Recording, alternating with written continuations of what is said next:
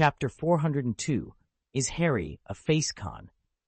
When Oliver Wood carefully set the firebolt down on the table, students from every house, Slytherin, Hufflepuff, and even Ravenclaw, gathered around to admire it, despite Ravenclaw's match against Gryffindor slated for later that day. Cedric Diggory, captain of the Hufflepuff Quidditch team, made a point of returning to congratulate Harry on acquiring such an incredible broom to replace his old Nimbus, though he'd already offered his compliments on the train. Harry accepted Cedric's praise with a nod. He didn't doubt Cedric's sincerity, but he couldn't escape Luna Lovegood's teasing comment from their journey to Hogwarts. "I've noticed how Cedric's eyes keep drifting to Cho Chang." Now, watching Cedric beam at the firebolt, Harry felt a flicker of self-awareness. Was Cedric, like Harry himself, someone prone to admiring a pretty face? Just then, Percy Weasley and his girlfriend, Penelope Clearwater, strolled over, hands entwined. They looked reconciled and cheerful. Percy casually draped his arm around Penelope's waist. He leaned toward Harry and asked if she could inspect the firebolt more closely. Harry smiled and stepped aside without hesitation, eager to share his prized broom with friends. Penelope ran a finger along the gleaming handle of the firebolt, her brow creased in concentration. Percy leaned in close to Harry and the other chasers. "Penelope and I just made a little wager, 10 galleons on the match. You all right with that, Harry?" Harry glanced between Percy and the broom, wordless. Percy's voice dropped even lower. "You absolutely have to win. 10 galleons is a lot of money, and I'd rather not lose it all today." As Percy and Penelope drifted away, the rest of the team exchanged amused looks. "Betting with someone who hasn't put up a single nut?" Fred Weasley asked, grinning. "Really, Percy?" George Weasley chuckled, rolling his eyes. "No mystery here. It's the oldest empty-handed trick in the book. If this match weren't so crucial, I'd almost be tempted to throw it against Ravenclaw," George said with a sly grin. Fred laughed. "Can you imagine Percy's face if we did? I'd pay good money to see what happens if he can't scrounge up 10 galleons for Penelope," George added, winking at his twin. Angelina Johnson rolled her eyes. "He'd better keep Penny comfortable until he leaves school, whether he likes it or not." "Comfortable?" Fred echoed. "Is that the word you're going with?" George shrugged. "If it sounds proper to you, fine. If not." He let the implication hang in the air, smirking. "Enough, both of you," Angelina snapped, clearly done with their banter. "There are girls here. Watch your language." Fred and George exchanged innocent shrugs. "Seriously, though," George continued, lowering his voice, "betting against your own boyfriend and hoping to win? I still don't get how Penelope fell for our student union president, Big Brother."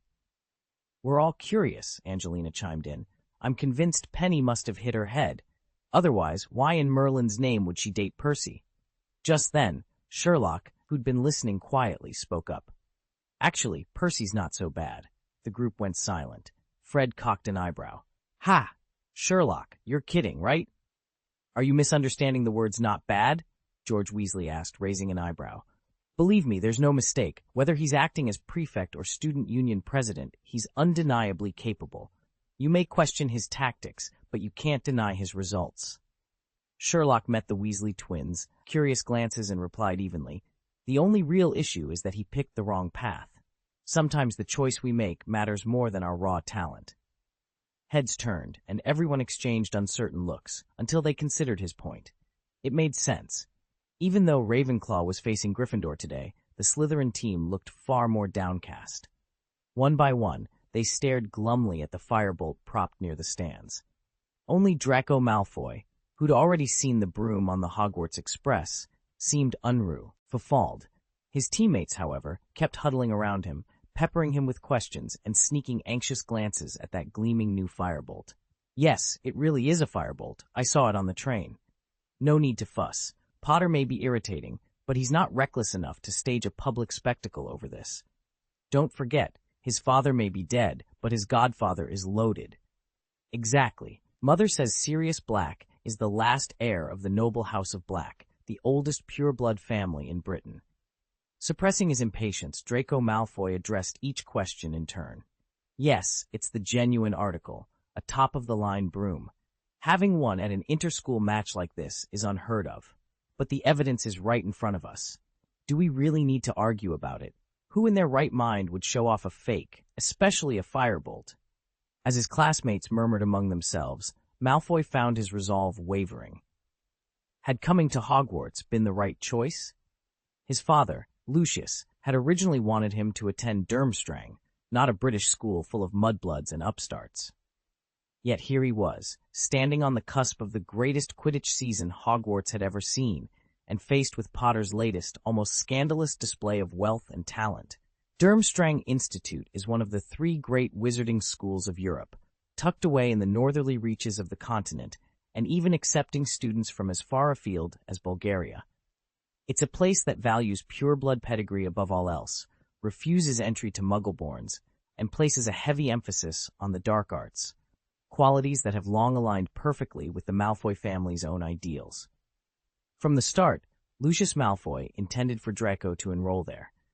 Draco himself was eager to go, but Narcissa Malfoy, ever the doting mother, put her foot down. She wanted her only son nearer to home, closer to both her and her husband's watchful eyes. And so, despite Lucius's original plan, Draco found himself traveling to Hogwarts instead. Upon arrival, the Sorting Hat placed him in Slytherin, his parents' house, and Draco breathed a small sigh of relief. The green and silver common room, with its lofty, shadowed corridors and an unspoken reverence for family heritage, felt like a distant echo of Durmstrang. Yet as term wore on, Draco realized that Hogwarts students weren't quite as sharp or as disciplined as those he'd imagined at Durmstrang. Their conversations flitted about nonsense far too frivolous for his taste. Only one person at school seemed to understand him, the head girl, Gemma Farley. Formerly a prefect, she paid no mind to blood status or ancient lineages, judging everyone by their merits alone. Draco found himself secretly admiring her boldness, her fairness, and the way she never bowed to pure-blood pretensions. A whirlwind of envy, jealousy, and a grudging respect swirled in Draco's chest as he waited in the corridor just outside the Great Hall. His cool, pale eyes glanced at his watch. It was 11:15. Soon, the next challenge would begin. Oliver Wood stood up, clenched his fist, and called out, "All right, team, let's move." Surrounded by his fellow Gryffindors, Harry carried the firebolt from the equipment racks as they strode purposefully toward the changing rooms. Today's sky was a brilliant blue, the air cool and fresh, with just enough breeze to keep the pitch clear, none of the fog they'd faced against Hufflepuff last year. Harry's heart pounded with nerves, but beneath that jitters a familiar thrill washed over him. The electric anticipation that only a Quidditch match can bring. From beyond the castle walls, the roar of the assembled students echoed through the corridors. In the changing room, Harry shrugged out of his black school robes to reveal his scarlet and gold Quidditch uniform. Oliver clapped him on the shoulder. "You know what we need to do," he said, voice low but urgent. "As you all know, I had Hermione run the numbers again this morning," Oliver added, addressing the rest of the team. "If we lose this one, our season's over. But here's the plan. We fly exactly like we did in yesterday's drills. No fancy moves, just tight formation, and keep your eyes on the quaffle. Stick to the basics, and we'll be fine." Cheers and laughter trailed behind them as they filed out of the tunnel onto the pitch. The stands were packed, the air trembled with excitement. Across from them, the Ravenclaw team stood aloof in their deep blue robes. Their seeker, Cho Chang, was the only girl on the team, and one of the most skilled flyers in the school, making her easy to pick out even at a distance. Harry took a deep breath, tightened his grip on the firebolt's handle, and mounted. Today, everything would come down to skill, teamwork, and a little bit of Gryffindor courage. Harry had shot up so much over the past year that the girl who towered over him in their first year was now nearly a head shorter. Despite his nerves, Harry couldn't help but notice how striking she looked among the Ravenclaw players. As the two teams lined up on the pitch, she caught Harry's eye, beamed at him, and gave him an encouraging thumbs up. A curious flutter stirred in Harry's stomach, one he knew wasn't just pre-match jitters. It felt exactly like the first time he'd seen Cho Chang back in first year. He chastised himself. This isn't fair, judging someone purely by her looks. He'd scolded Cedric for being superficial, only to find himself doing the same. Yet there was no denying it, she was beautiful. Even standing still, she radiated a warmth that made Harry's spirits lift. Oliver Wood, Davies, shake hands! Madam Hooch's sharp voice cut through his thoughts. Harry refocused on the match. His captain, Oliver Wood, stepped forward while the Ravenclaw captain, Roger Davies, met him in the center. They clasped hands with the others looking on, and at that moment the tension on the field crackled with anticipation. The game was about to begin, and Harry's heart was pounding for more reasons than one. Gryffindor and Ravenclaw had always shared a friendly rivalry, and their captains, Oliver Wood and Roger Davies, were no exception. The two young men even counted each other as private friends. As they took their places on opposite benches, Oliver suddenly caught Cho Chang casting a conspiratorial look in Harry's direction. He followed her gaze to Harry's face and couldn't hide his frown. "Don't think about using a honey trap on him, Davies," Oliver said quietly. Roger Davies tilted an eyebrow in return. "You first, Wood." Neither man pretended ignorance. They'd both heard the rumors of Gryffindor's plan to use Harry to distract Cho. With that understanding, they let go of each other's hands and stepped back. Madam Hooch, unaware of the captain's whispered bargain or the beauty distraction role each had secretly assigned their seeker, raised her whistle. "Mount your broomsticks. Listen for my whistle 3. At the sharp blast, every player shot into the air at once. Harry's new firebolt left them all behind, slicing through the sky faster and higher than any other broom. Harry banked in a wide circle high above the pitch, eyes scanning for the elusive snitch, even as Lee Jordan's voice crackled through the stadium speakers. "Hello, Quidditch fans. Welcome to what's sure to be an exciting match between Gryffindor and Ravenclaw, so strap in and keep your eyes on the action. Welcome, witches and wizards, to the Gryffindor versus Ravenclaw match." Lee Jordan's voice crackled excitedly over the stadium's loudspeakers. "And today's star attraction isn't just our hometown heroes, it's Harry Potter's Firebolt. Our third-year seeker is the first student ever to ride this broom in a House Cup game. According to Quidditch Through the Ages, the Firebolt is the national team's top choice for this year's World Cup." Lee's commentary poured out in his trademark rhythmic cadence, painting vivid pictures of the Firebolt's speed and precision. Beside him, the crowd hung on his every word. Even seasoned fans nodded in admiration of his encyclopedic knowledge. "I told you he'd rave about the hack." "Firebolt," Ron Weasley muttered to Harry from their vantage point near the Gryffindor goalpost. High in the stands, Hermione Granger leaned over to Sherlock Holmes. Honestly, he could give a lecture on broomstick maintenance and still not cover half of it. He should spend more time calling the play itself. Sherlock, ever inscrutable, tapped his notebook with a thoughtful smile. "Drama has its place, Hermione, but I agree. The real story unfolds on the pitch. Let's see how Potter and that legendary broom handle a genuine challenge." Hermione watched Lee Jordan pacing back and forth in the commentary booth, microphone in hand and eyes bright with excitement. "This is a complete mess," she muttered. Ron leaned over her shoulder. "Come on, Hermione, it's the new Firebolt. If I were commentating, I'd be talking about that broom first, too." "That's exactly why you're not a commentator," Hermione shot back. "Professor McGonagall's going to shut him down any second." No sooner had Hermione said the words than Professor McGonagall's crisp voice crackled through the speakers, cutting into Jordan's running monologue. "Mr. Jordan, please turn your attention back to the match." Jordan cleared his throat. "Right, sorry, Professor. Just a bit of background. The Firebolt has an auto-braking system that—" "Mr. Jordan." McGonagall's tone went ice-cold. Jordan grimaced and switched gears instantly. "Yes, Professor. Gryffindor still has the quaffle. Katie Bell dodges a bludger and is lining up a shot toward the hoop." "See," Hermione crowed, folding her arms in triumph. Ron gave a sheepish shrug. Luna, who'd been quietly observing, nodded sagely. Hermione felt a strange flutter in her chest, though she wasn't sure why. The game roared on, but something about the abrupt change in Jordan's commentary and the way McGonagall had snapped at him left Hermione feeling oddly unsettled. Sherlock paid little heed to the roar of the crowd or the flashing colors of the Hogwarts house banners.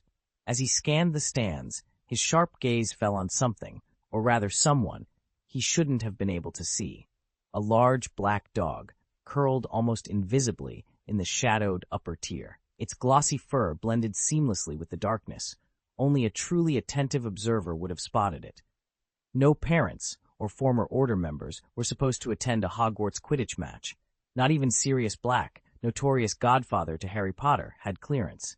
Yet here he was, half hidden in animagus form. Of course, Sherlock knew that Professor Dumbledore was fully aware of Sirius's covert appearances, but the headmaster chose to look the other way. And why not? Besides rescuing the wizarding world more than once, Sirius was Harry's closest ally. In fact, Sherlock had already predicted Sirius's presence well before the first whistle blew. Last season, Sirius felt responsible when his hound-like form had startled Harry mid-flight, an incident that ended with the boy plummeting off his broom. Guilt like that doesn't fade overnight. Sherlock couldn't help but admire his friend's devotion. No matter what, Sirius Black would never miss a chance to watch his godson play. Harry's heart thundered in his chest as he swung onto the sleek new broomstick, Sirius Black's gift. This wasn't just another Quidditch match. It was the first time he'd fly on the very broom that had carried so much meaning for both him and his godfather. So caught up in the moment, Harry hadn't even noticed Sirius slipping into the stands before the game began, settling in with a proud, watchful expression. The crowd's roar rose to a fever pitch as Professor Flitwick's whistle cut through the noise. Harry shot forward, wind whipping past him, and skimmed so close to Katie Bell that her hair brushed the back of his robes. He banked hard, eyes trained on the blur of players and shifting goalposts below. Harry scanned the sky for that telltale flash of gold, the elusive snitch, only to spot something else. Cho Chang hovered just behind him, her calm blue gaze never breaking contact. No matter how he whisted or dove, she stayed at his side, a silent promise of support in the heat of the chase. Chapter 403. Cho Chang was, without question, an outstanding flyer, only marginally slower than Harry himself. From the very first whistle, she proved it, weaving past him again and again, disrupting his lines and forcing him into tight, evasive loops. "Harry," she called over her shoulder with a grin, "I told you I was going all out."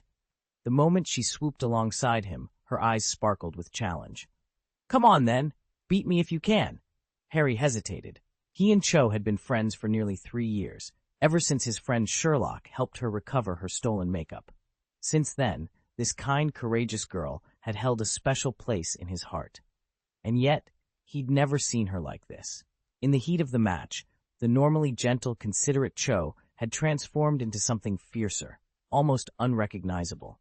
Still as strikingly beautiful as ever, she now radiated a bold, electrifying confidence that left Harry momentarily breathless.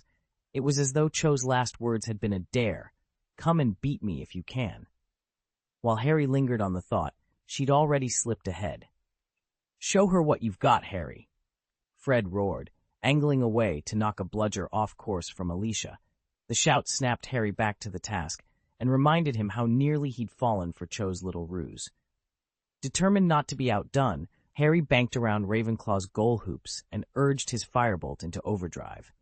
Cho Chang was a remarkable seeker, sleek, precise, even more agile than Cedric Diggory or Draco Malfoy. But talent alone couldn't bridge the gap between Harry and the firebolt. As the youngest seeker in a century, he was used to his broom's unmatched speed, and though Cho's comet was no slouch, it simply couldn't keep pace. The moment Harry hit full throttle down the pitch, Cho's silhouette wavered behind him, and then vanished entirely as he streaked ahead. Katie's goal lit up the Gryffindor stands in an instant. The roar of cheers rolled across the pitch, yet Harry scarcely heard it. His eyes were fixed on a tiny shimmer near the far fence, the golden snitch, skimming just inches above the grass. Without a second thought, Harry tipped forward and dove. Cho Chang, though she hadn't yet spotted the snitch, knew Harry's knack for these moments and veered after him immediately. Harry felt a jolt of exhilaration as he plummeted. Diving was his specialty. He tucked in tight, picked up speed, and in seconds was less than 10 feet off the ground. He was convinced he'd snatched the snitch before Cho had a chance. But Ravenclaw's beater, Duncan Ingleby, had other ideas. Watching Harry's descent and Cho trailing behind, he abandoned his post and swung his bat with all his might. The bludger shot straight for Harry. Caught by surprise, Harry braced himself, his hand already darting toward his broom's handle, determined not to let this turn of events steal the match from Gryffindor. Harry's firebolt screamed across the pitch at full tilt. As a mere mortal, Harry knew he couldn't risk a head-on collision with a bludger rocketing the opposite way. With lightning-fast reflexes, and credit to the firebolt's top-of-the-line braking charm, he yanked up on the handlebars and skidded to one side, the bludger whizzing past just inches behind him. The rush of adrenaline was unlike anything he'd felt before. But in that split second of pure drama, the golden snitch vanished from view. "Oh, come on!" Harry groaned. A wave of disappointed sighs rippled through the Gryffindor stands. On the opposite side, the Ravenclaw fans leapt to their feet, cheering their beater, Duncan Ingleby. Seeing his rival celebrated, George Weasley didn't hesitate. He swung his bat and sent the second bludger screaming toward Duncan. The Ravenclaw beater twisted midair, flipping to dodge the blow, and earned himself a round of applause. "Sherlock, what do you think?" Hermione whispered to the detective sitting beside her. With Harry still hunting the snitch, Sherlock was their best source of Quidditch insight. "Gryffindor will win," he said coolly. Ron blinked. "You're that's certain." Sherlock nodded, eyes on the field. "Completely. Gryffindor has the edge in every category." He swept his gaze over the players. First, the broomsticks. Sherlock paused in mid-sentence, then turned to face his friends with precise confidence. "First, let's talk brooms. Ravenclaw's entire team rides on Comet Series models, which puts them roughly on par with most Gryffindor chasers. But Cho Chang alone uses a Comet 260, and it simply can't match the speed and handling of Harry's firebolt. Second, there's the human element. Gryffindor held a blistering tempo in yesterday's practice, and they're replicating it out there right now. Ravenclaw's teamwork is smooth, but they still trail by a noticeable margin.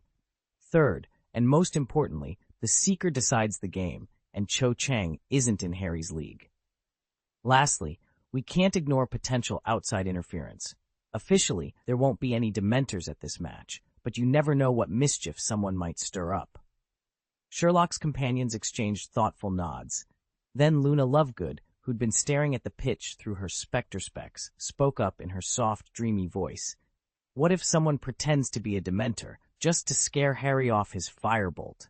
Conversation halted. Every pair of eyes swung toward Luna. Ron stroked his chin and glanced toward the Slytherin stands before quickly averting his eyes. "Hey, you can't say that. Really, you can't," he muttered under his breath. In that moment, Lee Jordan's booming voice cut across the stadium. "Gryffindor leads 80-0. The crowd surged with cheers and groans, but Jordan wasn't done. "Just look at Potter. No, look at the firebolt's handling. He's testing its limits right now. Did you see that bank turn? Even Cho Chang's Comet can't match its precision, especially over long distances." "Jordan," Professor McGonagall's sharp rebuke rang out from the stands.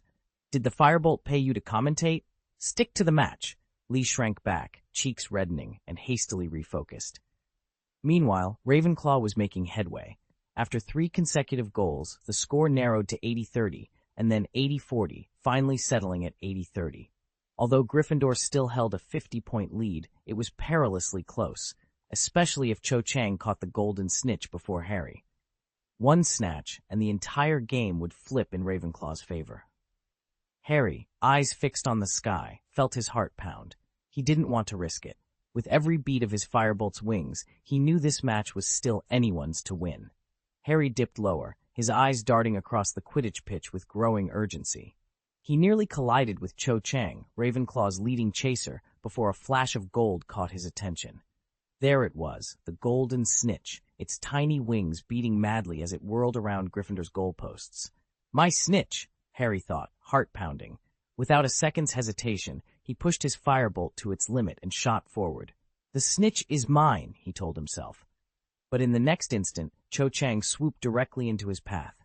"Not today," she cried, leaning into her turn to block him. "Harry, this isn't the time to be chivalrous," bellowed Wood from the sidelines. Behind the roar of the crowd, his voice cut through. "If you have to, knock her off her broom."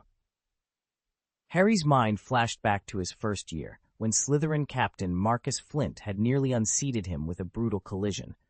The referee had called it a malicious foul.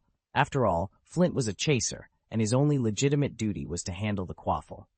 Gritting his teeth, Harry veered sharply to avoid a head-on crash, but he stayed on course for the snitch. The wind whipped past, the roar of the crowd faded to a distant hum, and all Harry could see was that glimmering speck ahead.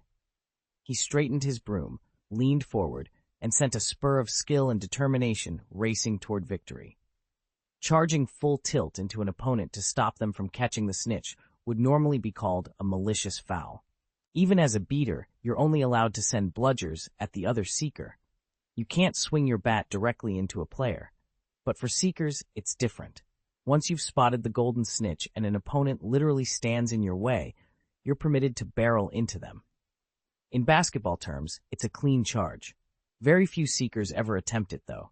Most rely on speed and agility. Tall, powerful players like Cedric Diggory are the exception, not the rule. When someone with Cedric's build thrives as a seeker, it usually means they've got extraordinary talent. Harry never even considered ramming into Cho Chang, despite Oliver Wood's suggestion. It seemed completely unnecessary. He felt certain he could catch the snitch on his own. Yet the instant he glanced over at Cho's teasing smile, the little golden ball slipped from his view once more. Despicable! Ginny Weasley huffed from the stands. Taking advantage of Harry's kindness like that, how low can she go? Ron shrugged. Honestly, if you're the seeker, you're supposed to do whatever it takes to stop the other team from catching the snitch. Ginny shot him a glare sharp enough to rattle a bludger. Oh, so you agree with her now? You're only defending Cho Chang because she's pretty and Harry won't touch her. She's exploiting that every single time. She spun away from her brother, frustration bubbling in her chest. Ron had always favored Cho over her. Did he even see her as family? With a sigh, Ginny leaned toward Luna Lovegood, who sat nearby. Luna, what do you think? Hermione Granger, overhearing, glanced over her shoulder. Yes, what's your take? Luna blinked dreamily before answering. Cho's broom just isn't as fast or maneuverable as Harry's. Once Harry takes control of the chase, she doesn't stand a chance. And if you look closely, every time the snitch appears, Harry spots it first. Ginny's shoulders finally relaxed as she digested Luna's calm analysis. Somehow, it was good to know the game made sense, even if her brother's loyalties didn't.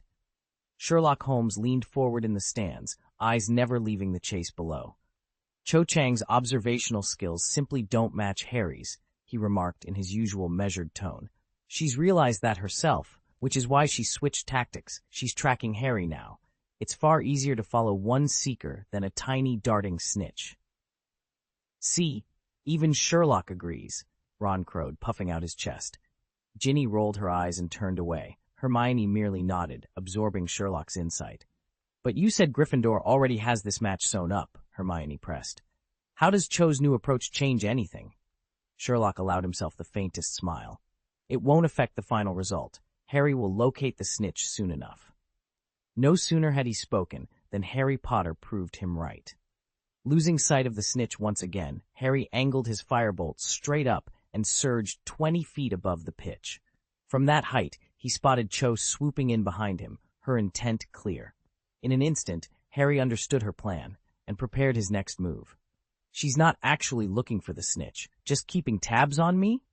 Harry let a small smile curl his lips.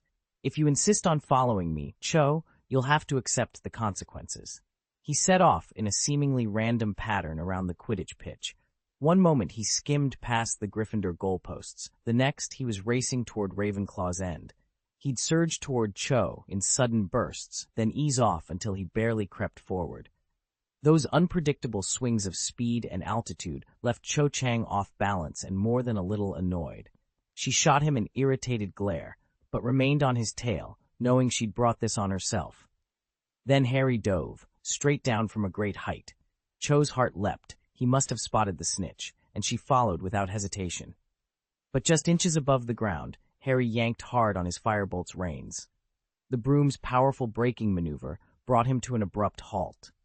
Cho, however, hadn't prepared for such a sudden stop and couldn't slow her own descent, careening ever closer to the turf below.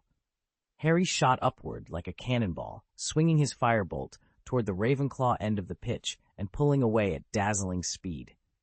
Down below, Cho Chang realized too late that she'd been lured into his trap. Straining at her broom, she followed him at a much lower altitude, but there was no way she could match his climb. Even if she somehow drew level, she'd waste precious seconds just to jockey for position, time Harry would use to claim the snitch. Clear-headed and razor-focused, Harry locked his eyes on the golden snitch dancing just above the stands. He was certain of victory. With a final, powerful surge, he stretched out his right hand and plucked the flashing little ball from the air. Triumphantly, he held it high above his head. Madam Hooch's whistle cut across the roar of the crowd. "Snitch caught!" 230-30. Potter wins. Gryffindor wins. And let's not forget, it's the Firebolt's victory as well. Lee Jordan's exuberant commentary echoed around the stadium. This time, Professor McGonagall didn't even try to stop him. Harry banked his broom in midair and saw 6 scarlet figures swooping in.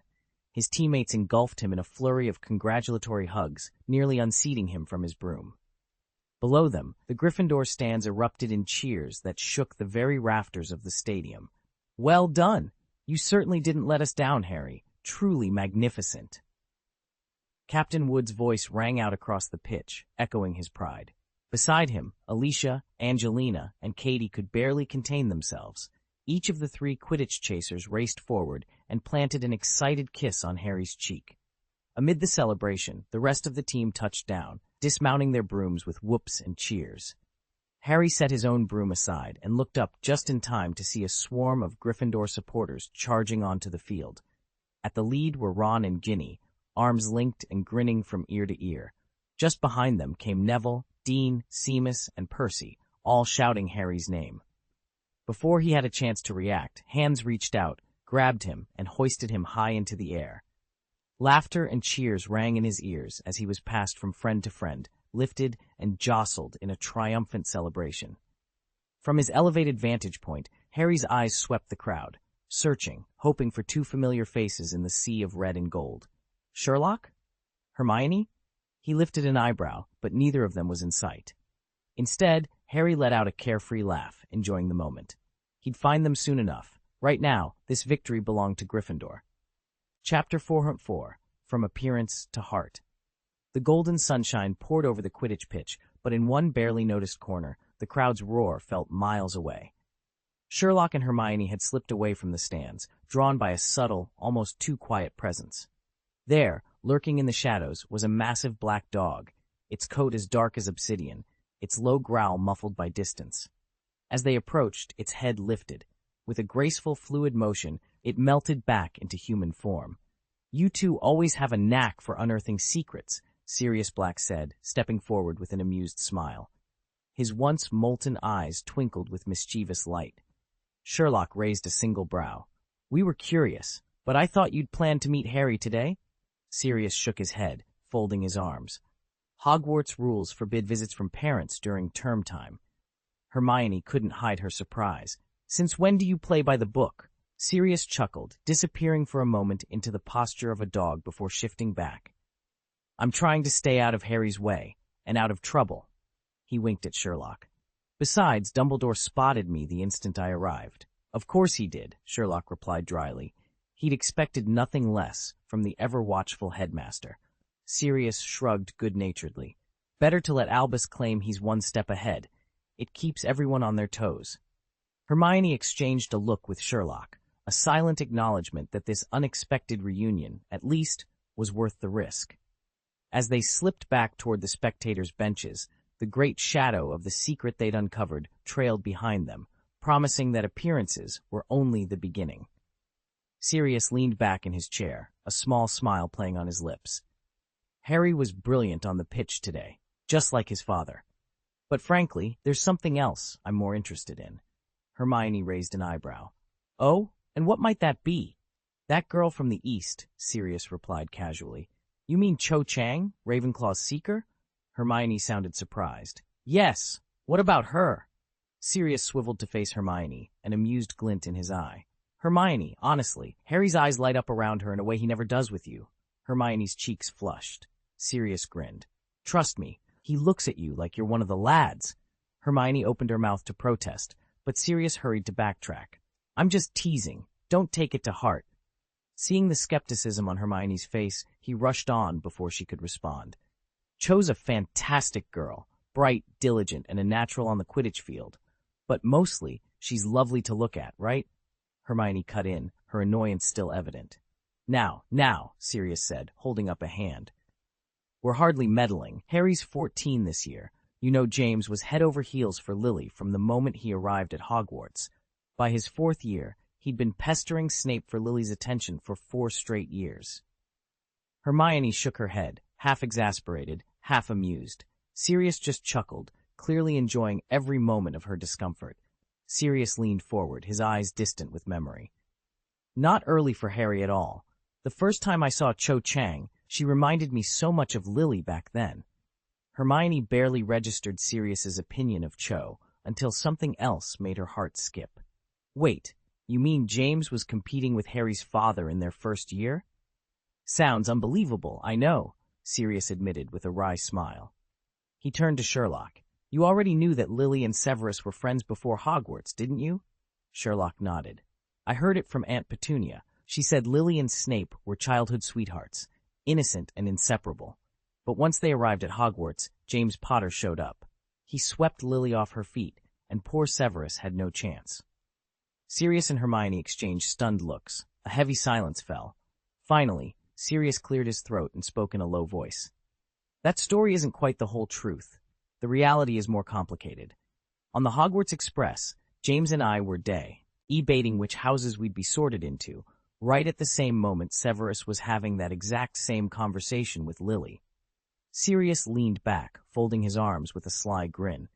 The first time James Potter saw Lily Evans, he was completely smitten. He even pretended he didn't want to be sorted into Slytherin, just to catch her eye.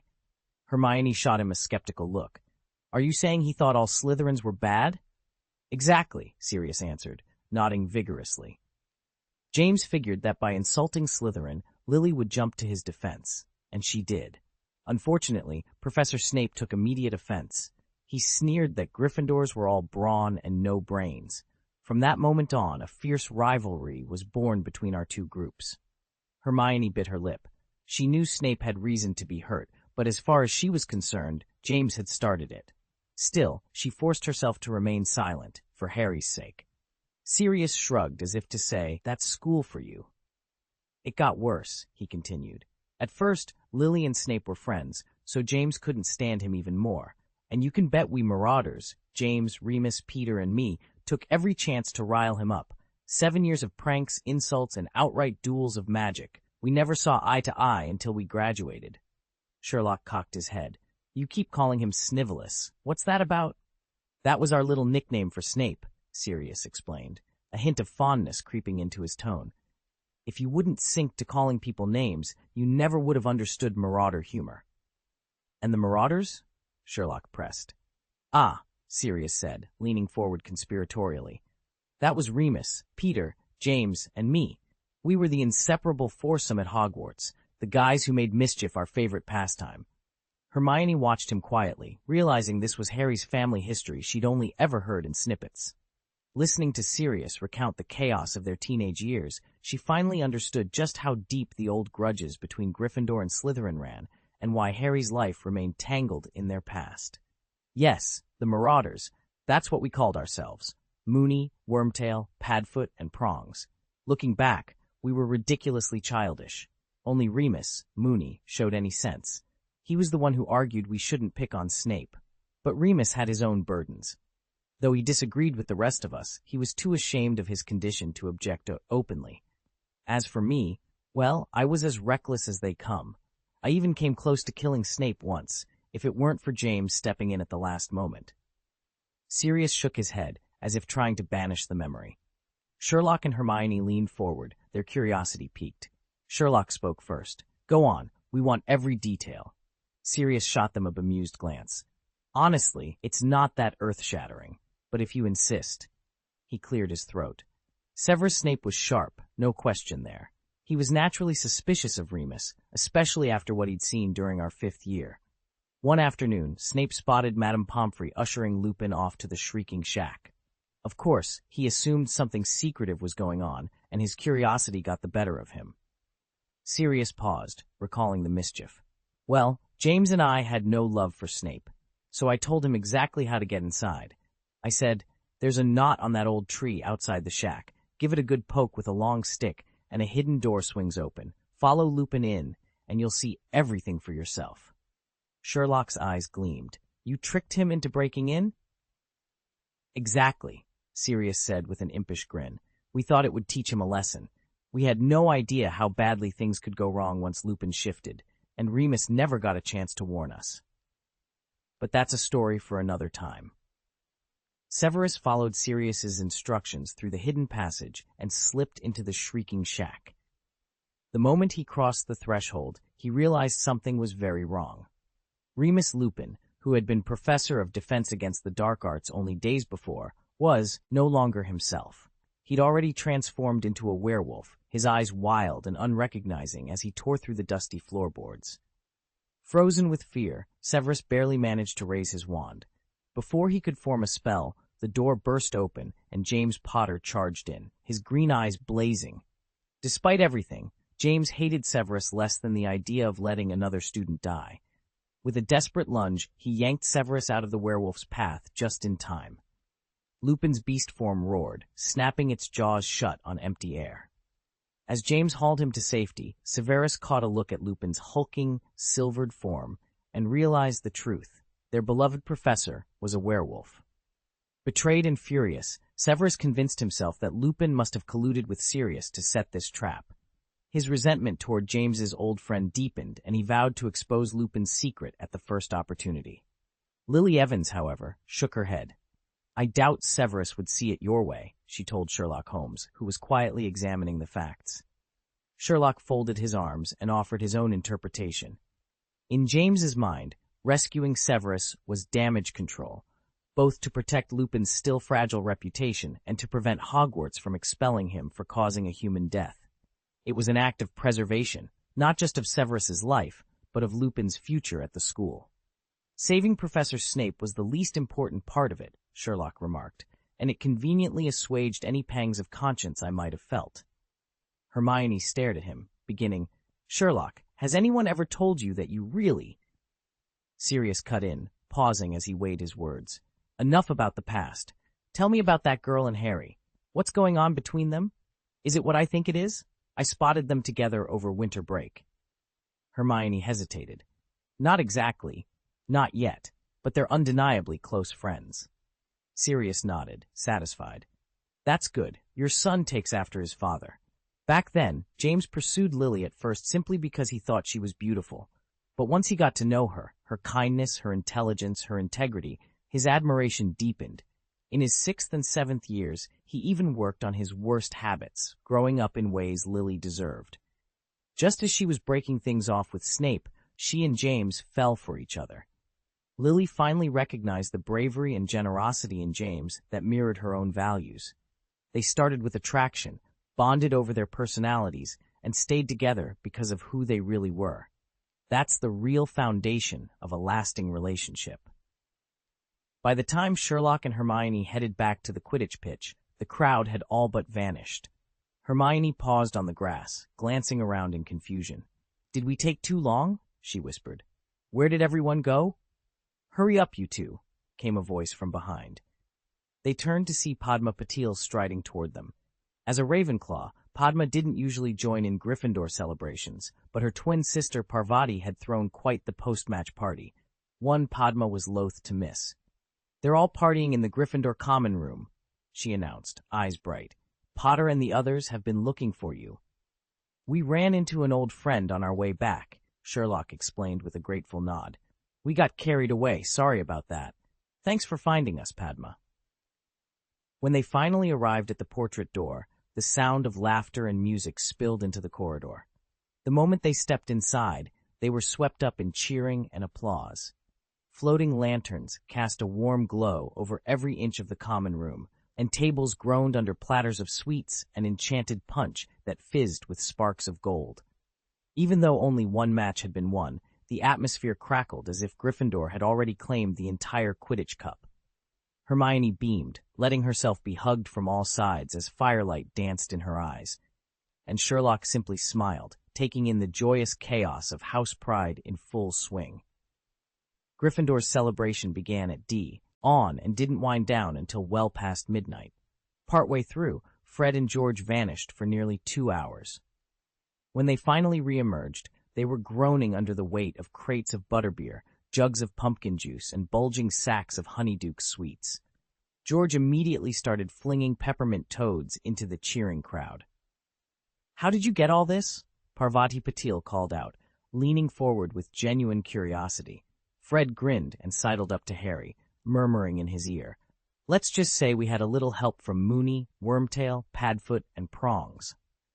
Harry, undoubtedly the hero of the afternoon's match, found himself pleasantly sidelined as the twins launched into an impressive routine of butterbeer bottle juggling.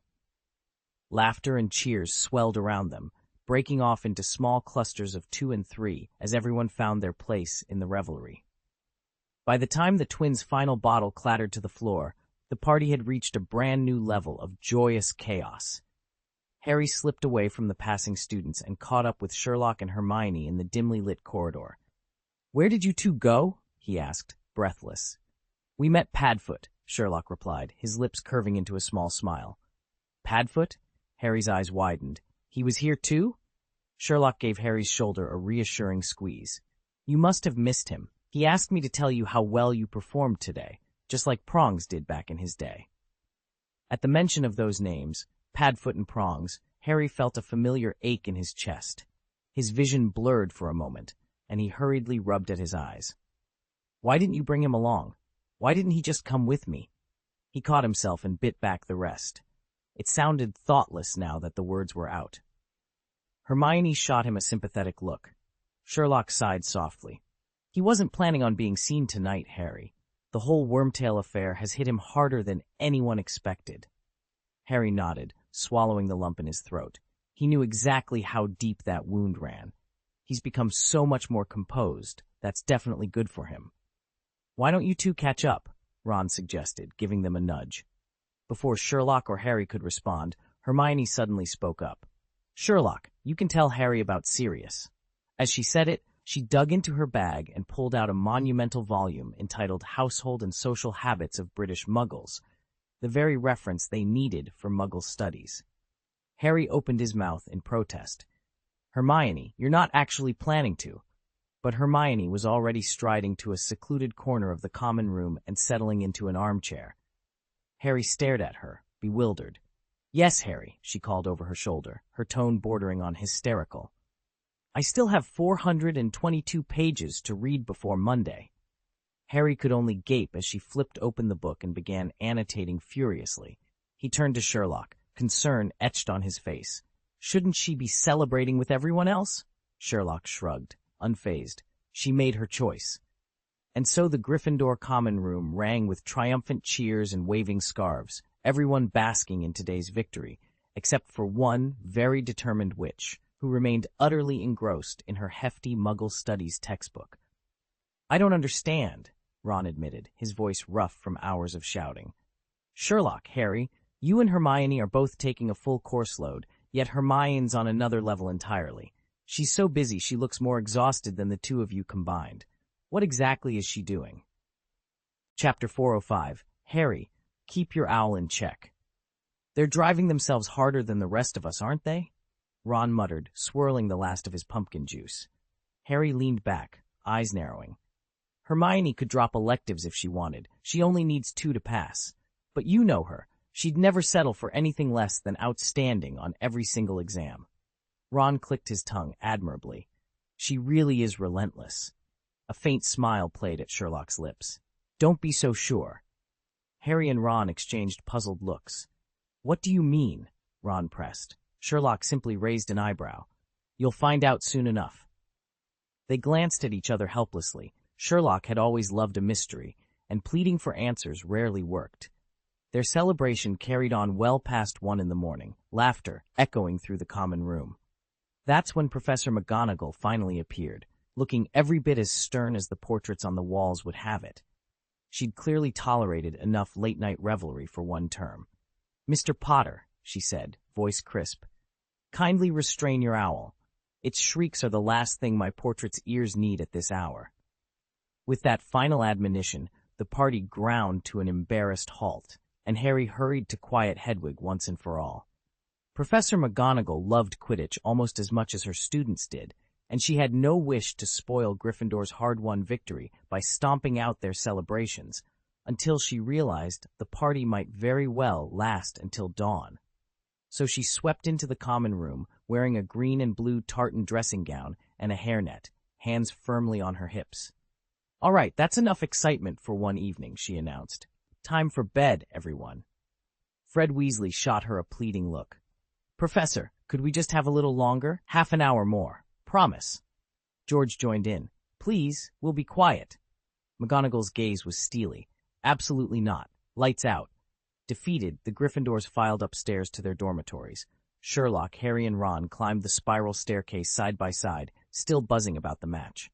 "We've got 2 games down this term, and now comes the classic round-robin decider," Harry said as they padded along the corridor. Ron nodded, stretching out his legs. "Gryffindor is 1 win and 1 loss. Our last match is against Slytherin. Hufflepuff's in exactly the same boat. 1 win, 1 loss, and their final fixture is also Slytherin. Ravenclaw, they've finished their season. 1 win, 2 losses. Sherlock grinned. "So it all comes down to those Slytherin games. This isn't over by a long shot." By the end of the term, Slytherin stood at 1 win with 2 matches still to play, the first against Hufflepuff, the last against Gryffindor. No matter how the Hufflepuff game went, Gryffindor's only path to the cup led through their final clash with Slytherin. Scenario 1. Slytherin beats Hufflepuff. They'd enter the Gryffindor match unbeaten at 2-0. If Gryffindor managed to defeat them, both teams would finish 2-1, and the cup would be awarded on total points scored over the season. But if Slytherin won again, they'd close out a perfect 3-0 record and the cup, without question. Scenario 2. Slytherin loses to Hufflepuff. Although nearly unthinkable, a Hufflepuff victory would leave Slytherin and Hufflepuff both at 1-1. Gryffindor would still need to beat Slytherin to reach 2-1. If they succeeded, they and Hufflepuff would be tied and the cup decided on points. If Gryffindor instead fell to Slytherin, the title would be contested between Hufflepuff and Slytherin, each 2-1, by the same points tiebreaker. In every possible outcome, there was only one certainty. Gryffindor had to defeat Slytherin in that final game if they wanted any chance at the Quidditch Cup. That victory alone wasn't enough. They still had to recalculate the House Cup standings, factoring in the outcome of today's match. After Sherlock finished his breakdown of the numbers, Harry sighed. "I hate feeling like we're depending on someone else. Especially Rin," Ron muttered under his breath. They hadn't given it a second thought back in the Gryffindor common room, but now, tucked away in their 4-poster beds and drawing the heavy curtains closed against the moonlight, fatigue washed over them in a relentless tide. Before long, both boys were fast asleep. Sherlock lay awake for a moment longer, listening to the even, steady breathing of his 2 best friends. He couldn't help the small smile that tugged at his lips. His conversation with Sirius earlier that evening had yielded valuable new information, just the sort of advantage he craved. With the decisive match behind them, Harry was finally free of his endless Quidditch training. He rejoined Sherlock and Neville for their morning workout routine, and the weeks slipped by until, almost without noticing, they stood on the threshold of March. That very evening, Sherlock decided to attend astronomy, one of the few classes he'd been skipping lately. He'd missed the night sky more than he'd realized. Professor Aurora Sinistra, the astronomy professor, had been considerably vexed that Sherlock hadn't set foot in a single lecture all semester. She admitted that after seeing the exquisite astronomical model he and Hermione had acquired, she could understand skipping a few classes, but Hermione herself hadn't missed one, so surely Sherlock could at least show his face once a month. She made her point quite clearly when he visited her office later for information on Professor Slughorn. Having secured the details he needed, Sherlock politely promised he'd try to oblige her attendance request. When their last class of the day concluded, Sherlock, Harry, Ron, and Hermione made their way back to the Gryffindor common room. A lively crowd had gathered around the notice board, where a fresh parchment proclaimed, "Hogsmeade trip, next weekend." Ron, taking advantage of his height, craned over the heads of his fellow students to read the notice aloud. Settling onto an armchair, he regarded Sherlock, Harry and Hermione with eager eyes. "So what do you think? Anyone fancy a trip to Hogsmeade?" Sherlock simply shook his head. He'd visited once before and found the idea of Britain's only all-wizarding village more quaint than captivating. Of course, if some intriguing mystery were afoot in Hogsmeade, that would be another matter entirely, and suddenly very worth his attention. Hermione glanced at her watch. "Sorry, I just don't have time." That went without saying. She was buried in coursework. Harry looked from Hermione to Ron, uncertainty in his eyes. "Come on, Hazza," Ron urged, giving Harry an encouraging nudge. "You missed Hogsmeade last term because you had to see Sirius." His eyes suddenly lit up. "Wait a minute. Why don't you write to Sirius and invite him along? He can't be at Hogwarts, but he's allowed in Hogsmeade. Then you can tell him all about the match in person." Harry's face brightened instantly. He'd been kicking himself ever since the Quidditch game, disappointed that he couldn't meet Sirius afterward. He hadn't expected another chance so soon. "Brilliant idea, Ron. I'm writing to him tonight. Hogsmeade, here we come."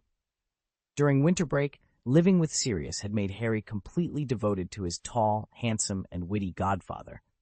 Sirius had given him the fatherly love he'd never known, a bond Harry had only dreamed of before. "That's right," Ron grinned. "And this time we absolutely have to stop by Zonko's joke shop. George and Fred's best prank supplies are in there." Sirius's letter arrived by Hedwig late on Friday afternoon.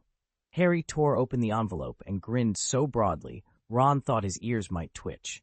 "He said yes," Harry announced. "He's even offering to bring everything from dung bombs and stink pellets to frog spawn soap and nose-biting teacups, and he hopes you and Hermione will come along." Sherlock glanced up from his parchment, a half-smile on his lips.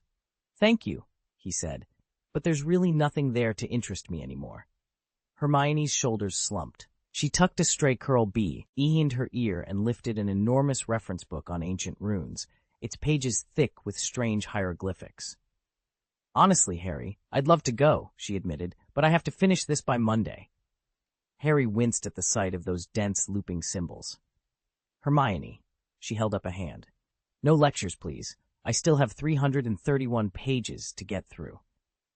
After a pause, she added more softly, "If you wouldn't mind bringing me back some stationery and sweets, though, my parents adore trinkets from abroad, and I'm nearly out of quills and ink." "Consider it done," Harry replied, exchanging a triumphant look with Ron, who nodded eagerly. Harry hesitated mid-sentence. "What's the matter, Harry?" Ron asked, leaning forward. Harry kicked at the floor, cheeks coloring. "Sirius wants me to invite Cho Chang." Ron's eyes lit up. "Brilliant idea on your godfather's part. So what are you waiting for? Write to her right now." Harry swallowed. I don't know. Isn't it a bit awkward?" Ron shook his head. "Awkward? You remember how upset she was that you didn't invite her to your new place over winter break. Now Sirius himself is extending the invitation. It's about as sincere as it gets." With that in mind, Harry grabbed a fresh sheet of parchment and penned a quick note. He reached up to clip it to Hedwig's leg, but the snowy owl, clearly exhausted from her previous journey, pecked at his finger in protest. "Fine," Ron said with a chuckle. "If Hedwig won't do it, send Pigwidgeon. He'll leap at the chance." Before he could finish, Pigwidgeon swooped down, flapping so wildly that Ron yelped, "Ouch! Ouch! What are you doing?" And just like that, Ron's words were cut off in a flurry of feathers. Hedwig lunged at Ron's outstretched hand, her sharp beak nipping his finger with such force that he yelped. If her earlier pecks on Harry had been mild protests, these were unmistakably acts of revenge. Harry scooped her up just in time, but she still glared fiercely at Ron, talons out. "She's jealous," Hermione observed with a grin. "Scratch the seams.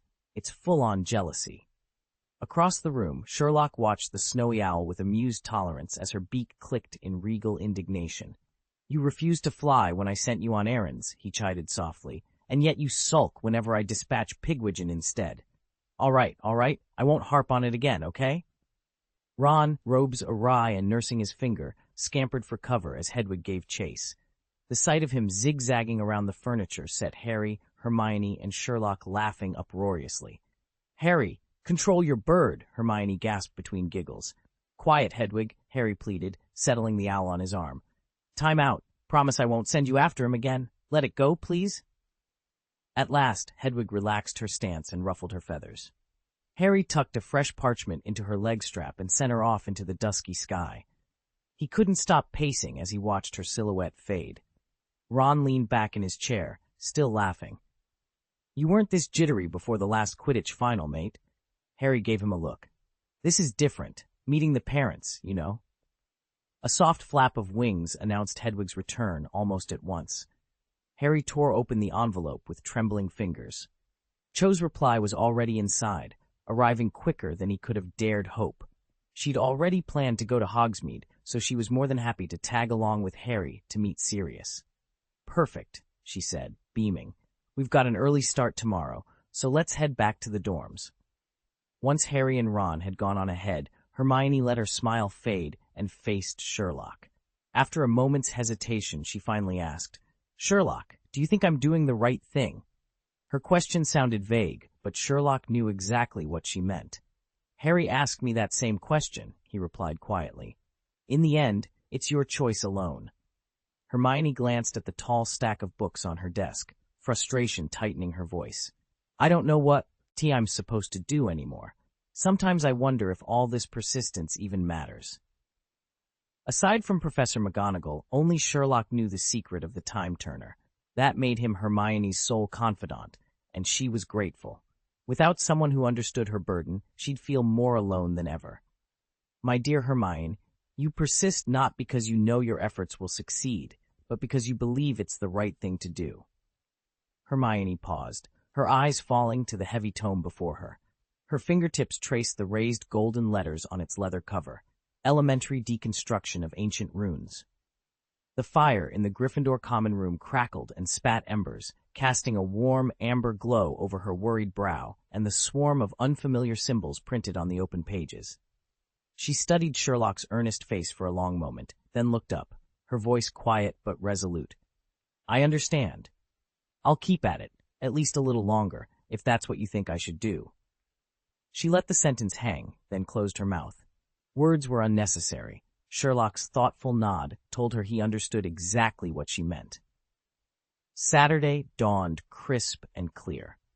After breakfast, Sherlock joined Harry and Neville for their morning exercises on the castle grounds, practicing coordination spells and wand work under a pale blue sky.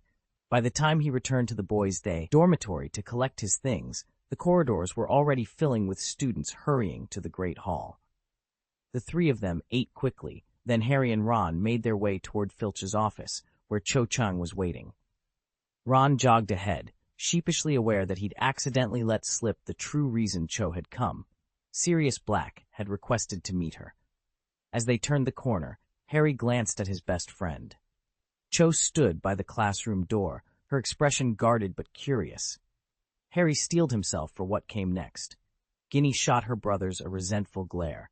Harry's cheeks tinged pink with embarrassment, but Ron just shrugged and said, "Come on, Ginny. Next year you'll finally be old enough to join us in Hogsmeade." Ginny stared at him, dumbfounded. Hogsmeade? That's what he thinks I care about? Over the summer, she'd poured her heart into repairing her friendship with Harry, only to learn that Cho Chang was now being invited to meet the Weasleys too. At this rate, by next year, a fifth-year Cho and fourth-year Harry might be swapping kisses in the courtyard. Would she even stand a chance then? Chapter 406. Since I met your sister, you're my brother for life. The moment the throng bound for Hogsmeade spilled out of the castle, chattering and laughing, Hermione Granger slipped away, clutching a stack of heavy tomes to her chest. After her talk with Sherlock, she'd resolved to keep using the time turner a little longer. She refused to let her grades slip by so much as a single point. Beyond her academic drive, another, more personal motive tugged at her heart, one she wasn't ready to share with Sherlock just yet. Having said goodbye to Hermione, Sherlock Holmes mounted the marble staircase leading to the castle's upper levels. Sunlight poured through the stained glass windows, painting the stone steps with shimmering colors. Just as he neared the top landing, a dark blur rounded the corner at full speed. Sherlock twisted aside, narrowly avoiding a collision. Sherlock, aren't you going to Hogsmeade too?" came a breathless voice. Neville Longbottom skidded to a stop, blinking in surprise. He hadn't realized how close he'd come to crashing into his friend. Neville skidded to a stop in the corridor when he nearly ran into someone. He looked up, and his face broke into a huge grin. It was Sherlock Holmes. Relief and excitement washed over him. Over the past week, Neville had managed to forget Sir Cadogan's ever-shifting password every single night.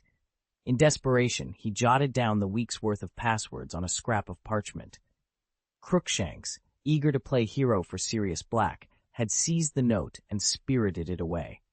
Naturally, Sirius had reported the incident to Professor McGonagall, and she had reacted with her typical severity. Even on the first day of term, she hadn't let it go. Neville was saddled with extra detentions. No one on the Gryffindor staff was allowed to whisper him the password, and, worse still, he was barred from visiting Hogsmeade. Today was the first morning of his punishment. With the castle's entrance closed to him and no password in sight, Neville felt more isolated than ever. Spotting Sherlock was like finding a lifeline. His heart soared. "Sherlock," he said eagerly, "would you like to play Exploding Snap with me?" Sherlock regarded him coolly and said nothing. Neville's smile faltered, his shoulders drooping as he whispered, "I know what you're thinking, that I'm too childish, right?" "Precisely," Sherlock replied, his voice crisp. Neville's cheeks reddened as he muttered, "Do you have to be so blunt?" Sherlock barely raised an eyebrow. "All right, Neville. Have you finished the vampire essay Professor Lupin assigned?" "I haven't even started," Neville groaned, trudging along behind Sherlock. He slumped his shoulders. "I still don't understand the bit about garlic. Are we supposed to eat it? Or is it?" He stopped mid-sentence, a strangled gasp catching in his throat. His face drained of color as his eyes darted past Sherlock's shoulder. Though Sherlock didn't turn around, he knew exactly who Neville had spotted. Professor Severus Snape, Hogwarts' dreaded potions master, the so-called Old Bat whispered about by Slytherin students and sneered at by the Marauders as Snevellus, Neville's greatest nightmare and the one teacher in the castle he trusted the least. Silence fell between them as Neville pressed himself against the stone wall, eyes wide with fear. Sherlock merely smiled faintly, as if reassured by the sight of someone else's terror. Then, without a word, he strode on toward the dungeon classroom, leaving Neville trembling in his wake. Last year's humiliating cross-dressing incident was long behind them, but Neville still froze when Professor Snape appeared around the corner. He ducked instinctively behind Sherlock and clutched the hem of Sherlock's robe so tightly his knuckles went white. Neville didn't dare peek out. Sherlock turned with practiced calm, studying Snape as though sizing up a new puzzle. The professor was every bit as forbidding as Neville remembered. Black robes fastened high at the throat, his skin chalk white as though he'd never seen sunlight, his greasy hair plastered across his forehead. Sherlock offered a polite nod. "Good afternoon, Professor." Snape halted, those dark, cobra-like eyes sweeping over them with icy suspicion. "What are you two doing here?" His voice was low and clipped. "Meeting here is peculiar." It was indeed an odd spot, the fourth-floor corridor outside the empty classroom Sherlock often used before he discovered the room of requirement through Gemma. But Sherlock simply raised an eyebrow. "We had matters to discuss," he replied evenly. Snape's gaze flicked to Neville, who squeezed Sherlock's robe tighter still. The professor's lips curved in a faint, incredulous twist. "On the fourth floor?" he repeated. "Quite unusual." Sherlock said nothing more, and for a long moment the corridor was silent, except for Neville's muffled breathing. Then Snape gave one last appraising look and swept past them, robes billowing. As soon as the professor's footsteps faded, Neville exhaled and let go of Sherlock's robe. Sherlock placed a reassuring hand on his shoulder. "Are you all right?" he asked quietly. Neville managed a shaky nod. "Yes, thank you." Together, they slipped into the empty classroom, closing the door behind them, and leaving Snape's chill stare behind on the silent fourth floor. Sherlock slipped into the deserted classroom with the careful precision of a cat. On the other side of the door stood Professor Snape, arms folded beneath the heavy folds of his black robes. The moment their eyes met, each realized they weren't alone. "We weren't meeting here, sir," Sherlock said evenly, lifting his chin to meet Snape's gaze. "We simply happened to cross paths." Snape's dark eyes narrowed. He tilted his head, letting his robes flutter as he took a slow, measured step forward. "Is that so?" His voice was icy, each syllable drawn out to convey both suspicion and disdain. Holmes didn't waver. Indeed, like Mr. Potter, I have a habit of popping up in unexpected places. Snape's lip curled, and as always with little legitimate cause. Despite Harry's absence, Snape couldn't resist tossing in a jab. Sherlock arched an eyebrow. Professor, you too have a fondness for materializing where you're least expected. Snape's frown deepened. 5 points from Gryffindor, Mr. Holmes, for the impertinence of openly challenging a professor. At the harsh scrape of points vanishing from their house tally, Neville Longbottom, who'd been crouching behind Sherlock's desk, let out a small yelp and squeezed his eyes shut. He shrank further down, wishing fervently he could become invisible, and certainly not here to witness any more of their bickering. Sherlock, unfazed, inclined his head. Very well, Professor, but I remind you, there is no Hogwarts decree confining students to their common rooms on weekends. Outside the Forbidden Forest, one doesn't need legitimate reason to explore these halls. Snape's nostrils flared, but he said nothing more. With a final, piercing glance, he swept past them, his robes whispering over the stone floor. As the door closed behind him, Neville peeked out from his corner, relief flooding his face. Sherlock let out a slow breath, offering a faint smile. "Shall we proceed?" he asked quietly, motioning toward the back of the classroom, where ancient textbooks and curious vials lay waiting. Neville nodded vigorously, his earlier fear replaced by the thrill of their real, if unofficial, mission. Together, they stepped deeper into the shadows, ready to uncover whatever secrets the empty chamber held. He seized Sherlock's arm and clamped a hand over his friend's mouth. Any stray word could hand Snape the perfect excuse to dock even more points from Gryffindor. Yet despite his fear, he couldn't help admiring Sherlock's courage. Who else would dare speak to Professor Snape so boldly? Questioning a professor. Snape's voice cut through the hush, his tone icy. Sherlock looked up, unruffled, those steely gray eyes fixed on the potions master. Perhaps questioning isn't quite accurate. Let's call it posing an inquiry. Snape's pale brow furrowed, and his dark gaze, sharp as a blade, bored into Sherlock. Holmes, explain yourself. Quite simple, Sherlock said evenly. If I remember correctly, Lily Potter was Professor Slughorn's favorite pupil. Isn't that right, Professor Snape? At the name Lily Potter, Snape's composure slipped for the briefest moment, just a tremor in his posture, but it was enough. His expression darkened, emotions flickering behind his eyes that no student had ever seen before. When Sherlock repeated Professor Slughorn's name, Severus Snape's clenched lips twitched, and his long fingers curled and uncurled of their own accord, as if wrestling with some buried emotion. Neville, watching in horror, felt his knees go weak, certain that Snape was about to spring forward and throttle Sherlock. His heart thundered in his chest. "Sherlock Holmes," Snape intoned, his voice low and cavernous, edged with barely contained rage. "Are you challenging me?" Even Neville, slow to grasp these things, sensed the danger in that single sentence. Sherlock cocked his head, his expression one of genuine puzzlement, apparently oblivious to the dark pressure emanating from the potions master. "How exactly," he asked softly, "can a student's innocent question to his teacher be taken as a challenge?" He paused, brows lifting in mock realization. "Ah, I get it now. Thank you for the answer, Professor. 10 points from Gryffindor for daring to challenge a professor." Snape's voice echoed through the dungeon classroom. Neville thought this penalty even more absurd than the last one, but Sherlock knew better. Snape genuinely believed he'd been provoked. Admittedly, Sherlock's calm confidence could feel like a challenge. "You two would do well to return to Gryffindor Tower at once. That's where you belong." Sherlock opened his mouth to reply, but Snape's voice turned icier. "Holmes, if you dare ask me another question, I'll take 50 more points and set you back for detention." Neville's legs went weak. He trembled so badly he could barely stand, and if he didn't get out of there, he was certain he'd soil himself. He tugged at Sherlock's sleeve and whispered, "Sherlock." "All right, sir," Sherlock said softly. He offered Neville a gentle, reassuring smile, slipped an arm around his shoulders, and led him out of the dungeon with the effortless poise of a born gentleman. Snape's fury only grew at Sherlock's unshakable calm.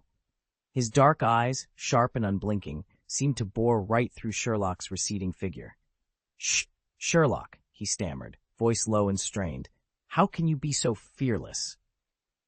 It wasn't until they reached the Gryffindor common room that Neville finally let himself collapse onto his four-poster bed, exhaling a long, tremulous sigh. Cold sweat still dotted his brow. He'd been too embarrassed to say it earlier, but ever since breakfast, he'd been desperate to get back to the tower, only to discover that nearly everyone had gone to Hogsmeade, and he'd forgotten the password. With no first or second years in sight, he'd spent the morning wandering the castle, bracing himself for trouble. Meeting Sherlock had been a stroke of luck, until they crossed paths with Snape. Neville glanced at Sherlock, cheeks flushing. "If you're wondering why I'm not scared of Professor Snape," he said, voice small, "it's because, well, there's nothing about him that scares me." Sherlock's lips curved in a faint, knowing smile, his gray eyes glinting in the lamplight. "On the contrary," he murmured, "there's a great deal about him that fascinates me. Unfortunately, he's already seen through me, and he's not about to give me the opening I need." Ever since the Peter Pettigrew affair was settled, Snape's suspicion of Sherlock had only intensified. In potions class, the professor barely acknowledged him, and never once left the door ajar for a private word. The single time Sherlock had tried to question him about Professor Slughorn, appealing to Dumbledore's authority, Snape had merely raised an eyebrow, dismissed him on the spot, and sent him away. Yet even that curt refusal was a small triumph for Sherlock. His razor-sharp mind could glean more from a single clipped response than most could from an hour-long lecture. Today's brief exchange, though frustrating in its brevity, served as a perfectly calibrated test, confirming his suspicions. He was measuring just how long Snape could sustain his secrecy, and planning precisely how to draw back the curtain. "You're incredible, Sherlock." Neville stopped on the stone pathway, gazing at his roommate with genuine admiration. "My grandmother says that if you'd been born a few decades ago, you'd have made an outstanding Auror." Sherlock's lips curved into a small smile. "Your grandmother has impeccable taste. But honestly, if I had lived back then, I might have preferred being a consulting detective, assisting the most honorable Aurors in cracking the really tough cases." Neville furrowed his brow. "I don't quite follow." "That's fine. You don't need to." Sherlock waved away the question as they resumed walking toward the castle. Neville hesitated. "But why was Professor Snape so angry earlier?" "Mainly because you called her Lily Potter instead of Lily Evans," Sherlock explained. "Second, he didn't like the way you tried to pry information out of him." Neville blinked. "I still don't really get it." "Trust me, it's not important that you do."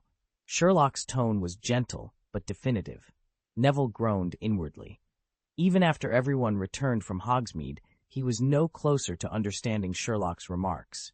Yet the day hadn't been a total loss. Thanks to Sherlock's help, he finally knew how to approach his essay on vampires. He'd learned that vampires are humanoid magical creatures, essentially once human beings now counted among the living dead. With that small victory in mind, Neville tucked away his confusion for another day. Vampires are instantly recognizable by their pale, gaunt faces and the sharp fangs they use to pierce a victim's throat. True to their name, they survive primarily on blood, though they can and will eat ordinary food when it's offered. Beyond these basic facts, a few peculiarities set them apart. One, they loathe sunlight, silver, garlic, and crucifixes, and will go out of their way to avoid anything associated with those things. Or two, they suffer from an almost comical obsession with counting.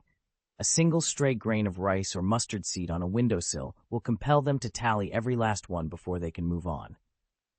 3. They abide by the strictest etiquette.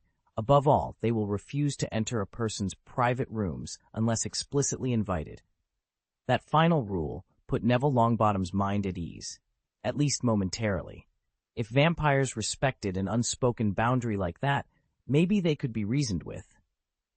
"But Neville," Hermione reminded him as they reached the entrance to the Gryffindor Tower, "if you don't remember the password, you won't get in." Just then, Ron and Dean burst into the common room, spotting Neville standing awkwardly at the door. Ron's eyes gleamed with mischief. "Well, I guess you'll just have to be locked out with the vampires," Ron teased, throwing his hands up as if he were baring fangs. Neville's face went bright red. "Okay, Ron, cut it out!" Dean shot Ron a pointed look. "Enough teasing. Let's talk about today. I heard Harry took Cho Chang out for dinner, settled Neville against the wall and turned to Ron and Dean with a raised eyebrow. Yes, and before you ask, no, we don't know if he actually kissed her. Ron rolled his eyes. She better hope she's not allergic to silver or garlic. Neville groaned. Please don't jinx it. As the group bantered late into the night, the tower's enchanted portraits swung closed, and for once, Neville needn't worry about uninvited guests. At least not until morning. And you even met her parents? How was it, Harry? Your godfather, Mr. Black, must have been thrilled by Cho Chang, right? Once Gemma Farley and Penelope Clearwater graduate at the end of next year, Cho will be the undisputed queen of beauty at Hogwarts. Even the most sought-after Patil sister won't be able to compete with her. That said, I've got to say I'm rather fond of Ron's little sister, Ginny. Just imagine how striking she'll be in another year or two. Ron's head jerked up. What did you say? Dean grinned, sensing victory. She's still just a child. Ron snapped defensively. Tell me something I don't know, Dean shot back. We're only a year older than Ginny, and she's already 13. Give her 2 more years, and she might just eclipse Cho Chang. Honestly, Ginny's more my style. Cho's certainly beautiful, but she's that cold, distant type. Farley, Clearwater, Ginny. They've got warmth. Outrageous! I'll take you on! Ron roared, lunging at Dean with a wild swing. And just like that, a full-blown pillow fight erupted in the Gryffindor common room. Feathers flew, laughter echoed off the stone walls, and for a moment, school rivalries and romantic squabbles were forgotten amid the chaos. Chapter 407, Meeting the Parents. Harry let out a relieved breath as Ron and Dean Thomas grappled playfully in the courtyard. Perfect. While they were busy squabbling, he wouldn't have to worry about confessing his feelings for Cho Chang to a certain ever-observant Gryffindor. Today's Hogsmeade outing had already been more eventful than he'd anticipated. First, he'd finally reunited with his godfather, Sirius Black, after 2 long months apart, and Sirius seemed positively invigorated compared to the last time they'd met. When Harry, Ron, and Cho strolled into the 3 broomsticks at the agreed hour, they found Sirius swarmed by eager admirers. A continuous stream of witches chattered at his side, and every so often, a bold wizard slipped into the circle as well. Wizards, of all people, vying for Sirius's attention. At sight of Harry and his friends, the crowd's excited hum abruptly fell silent. Sirius beamed broadly, stepping forward to greet them, and the trio finally made their way to the long wooden table at the back of the pub, ready at last to catch up in peace. Ron was just about to slide into the seat beside Harry, his usual spot, when Sirius gently tugged him toward the seat next to himself. Grinning, he greeted the 3 young wizards. If you lot had shown up any later, I'd have left without you. Ron laughed. That's only because you're too popular. Same thing nearly happened at King's Cross last time. Harry didn't notice the subtle move. He was too absorbed in the joy of seeing his godfather again, and simply sat down opposite him. Cho Chang, perched naturally at Harry's side, saw what Sirius was up to. He deliberately arranged the seating so Harry would face him. A flutter of nerves tickled Cho's stomach at the small but telling gesture. Before long, the conversation among the 4 grew pleasantly easy. Ron's laid-back humor blended perfectly with Sirius's effortless charm. Despite being nearly 20 years older and having spent 12 years in Azkaban, Sirius had slipped back into wizarding society as though he'd never left. There was no awkward generation gap, no pretentious airs, just laughter and bright conversation among friends. It must be said that good looks carry their own advantages. The very same words, when spoken by an attractive person, somehow sound more convincing. Sirius knew this well, and it certainly helped when he offered his expert analysis of the Gryffindor-Ravenclaw match. Gryffindor holds the clear edge over Ravenclaw, he began, his tone measured and authoritative. And that's not just my bias talking. Watching the game, I saw Ravenclaw fall short in nearly every position. Take Ravenclaw's keeper, Grant Page. His reflexes are sharp, but he lacks the physical presence of Gryffindor's Oliver Wood. In a high-pressure match like this, strength matters.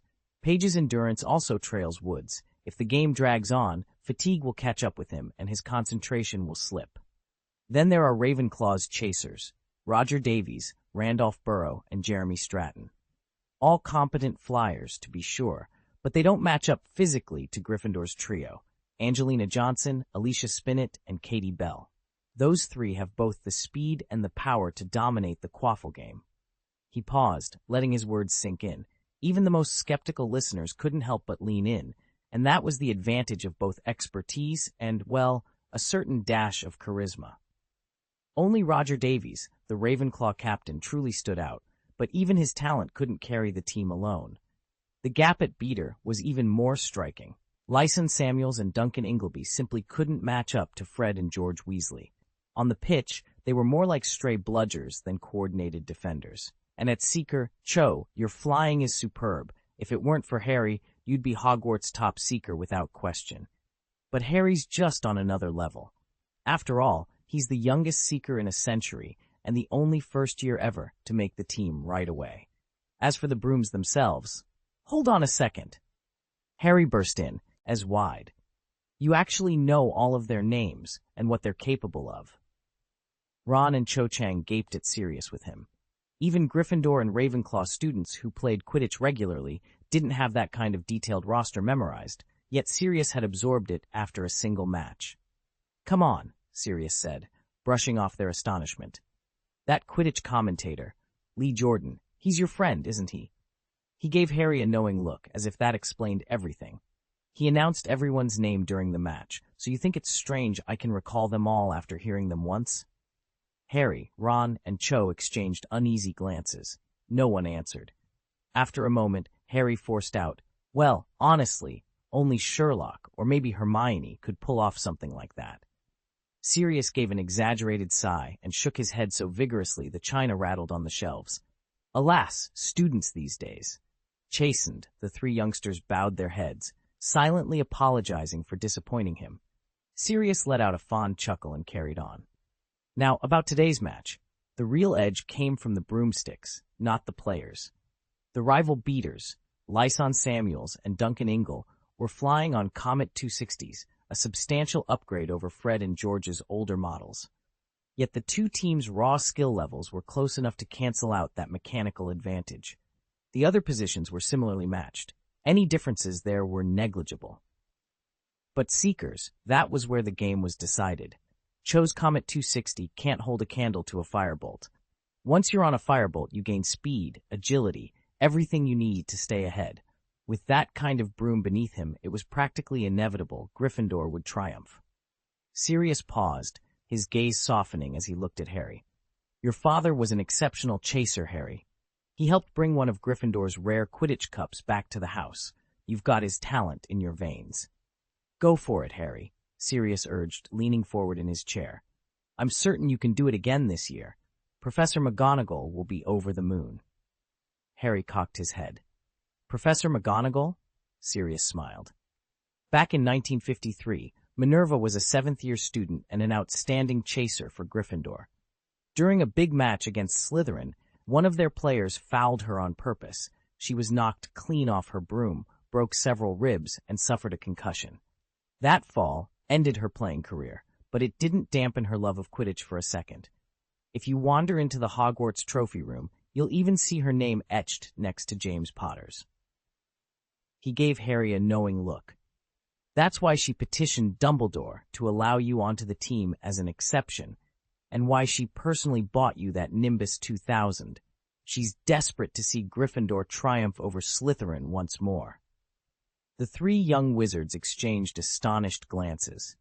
None of them had suspected that the always stern Professor McGonagall had once been a star Quidditch player. I think Sherlock should have caught on to this, one of them murmured with a grin. Harry chuckled softly. Funny you mention that. Last year Sherlock and I received the special contribution to the school award. Our names went into the trophy room, too. Sirius laughed, clapping Harry on the shoulder. See? You and Sherlock are inseparable. Maybe there's more you can learn from him than you realize. It's great to have friends you can lean on, Sirius teased as they stepped out of the three broomsticks, but you can't rely on them forever. One day you'll get married, Harry, and you won't be able to go on blathering about Sherlock all the time. What, you planning to spend your whole life with him? Harry's cheeks warmed at the jab. Sirius shook off the laughter and turned to Harry, Ron, and Cho Chang with a conspiratorial smile. So I hear you've been working on the Patronus charm with Lupin. Sherlock's is a lion, you say? Fascinating. But Harry's Patronus seems a bit smaller. Could it be a dog? At the very mention of a dog, Sirius practically leapt in excitement. His own Patronus was a massive black dog, and the idea of Harry's taking a canine form thrilled him. They fell into eager conversation, comparing the subtleties of each Patronus, trading stories of the first time they summoned theirs, and marveling at how personal a reflection of the caster it could be. After a delightful hour of butterbeer and banter, the quartet emerged into the crisp Hogsmeade afternoon. Sirius, whose familiarity with the village was second nature, led them down cobblestone streets. First stop, Honeydukes, where they loaded up on every flavor beans and chocolate frogs. Next, they browsed Madame Malkin's robes for all occasions, followed by Scrivenshaft's quill shop.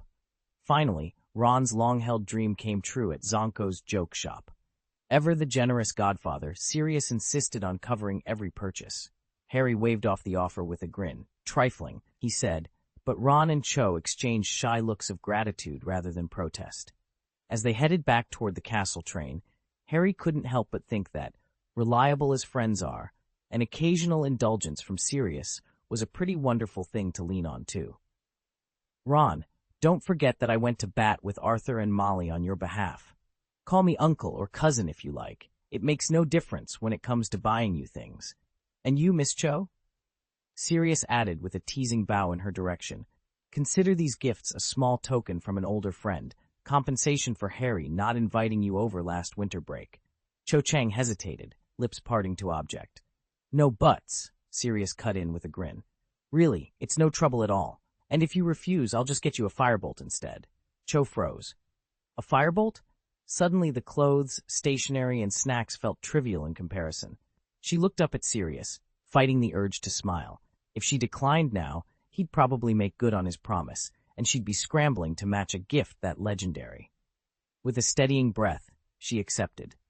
Inwardly, she vowed that next time she visited Harry's new home, she and her parents would arrive loaded with return presents.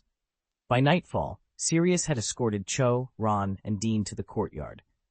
Luggage was piled high on the carriage, the thestrals, visible only to those who'd seen death, shifting restlessly under the moonlight. Sirius stood on the front steps, watching until the carriage disappeared down the lane. A soft smile curved his lips as he whispered to the night, "How wonderful, James. Our boy has really grown up." Somewhere behind him, Ron and Dean's playful squabbling finally died away. It had all begun as a joke, so neither Harry nor Ron had taken Dean's teasing seriously. Still, Ron shot Dean a warning look and muttered, "Don't even think about my sister, mate," which shut him up for good. Once they'd settled that, Harry and Ron sifted through the Hogsmeade treats they'd bought for Hermione and claimed those first.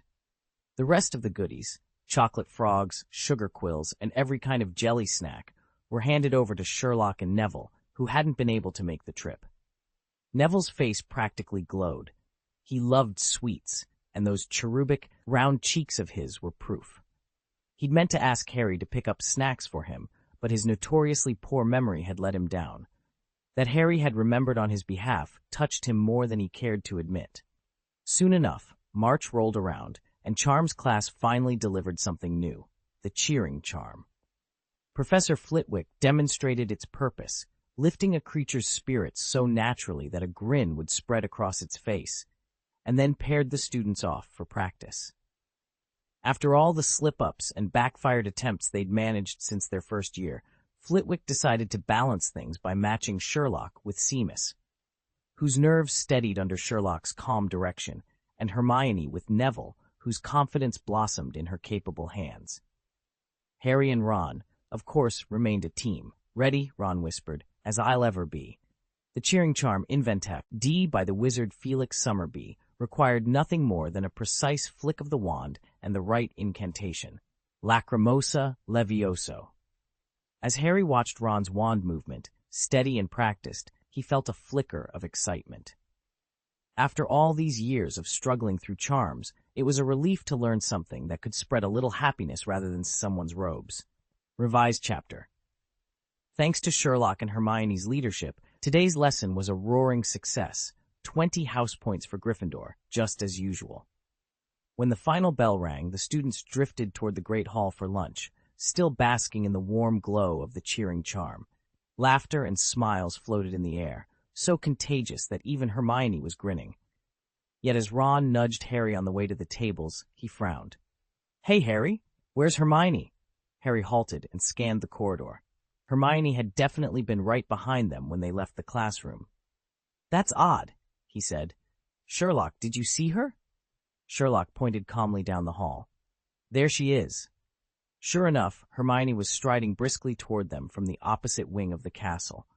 Ron's eyes went wide. "How did you manage that? You were with us just a second ago." Hermione slowed to a walk as she reached them and slipped her Muggle Studies textbook out of sight, tucking it into her satchel behind Sherlock's tall frame. "I popped into the loo on the way," she said with a perfectly straight face. "You must have just missed me."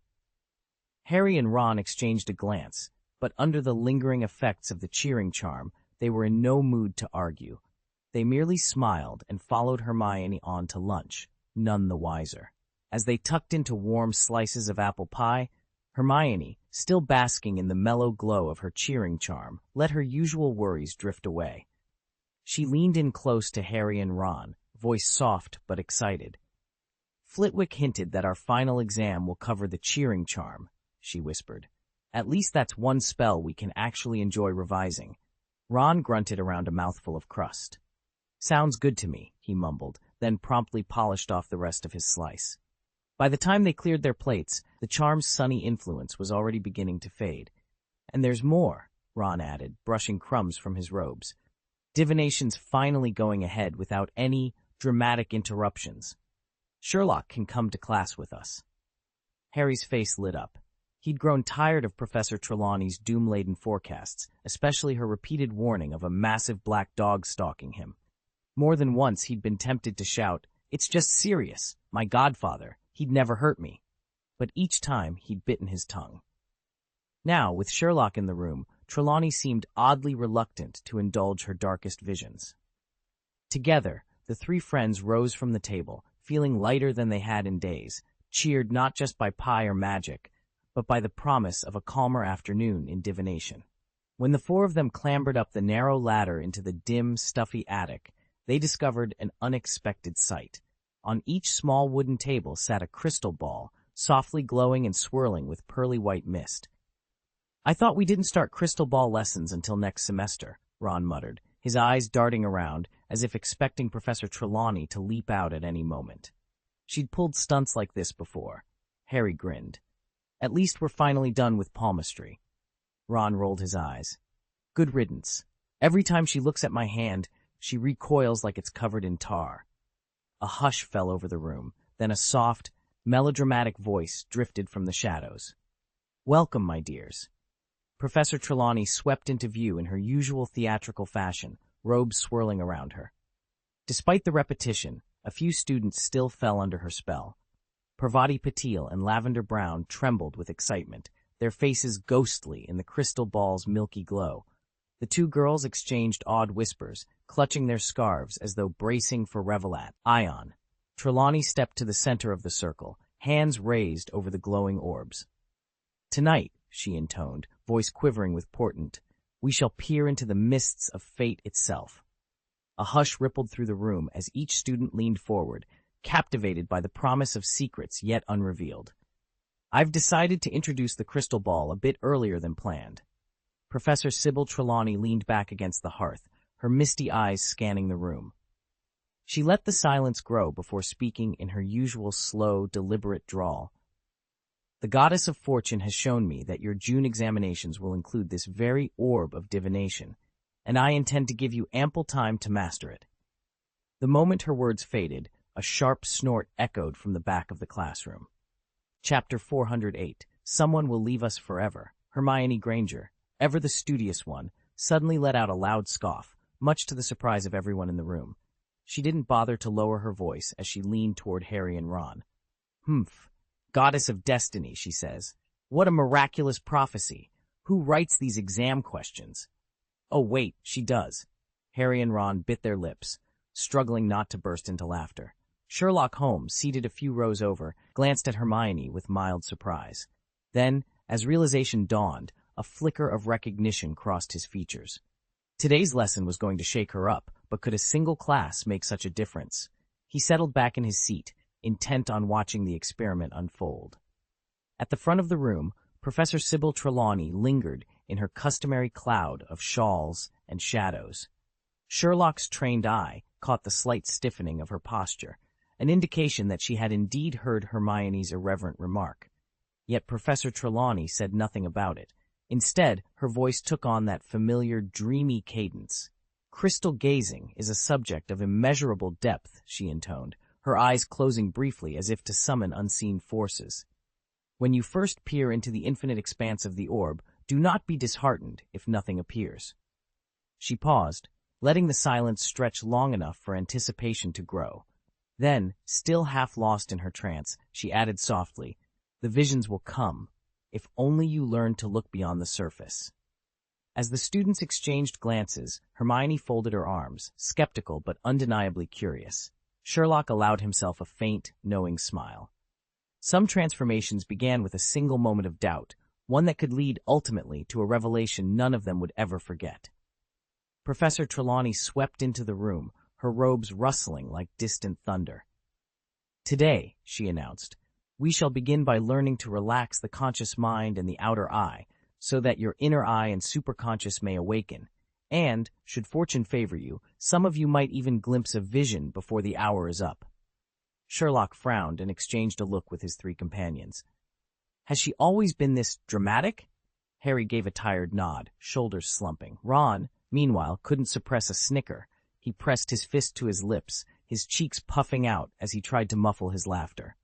Hermione, arms crossed, tapped her crystal ball with a single click of her tongue, her expression unyielding. "At once," Professor Trelawney instructed, "gaze into your crystal spheres. Empty your minds. Let the images come to you." The class fell silent. Harry stared into his orb, willing his thoughts to vanish as the scrying handbook advised. But all he could think was, this is absurd. The idea bubbled up again and again, like stubborn weeds rising through the Quidditch pitch. Beside him, Ron struggled to stay composed, muffled giggles escaping despite his best efforts. Hermione's eyes narrowed with impatience, her lips pressed into a firm line. Around them, every student leaned forward, intent on coaxing a vision from the smoky glass. Yet in Harry's mind, only one clear image emerged, the absurdity of it all. Harry's classmates' restless movements only made it harder for him to focus. He drummed his fingers on the tabletop, his breath growing shallow, until he noticed Sherlock. The detective sat perfectly motionless, eyes locked on the crystal ball at the center of the table. Taking a steadying breath, Harry forced himself to copy Sherlock's pose, hands folded in his lap, gaze unwavering. 15 minutes passed in silence. At first, Harry thought he might crack the code hidden within the milky swirl of the orb. But as the seconds stretched on, nothing revealed itself. His heart hammered in his chest, and he finally gave in. Did you see anything?" he asked, his voice sharp. Ron glanced down at the table's scarred wooden surface. "Well, there's a scorch mark right here," he said, tapping a blackened ring. "Must have been a candle. Someone knocked it over." Harry pinched the bridge of his nose. "I wasn't asking about burn marks, Ron. This is a complete waste of time." On his other side, Hermione let out an exasperated sigh. "We could have spent this whole lesson practicing something actually useful," she snapped, "like reviewing the cheering charm." Sherlock's lips curled into a faint smile. "I wouldn't go so far as to call it a waste," he remarked quietly. Hermione's annoyance gave way to curiosity in an instant. "Oh?" she said, leaning forward. "So you've learned something?" Harry glanced at Sherlock, then at Ron, both of whom were twisting in their seats now. The detective simply sat still, his eyes gleaming as if he already knew every answer hidden in that silent, mysterious sphere. "Yes," Sherlock said decisively. "By examining tea leaves, reading palms, and peering into crystal balls, I can make a definitive deduction." Harry's brow shot up. "What? What deduction?" Hermione and Ron chimed in, playing the perfect straight men. "At least in this classroom," Sherlock continued dryly, "there is no one with the inner eye." Ron snorted. "Pfft." All three burst into laughter. They hadn't expected Sherlock to deliver such a perfectly timed quip. Their raucous reaction drew Professor Trelawney's attention. The divination teacher drifted over, her bracelets and anklets tinkling like distant bells. When she recognized Sherlock, her posture stiffened for a moment, then she let out a soft murmur. "Would any of you care for my assistance in interpreting the hazy omens in your crystal orb?" "I don't need help," Ron blurted, then immediately regretted it. If Trelawney thought he wanted a reading, she'd fixate on him. He bent closer to Sherlock. "The omen's clear. A heavy fog will roll in tonight." Sherlock offered a slight, knowing smile, and Harry and Hermione laughed even louder. "Attention!" Professor Trelawney's sudden, authoritative call cut through the mirth. The entire class turned to face her. Parvati and Lavender exchanged looks of thinly veiled disdain, as if she were about to spoil their perfectly mystic vibes. But Trelawney only raised a slender finger and said softly, yet firmly, "I trust everyone is prepared for what the evening may bring." Professor Trelawney's voice rang out above the soft murmur of the divination classroom. "You are disrupting my supersensory perception." Clearly, she held Sherlock's little band responsible for the disturbance. She drifted over to the round table where Sherlock, Hermione, Ron, and Harry sat, her robes whispering against the floor. One by one, she leaned in to examine their crystal balls. With Sherlock's, Hermione's, and Ron's, she offered only a cursory glance, then moved on. But the moment her eyes fell on Harry's orb, she halted in mid-step. Harry's chest tightened. A prickle of dread crept up his spine. He just knew something ominous was coming. "There's something here," Professor Trelawney breathed, tilting her head until her enormous spectacles cast twin reflections of the crystal ball back at her. "Something is moving, but what is it?" Harry stole a quick, pleading look at Sherlock. The consulting detective's calm nod told him exactly what to do. Listen first, question later. Still, Harry couldn't shake the certainty that whatever vision Trelawney was about to unveil would spell nothing but trouble. He would have bet every galleon, and even his prized firebolt, that the news wasn't going to be good. Professor Trelawney's head lifted slowly from behind her fogged crystal globe, her wide, solemn eyes fixed on Harry, and in a voice barely above a whisper she intoned, "My dear, it's here, clearer than ever." Harry shifted in his seat. His heart thudded as she continued, "It's coming for you, ever closer, ever closer." Sherlock Holmes, seated 3 rows back, cracked a faint smile, ready to retort. But before he could speak, Hermione Granger's sharp voice cut across the hushed classroom. "Oh, for Merlin's sake, don't bring up that ridiculous grim again." A stunned silence fell. Professor Trelawney froze, the crystal globe trembling in her hands. Slowly, she turned to stare at Hermione, and beside Hermione, Parvati Patil and Lavender Brown exchanged outraged looks. They pressed their lips together, torn between defending their professor and not losing face in front of their fellow Gryffindors. Trelawney straightened her shawl and drew herself up to her full trembling height. Her dark-rimmed eyes bored into Hermione with a mixture of hurt and indignation. Hermione felt the gaze prick her skin. Trelawney's disappointment was as real as any hex. Hermione sat rigid, cheeks coloring under the witching hour light.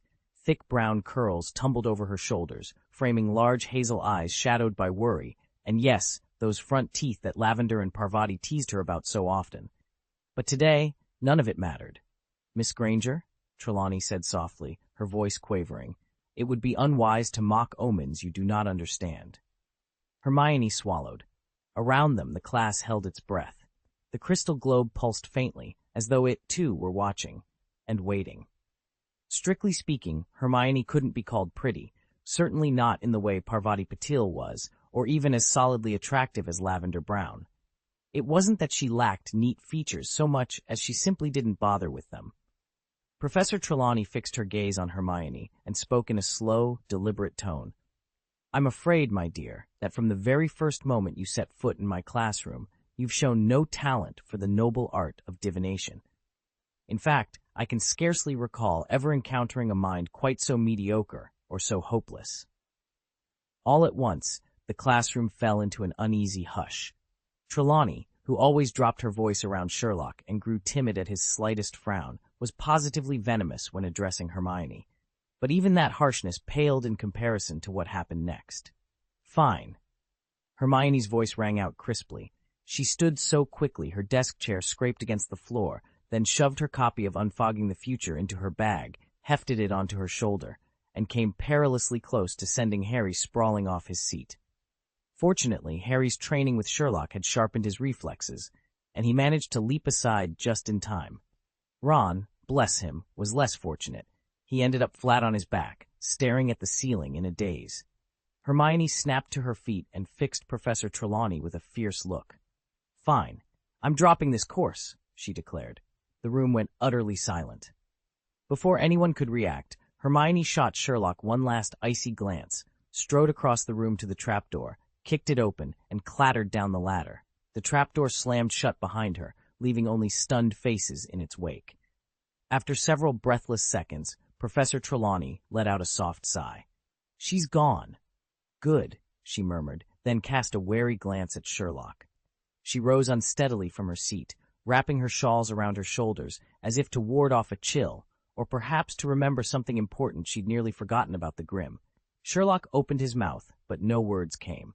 Just then, Lavender Brown shot up in her seat. "Oh, Professor Trelawney, I remember, she exclaimed, her voice trembling with excitement. "You foresaw Hermione leaving, didn't you?" Professor Trelawney's voice trembled through the divination classroom. "Around Easter, one of our number will leave us forever." Lavender Brown froze, eyes wide. "You've said that before, Professor," she reminded her, voice quivering. Trelawney managed a misty smile. "Yes, dear Lavender, I foresaw Miss Granger's departure long ago, yet one always hopes the omens have been misread. You must understand, my inner eye can be as much a burden as a gift." Lavender and Parvati sat up straighter, clearly impressed. They scooted their chairs back and invited the professor to join them at their table. All around the room, students leaned forward, whispering in low, excited tones. The idea that Hermione Granger might leave Hogwarts before regraduation sent a ripple of unease through the class. Ron's amusement drained from his face, replaced by genuine fear. He leaned toward Harry and whispered, "Hermione's really going to leave someday, isn't she?" "Yeah," Harry murmured, eyes fixed on the crystal ball before him. The swirling white mist inside seemed to darken for a heartbeat. Had Trelawney truly glimpsed the Grim again? No, this shape wasn't the omen of death at all, but that massive black dog he knew so well. Sirius Black in his animagus form. His heart tightened. My father? Could he ever harm me? Harry tapped the table, eyes fixed on Sherlock. Sherlock. Without waiting for Harry to finish, Sherlock closed his book and said, "Relax, it was just a coincidence." Harry and Ron exchanged bewildered looks. "What do you mean?" Ron asked. Sherlock leaned back, a faint smile playing at the corners of his mouth. "I'd wager a galleon that Professor Trelawney's first prophecy wasn't about Hermione, at least not in the sense of her leaving us forever." "But," Ron protested. "No buts, Ron." Sherlock's gaze was steady. Between her vague forecasts and the rigor of logical deduction, which would you trust? Frankly, calling divination a science is an insult to real investigation. Ron's face crumpled. "But all her predictions have come true so far. Neville really did smash that teacup, Lavender's rabbit really did die, and Hermione did leave us." "Not quite." Sherlock raised an eyebrow. "You've conveniently forgotten one. We lost all of February to a flu epidemic. Classes were canceled, and I nearly lost my voice for 2 weeks.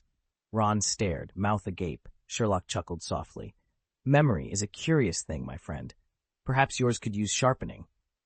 Harry grinned at Ron, who groaned but couldn't help smiling back. The knot of worry in their chests eased. At least for tonight, Sherlock's logic had banished the threat of any fateful leaving forever. And whether Trelawney's next prediction would come true, well, that remained to be seen. Before predicting that someone would leave before Easter, Professor Trelawney had made another prophecy, one no one seemed to remember. "That's right," Harry said, rubbing his hands together. "There was no flu outbreak in February, no canceled lectures, and nobody lost their voice. Hermione's departure was nothing more than a lucky guess." "You've uncovered the blind spot," Sherlock remarked with a faint smile. "What's fascinating is that when she delivered that earlier prophecy, I knew it would almost certainly come true. Broad, vague predictions over long time spans have a high chance of matching some future event. By contrast, a 6-month window with a specific outcome is far more testable and far riskier for the seer. It's unfortunate that so many chose to overlook that." Harry and Ron shared a look. They knew exactly whom Sherlock meant. Parvati, lavender, and in Ron's case, half his own heart. "I'm done with divination," Ron announced, "unless it never clashes with any of my other classes." Hermione and Sherlock both kept their word. In the weeks that followed, Hermione abandoned divination entirely. Sherlock attended only when it didn't conflict with his other studies, which, in practice, meant just once a week. Over the next few weeks, Sherlock quietly conducted one interview after another with every Hogwarts staff member who'd ever dealt closely with Professor Slughorn. He began with Professor McGonagall, then Professor Flitwick, moved on to Professor Sprout, and of course, he could not skip Hagrid. Hagrid proved the most forthcoming of the lot. The moment Sherlock mentioned Slughorn's knack for gathering talented students, Hagrid opened right up, recounting every potions picnic, every cozy fireside chat, and every confessional moment he'd witnessed, spilling secrets as eagerly as beans from a bamboo tube. Snape, on the other hand, was impenetrable. He shadowed Sherlock through every corridor, refused him a single private word, and waved aside any appeal to Albus Dumbledore's authority. He simply would not talk. The remaining professors cooperated only half-heartedly, offering Sherlock enough scraps of detail, overheard conversations, vague recollections of Slughorn's strange requests, hints at a memory he valued above all others, to shape a clearer picture of what Slughorn might be hiding. Armed with this patchwork of testimony, Sherlock felt ready to take the next step toward uncovering the potentially devastating secret Slughorn possessed concerning Lord Voldemort. Then Easter break arrived. What was meant to be a welcome respite turned into a trial by fire, students clamoring for treats, faculty buried in grading, and Sherlock, far from relaxing, found himself poring over cryptic clues between chocolate egg hunts. In the end, everyone emerged from the holiday more exhausted than before, each one step closer to the truth buried in Slughorn's guarded memories, and no one more determined than Sherlock Holmes. Chapter 409. It was just a small accident, and everything is still under my control.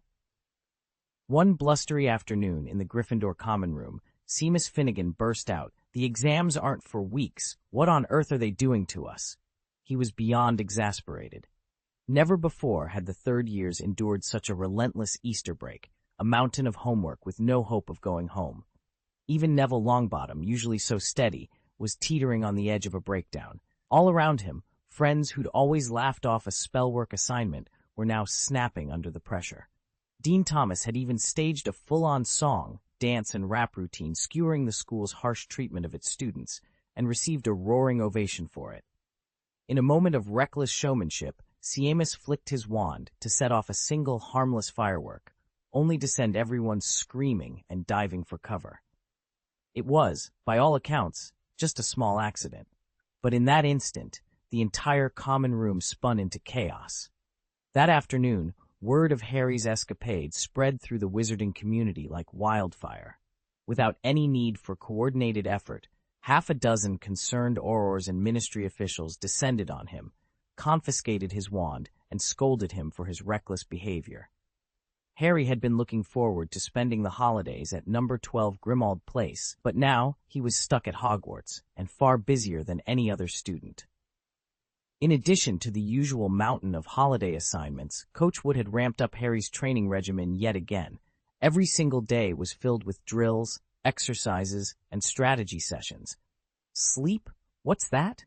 Wood barked one morning when the bleary-eyed Weasley twins dared to complain after he'd spent half an hour explaining formations for their next mock battle. "Seriously," one of them muttered, "can't we get 8 hours just once?" Wood exploded. "At this age, at this stage, there's no room for sleep. You think a proper Auror rests on the job?" From then on, even the notorious troublemaking twins kept their heads down. Harry, meanwhile, was running on fumes. He squeezed his homework in only during the brief lulls between wand work and tactical drills, and even then, his mind kept wandering. Wood would pop into the Gryffindor common room at all hours, convinced they had to refine Harry's battle strategy one more time. Each discussion stretched on interminably, leaving Harry bleary-eyed and mentally exhausted. By the end of the second week, Harry had mastered more spell combinations than he could count, but he was thoroughly pooped, and still no closer to getting home.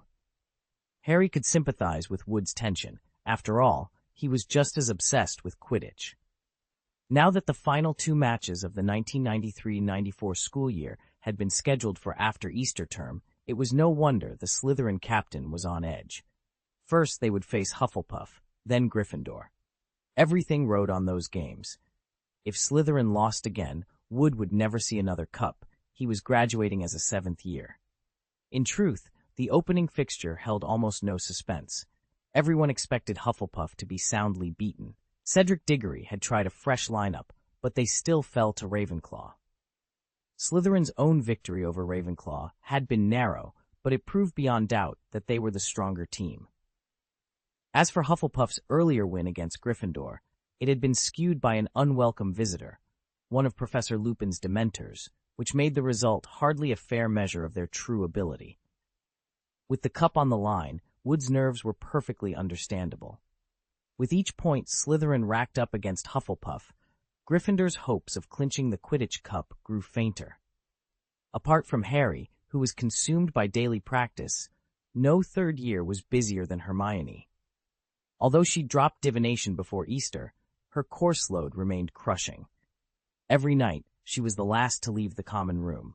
Every morning, the first to arrive at the library. Dark circles under her eyes gave her the look of someone perpetually on the verge of tears, reminiscent of Professor Lupin during a full moon. Even Harry, whose schedule was packed to the brim, felt a surge of sympathy whenever he saw her. As Easter drew to a close, Hermione's exhaustion only worsened. Finally, Harry realized he couldn't stand by and watch her burn out. He owed it to her, as a friend, to step in. That evening, he made his way to the Gryffindor study, where he knew one unlikely ally might lend a hand, Sherlock. He found him at a small desk by the window, quill in hand, scribbling furiously on a fresh piece of parchment. Harry cleared his throat. "Sherlock, who are you writing to at this hour?" Sherlock's pen stilled, and he looked up, his eyes reflecting both curiosity and something unreadable. Watson was perched on the edge of the desk to Sherlock's right, his head cocked at that familiar tilt, eyes fixed on his friend as if he were waiting for orders.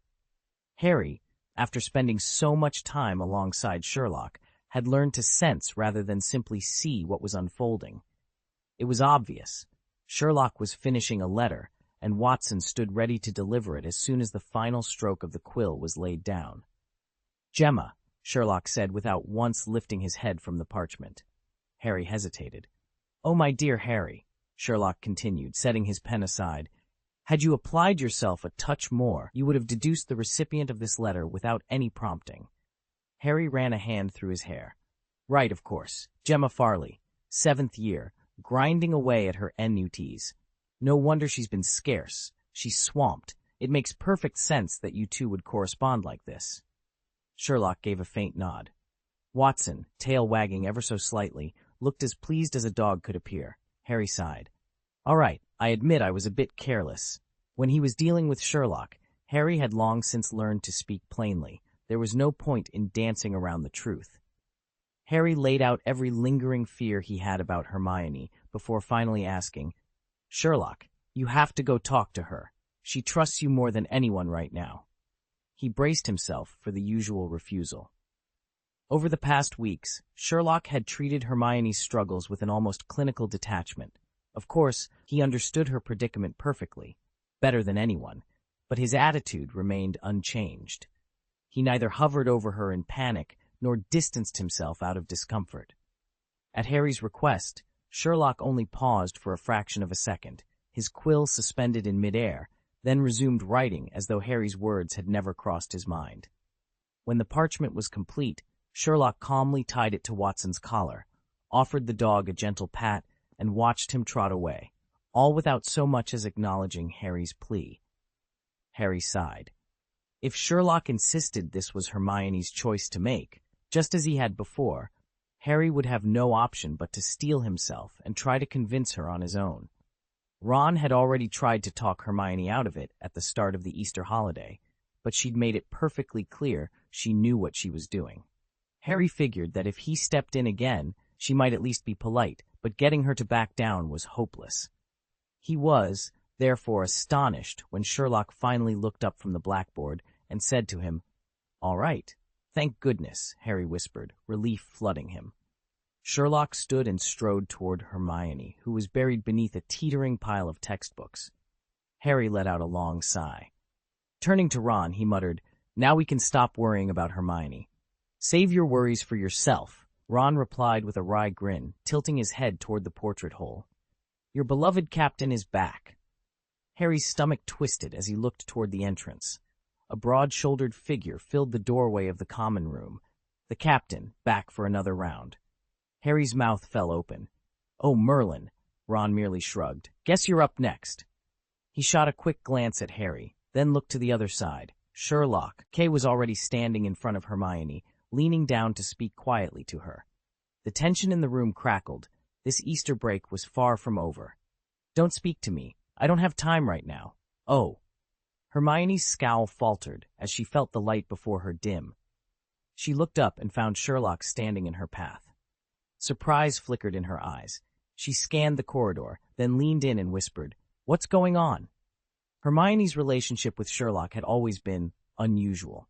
He'd rescued her more times than she cared to admit, and he alone knew the secret of her time-turner. His quiet concern now only heightened her tension. "Harry asked me to talk to you," Sherlock said softly. "He's very worried." Hermione froze. Then she forced a bitter smile. "Sherlock, really? I can understand Harry and Ron not knowing, but you knew and you didn't tell me sooner?" "It's precisely because I know what you're going through that I came to see you now." Sherlock lifted a slender finger and tapped the edge of the table with a soft, deliberate rhythm. Hermione frowned at his gesture, puzzled by its meaning, and by the urgency in Sherlock's eyes. She waited, uncertain, for him to explain. "Your reactions have slowed," Sherlock said, frowning as he studied Hermione over the low Gryffindor common room table.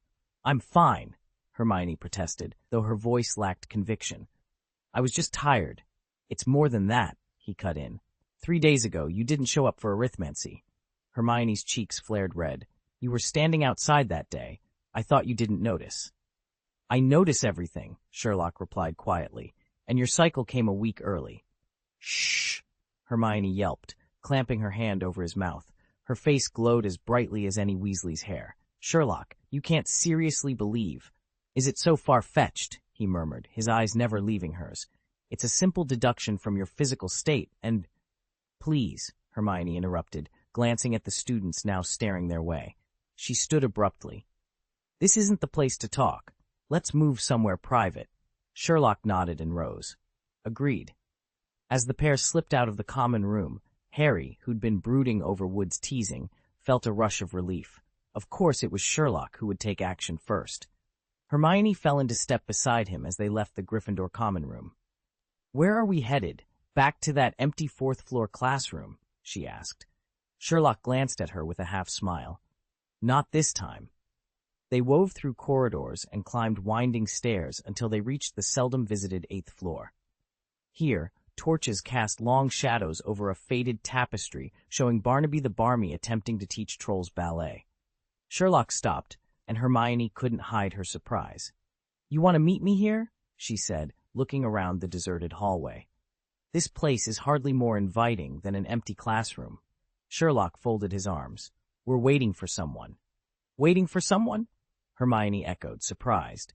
"We've always sorted things out between the two of us. Who else would we need?" Hermione scanned the tapestry's worn stitches and the dust motes dancing in the torchlight. It couldn't be Harry or Ron. They'd have slipped in behind them if Sherlock had asked. Someone else. But who? "Professor McGonagall?" she ventured. "Have you sent for her?" After all, besides Sherlock and herself, only Professor McGonagall knew about the time-turner. Hermione's voice wavered. "You can't do this, Sherlock. If McGonagall thinks I'm falling behind, she'll rearrange my schedule and take away my time-turner for good." "That's a valid concern," Sherlock said, the corners of his mouth lifting in a half-smile. "But I won't involve Professor McGonagall, nor threaten your privileges, unless you categorically refuse my plan." Relief flooded Hermione's face. She closed her eyes, then opened them again. "That's wonderful. So what do you propose?" She reached out and took his hands, searching his gray eyes for sincerity. "Honestly, it's just a minor hiccup. Everything's under control. Really, you don't need to worry about me." Sherlock's expression grew serious. "Dear Hermione, I'm not so sure this is just a hiccup anymore. Hermione's lips pressed into a thin line. You must believe me. Her words caught in her throat as she noticed a tall figure racing up the staircase, Gemma Farley. The girl's hurried steps spoke of urgency, and Hermione's heart skipped. Gemma Farley came barreling down the corridor, her long hair tousled and her chest heaving with each rapid breath. She skidded to a halt the instant she saw Sherlock Holmes standing beside Hermione Granger, Hermione still clutching Sherlock's hands as if afraid to let go. Hermione froze, her heart in her throat. She dropped her gaze to their joined hands, a flush of regret crossing her cheeks. Chairperson Farley, she managed at last, her voice quieter than she intended. What are you doing here? Gemma's eyes took in the scene, Hermione's grip on Sherlock's, the tension in the air. Then she inclined her head toward them. Miss Granger, I asked Watson to fetch you, Sherlock interjected smoothly. Gemma, please open the door. We'll explain everything once we're inside. Gemma drew a steadying breath. Right. She unlocked the heavy door at the end of the hall and stepped aside, motioning them in. As soon as the door closed, she began to pace, her footsteps soft but insistent on the room's hardwood floor. Sherlock, what on earth is going on? Hermione sank onto a leather chair, still stunned by the precision of Sherlock's plan. She watched Gemma circle the room, her pulse pounding, desperate to fill the silence with the truth of how they'd come to this moment. Chapter 410. Gemma Hermione Holmes. The Farley family bore an uncanny resemblance to the Potters. Both lineages were ancient pure-blood houses, yet neither found its way onto the sacred 28. In each case, the reason was the same. Family members had, time and again, expressed open admiration for Muggles. Even the Weasleys, ironically listed among the 28, felt deeply affronted by their inclusion. Gemma Farley was raised amid these tolerant, forward-thinking values. Her father, Sebastian Augustus Farley, was a pure-blood wizard and proud Slytherin, while her mother, also of pure-blood descent, had graduated Ravenclaw. Despite their modest public profile, the Farleys maintained a web of influential connections. When Lucius Malfoy attempted to rally the school governors against Albus Dumbledore, only to be outflanked by Sherlock Holmes and the headmaster himself, Malfoy had looked to his wealth for a last-ditch reversal. At that critical moment, however, Sebastian Farley stepped in. With a single decisive move, he crushed Malfoy's financial maneuvering and extinguished any hope of his comeback. Even Draco Malfoy ultimately found himself murmuring an apology to Harry and Colin, though he'd fought it every step of the way. The moment the words left his mouth, however, he was surprised by how liberating it felt. Harry's attention drifted elsewhere the instant Malfoy stopped provoking him, and with Pansy's encouragement whispering in his ear, Draco discovered he rather enjoyed the truce. For once, he wasn't the center of torment, he was just another face in the crowd. Now, about Gemma Farley. The moment she set foot on platform 94, everyone knew she was destined for greatness. The daughter of 2 Hogwarts alumni, she carried her family's legacy with equal parts pride and promise. When the Sorting Hat wavered between Slytherin and Ravenclaw, it spent only a heartbeat longer deliberating before settling on Slytherin. From the very first charms lesson to her early experiments in transfiguration, Gemma's mastery of magic drew admiring glances from teachers across every subject. Her year boasted an unprecedented trifecta of talent. Alongside Gemma in Slytherin were Percy Weasley of Gryffindor and Penelope Clearwater of Ravenclaw. By their 5th year, all 3 had earned prefect badges. And by the time they reached 7th year, both Gemma and Percy had risen again, this time to the rank of student union president, each leading their houses with the same quiet confidence that had marked their first days at Hogwarts. Penelope had been Gemma's strongest rival for the student union presidency, but Hogwarts rules forbade romantic partners from holding both of the top positions at once. In the end, Gemma Farley won the election. Though she trailed Percy Weasley in pure academics, she outshone him in every other respect: leadership, organization, and plain drive. So when day-to-day matters arose, professors, Dumbledore chief among them, preferred to entrust tasks to Gemma rather than to Percy. To Gemma, life at Hogwarts had settled into a comfortable routine. She assumed she'd finish her 7th year, take a post at the Ministry of Magic, and perhaps one day help expand the Farley family's business ventures abroad. Novelty simply wasn't on her agenda until her 5th year began. That's when the wizarding world's most famous child at last reached school age. Harry Potter, the boy who lived, the Dark Lord's downfall, the savior of the magical world, arrived at Hogwarts amid fanfare and astonishment. His enrollment sent shockwaves through every pure-blood family. The Farleys may not have ranked among the Sacred 28, but like every other well-connected household, Gemma's parents reminded her in no uncertain terms, "Keep your eyes on the boy who lived." It was entirely in keeping with Slytherin tradition that Gemma Malloch first fixed her sights on Harry Potter. After all, here was the famous boy who lived, surely destined for greatness once again. Yet before long, a different student captured her interest, a small boy standing just behind Harry in the line. His name was Sherlock Holmes, a wizard of Muggle parentage. By the time the Sorting Hat had finally decided his fate, after an agonizing pause reminiscent of Professor McGonagall's legendary hat stall 50 years earlier, Sherlock found himself in Gryffindor too. From that very moment, Gemma watched him closely. As term progressed, she was astonished to discover that Harry Potter, the savior of the wizarding world, seemed content to play a modest role in school affairs. It was Sherlock Holmes who stole the lion's share of glory. Not only did he excel in every class he took, but he also emerged as a natural leader. Harry, once thought destined to outshine everyone, and Hermione Granger, another top student whose talents so closely mirrored Gemma's own, willingly fell in behind him, forming a steadfast circle of friends. Before long, Sherlock was the one setting the pace, organizing study groups, solving ancient riddles in the castle's hidden passages, and even guiding Harry through tasks that once would have made the boy who lived famous. Gemma couldn't help but admire him. She decided to extend the hand of friendship, offering everything from notes in potions class to invitations for late-night strategy sessions in the library.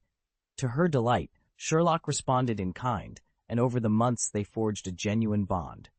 Now, with the last Easter break of their final year approaching, Gemma's schedule was fuller than ever.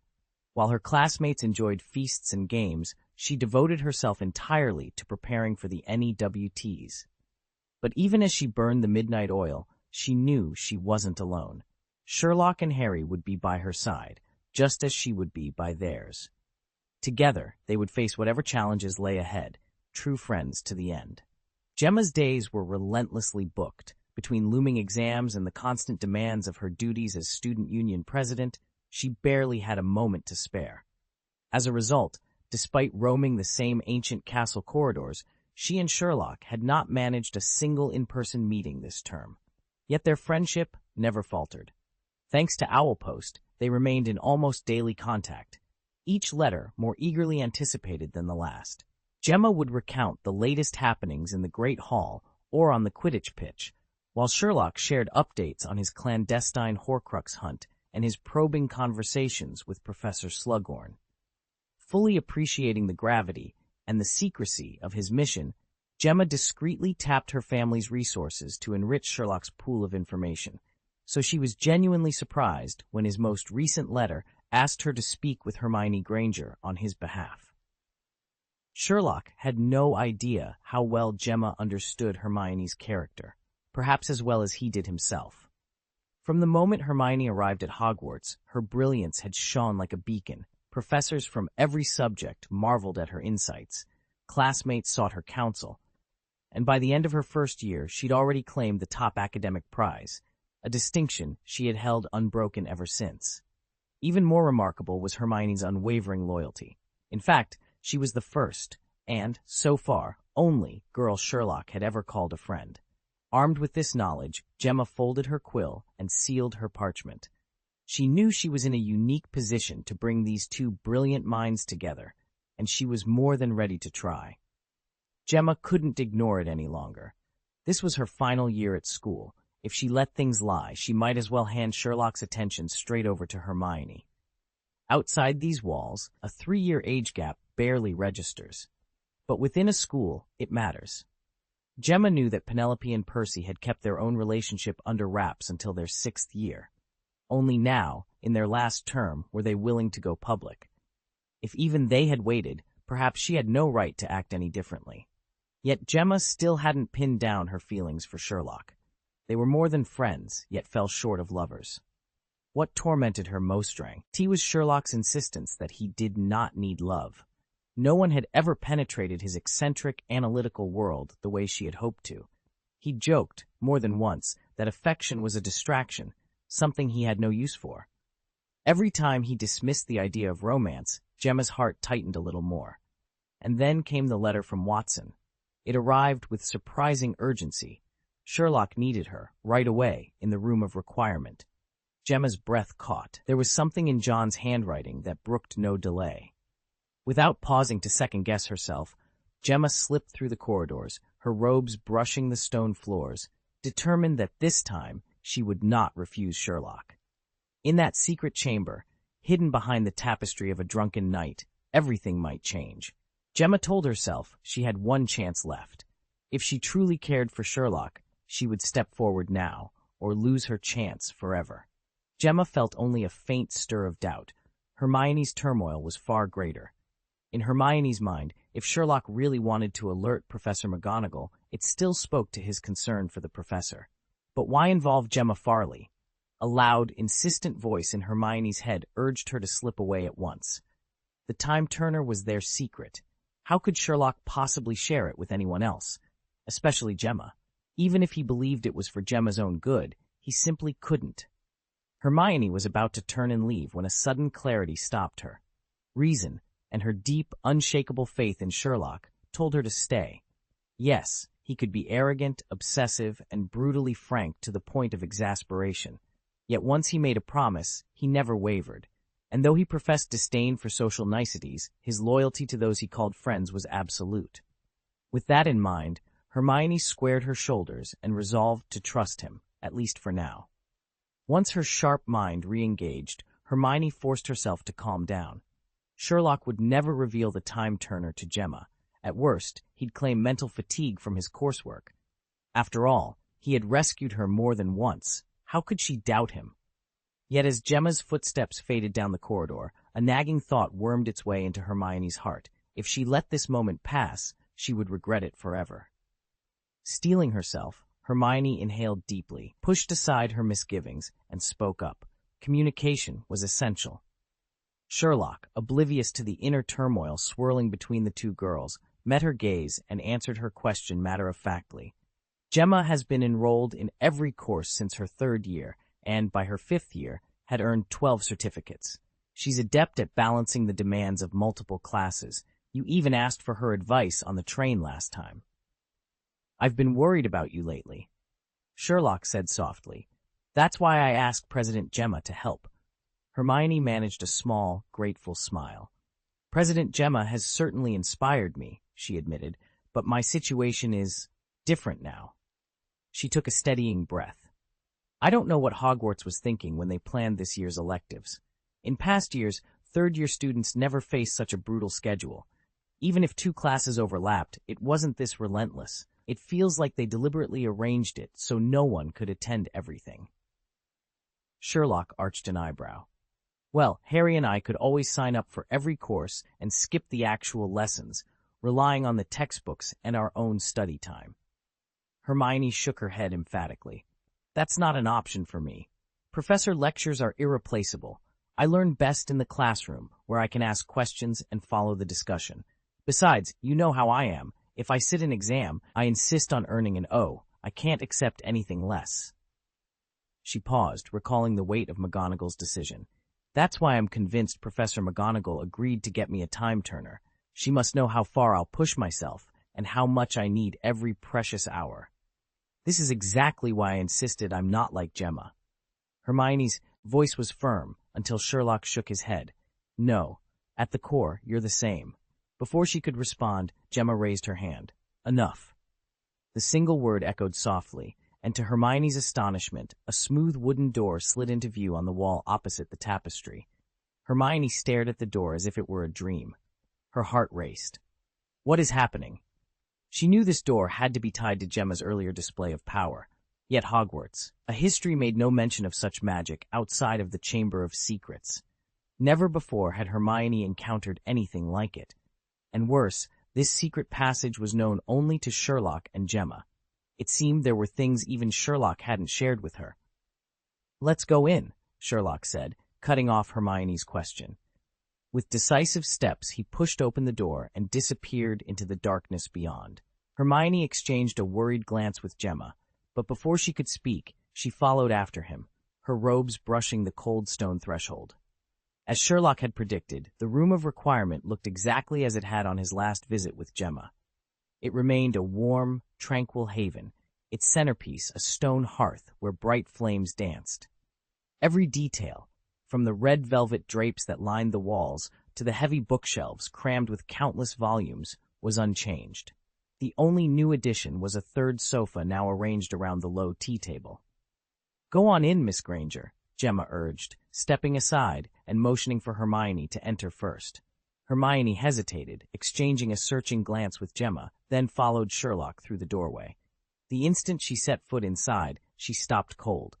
The hearth's glow spilled across the room, highlighting a polished sandalwood desk tucked into one corner and the glass-paneled liquor cabinet displaying bottles of every shape and hue. 3 high-backed velvet armchairs formed a semicircle before the fire, and the extra sofa by the tea table made the space feel even more inviting.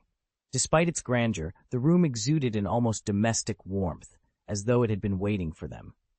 After several heartbeats, Hermione let out a soft breath. "Sherlock, where exactly are we?" He met her gaze calmly.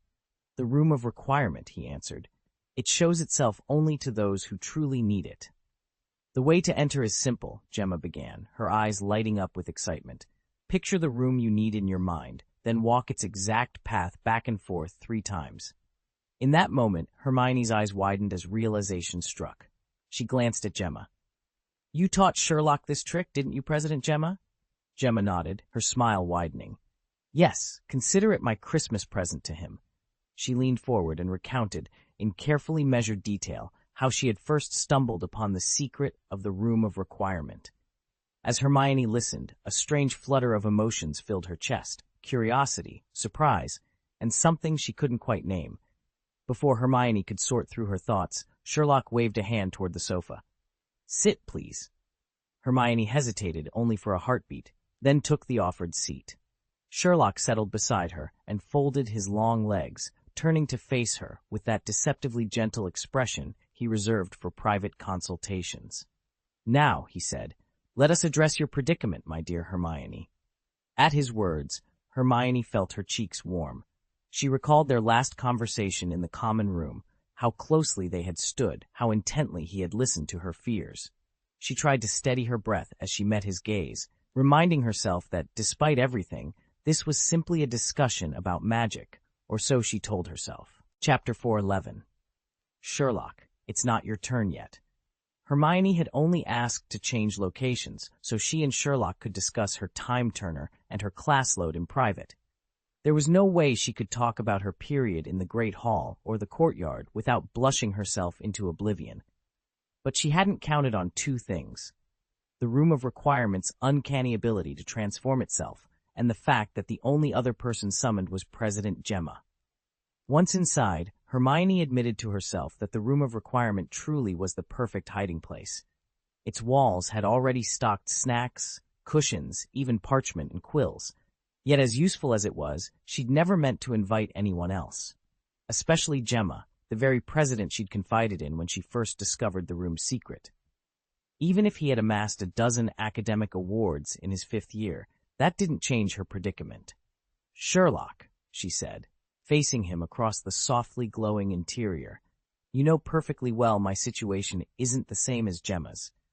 Sherlock Holbrook, Gryffindor prefect and her unlikely ally in all things temporal, raised an eyebrow. "Then perhaps you can explain why you called him?" Hermione's cheeks warmed all over again. "Because I panicked. I didn't want to figure this out alone." Gemma, lounging on a beanbag with his feet propped on a low table, frowned at the 2 of them. "If this is another one of your complicated schemes, Miss Granger, I'd appreciate a warning before I'm dragged into it." Hermione took a deep breath, steadying herself. "All I need is your help securing a new time turner from Professor McGonagall. Sherlock and I can handle the rest." Sherlock gave Gemma a level look. You'll be out of it the moment we're done arguing how a third time-turner in the castle vanishes without notice. Gemma sat up, interest sparked. 3 time-turners? Why aren't I more surprised? Hermione forced a small smile. Because only 2 were supposed to exist, and neither of us knows what happened to the other one. As silence fell over the room, all 3 shared a single, unspoken thought. This was only the beginning. I need to catch up on all my classes, pass my obols. I have to. What you need, Sherlock interrupted, his voice low but razor-sharp, is to arrive at your exams with a sound body and a clear mind, not to burn out halfway through. Hermione flinched at the precision of his words. Though he spoke softly, each syllable cut straight to the bone. Sherlock continued. Over the last 2 weeks, your reaction time has noticeably slowed. You were so exhausted you skipped arithmancy entirely. You mistook the poison ivy Professor Sprout assigned for mandrake roots, and you've even been making spelling mistakes in ancient runes.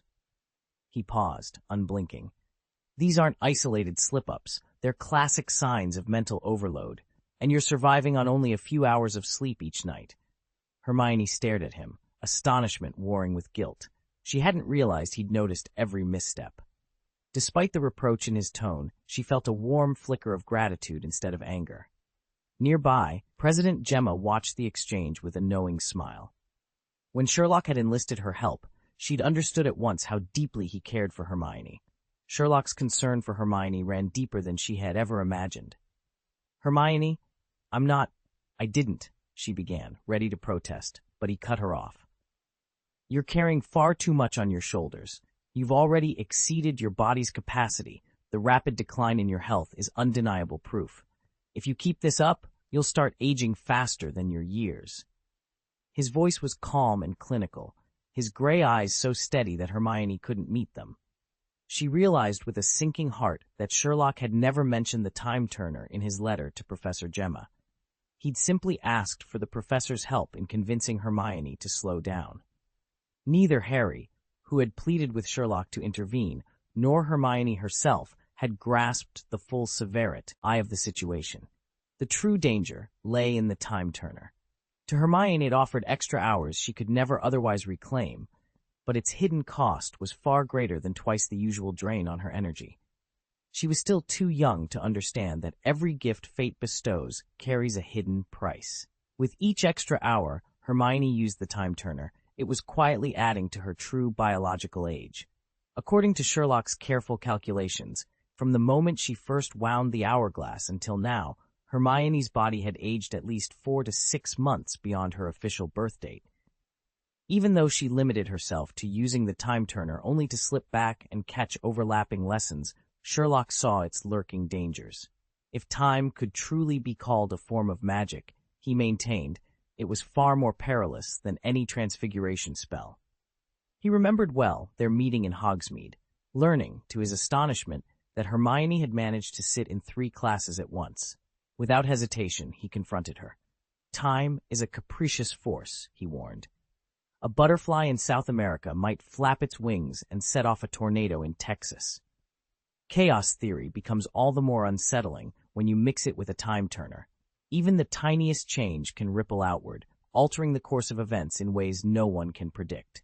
Harry and Ron have already caught Hermione slipping away on more than one occasion, but so far her secret outings have only produced minor inconveniences. After all, if you stroll by the river every day, sooner or later you'll have wet shoes.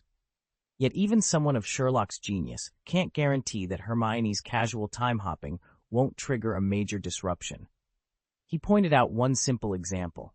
Late one afternoon, Hermione was so tired she skipped her arithmancy class. From that moment on, her absence became an established fact.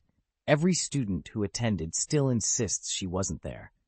No matter how many times Hermione turns back in time to sit that lesson, she simply can't appear in a past that already records her absence. And once that moment passes, it's gone for good. When the timeline finally catches up to the present, that missed class stays missed. Sherlock stood by the hearth, the flickering flames reflecting off his sharp features. He spoke quietly, but every word cut through the hush of the room. If she actually alters a single event, he said, a time paradox becomes unavoidable, and that's strictly forbidden. But suppose history does shift by accident. What then becomes of our present, our future? Professor McGonagall assures us the Ministry of Magic keeps strict tabs on every time-turner, yet I wouldn't trust a pack of goblins to administer sweepstakes, let alone safeguard the time stream. He folded his arms, eyes never leaving the dancing embers. Think about it. If a device exists that can rewrite history, how can we know we're living in the original timeline? How can we tell whether our memories and experiences aren't themselves the products of some earlier interference? The simple truth is, we can't. Not even Mycroft could untangle a knot like that. Sherlock exhaled slowly. That's precisely why I loathe time-turners. They're too unpredictable. Silence fell. Only the steady crackle of burning wood filled the room. Across from him, Hermione Granger sat motionless, her cheeks drained of color and her hands trembling in her lap. President Gemma only caught the barest outline of Sherlock's words, but Hermione felt every syllable. He'd laid out a harsh truth she'd been avoiding. She was aging far faster than anyone should. She remembered Professor McGonagall's warning when she handed over the time-turner. Tampering with time was a dangerous business. Travelers sometimes unwittingly destroyed their past or future selves. Even the slightest change could ripple outward, overwriting history and creating an entirely new timeline, one in which no one remembered the world that had come before. According to Ministry studies, serious damage to both the time-turner and its user usually begins if you venture more than 5 hours into the past. That was why McGonagall's gift was a standard model, strictly limited to shifts of no more than 5 hours. More advanced versions remained locked away in the Ministry's vaults. And with President Gemma looking on, Hermione knew it wasn't the moment to explain any of this to Sherlock. She simply tucked the time-turner inside her robes and forced a calm smile.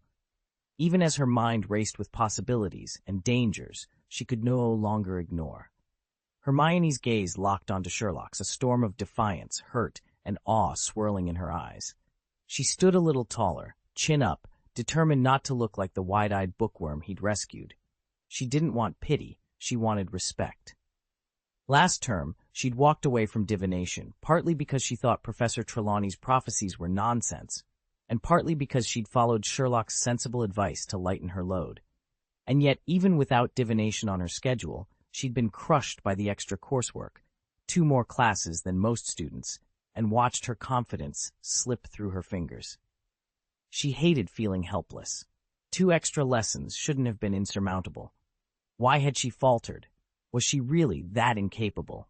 No, she told herself. This time, I'll prove I can do it. My potential's still untapped. She drew a steadying breath, her resolve hardening. Whatever came her way, she would endure. Sherlock, she said, her voice firm, I don't care how intense it gets. I can handle it. She held his gaze, waiting for him to judge her. But inside she already knew. This was her moment to show him, and herself, just how strong she could be. I know exactly what I'm doing, and this time I'm not giving up. Hermione's voice was steady, but a catch of emotion, a sob she hadn't even noticed, trembled beneath her words. Sherlock's brow furrowed. He'd anticipated resistance, but her stubbornness far exceeded his logical projections. His blunt warning about the dangers hadn't swayed her one bit. No, it seemed he'd have to step up his approach. Before he could formulate his next, sterner argument, Gemma, quietly watching from the side, stepped forward. Sherlock, why don't I take a turn and talk to Hermione? He shot her a sharp look. It's not your turn. Both Hermione and Gemma froze. Sherlock's tone carried the impatience of someone who felt he'd come prepared to handle this alone. Gemma, however, only smiled. Sherlock, you asked me to come and help today, he sighed. And that means this time, you have to listen to me. It was rare to see Gemma insist on anything when Sherlock was at his most determined. He paused, weighing the situation. After a thoughtful 3 seconds, he nodded. She had a point. He had specifically summoned her for her experience with Hermione. If she was willing to step in, he might as well let her try. Fine, he said, stepping back. Your turn. Gemma gave Hermione a reassuring look and motioned her over. Sherlock watched closely, ready to intervene again if needed, but for now, he would let Gemma work her way through Hermione's resolve. President Gemma offered a gentle smile. First, she poured Sherlock a cup of tea with elegant composure. Then, without a word, took Hermione's hand and led her to the far side of the room. Sherlock didn't mind the privacy. He simply selected a well-worn copy of Criminal Psychology from the shelf and settled into an armchair to read. Once they were out of earshot, Gemma kept Hermione's hand in hers, her sea-blue eyes warm and encouraging. There was none of Sherlock's clinical detachment in that gaze. No sharp analysis, no cool judgment. Just the caring attentiveness of an older sister who knew exactly how heavy academic pressures could feel. "My dear Hermione," Gemma began softly, "no one doubts your talent, and certainly no one thinks you're being reckless. Balancing so many courses and everything else you've taken on is nothing short of extraordinary. To be honest, my own third-year accomplishments feel rather modest by comparison." She paused, a playful sparkle appearing in her eyes. "Did you know? Last week I was in the library doing some research when I happened to overhear a pair of Slytherin students talking about you." Hermione arched an eyebrow. "Let me guess. They were calling me arrogant, self-important, completely insufferable, right?" "Quite the opposite," President Gemma said, reaching out to squeeze Hermione's cool hand. The afternoon light caught the clear blue of her eyes, making them look as warm as a late-day sunbeam.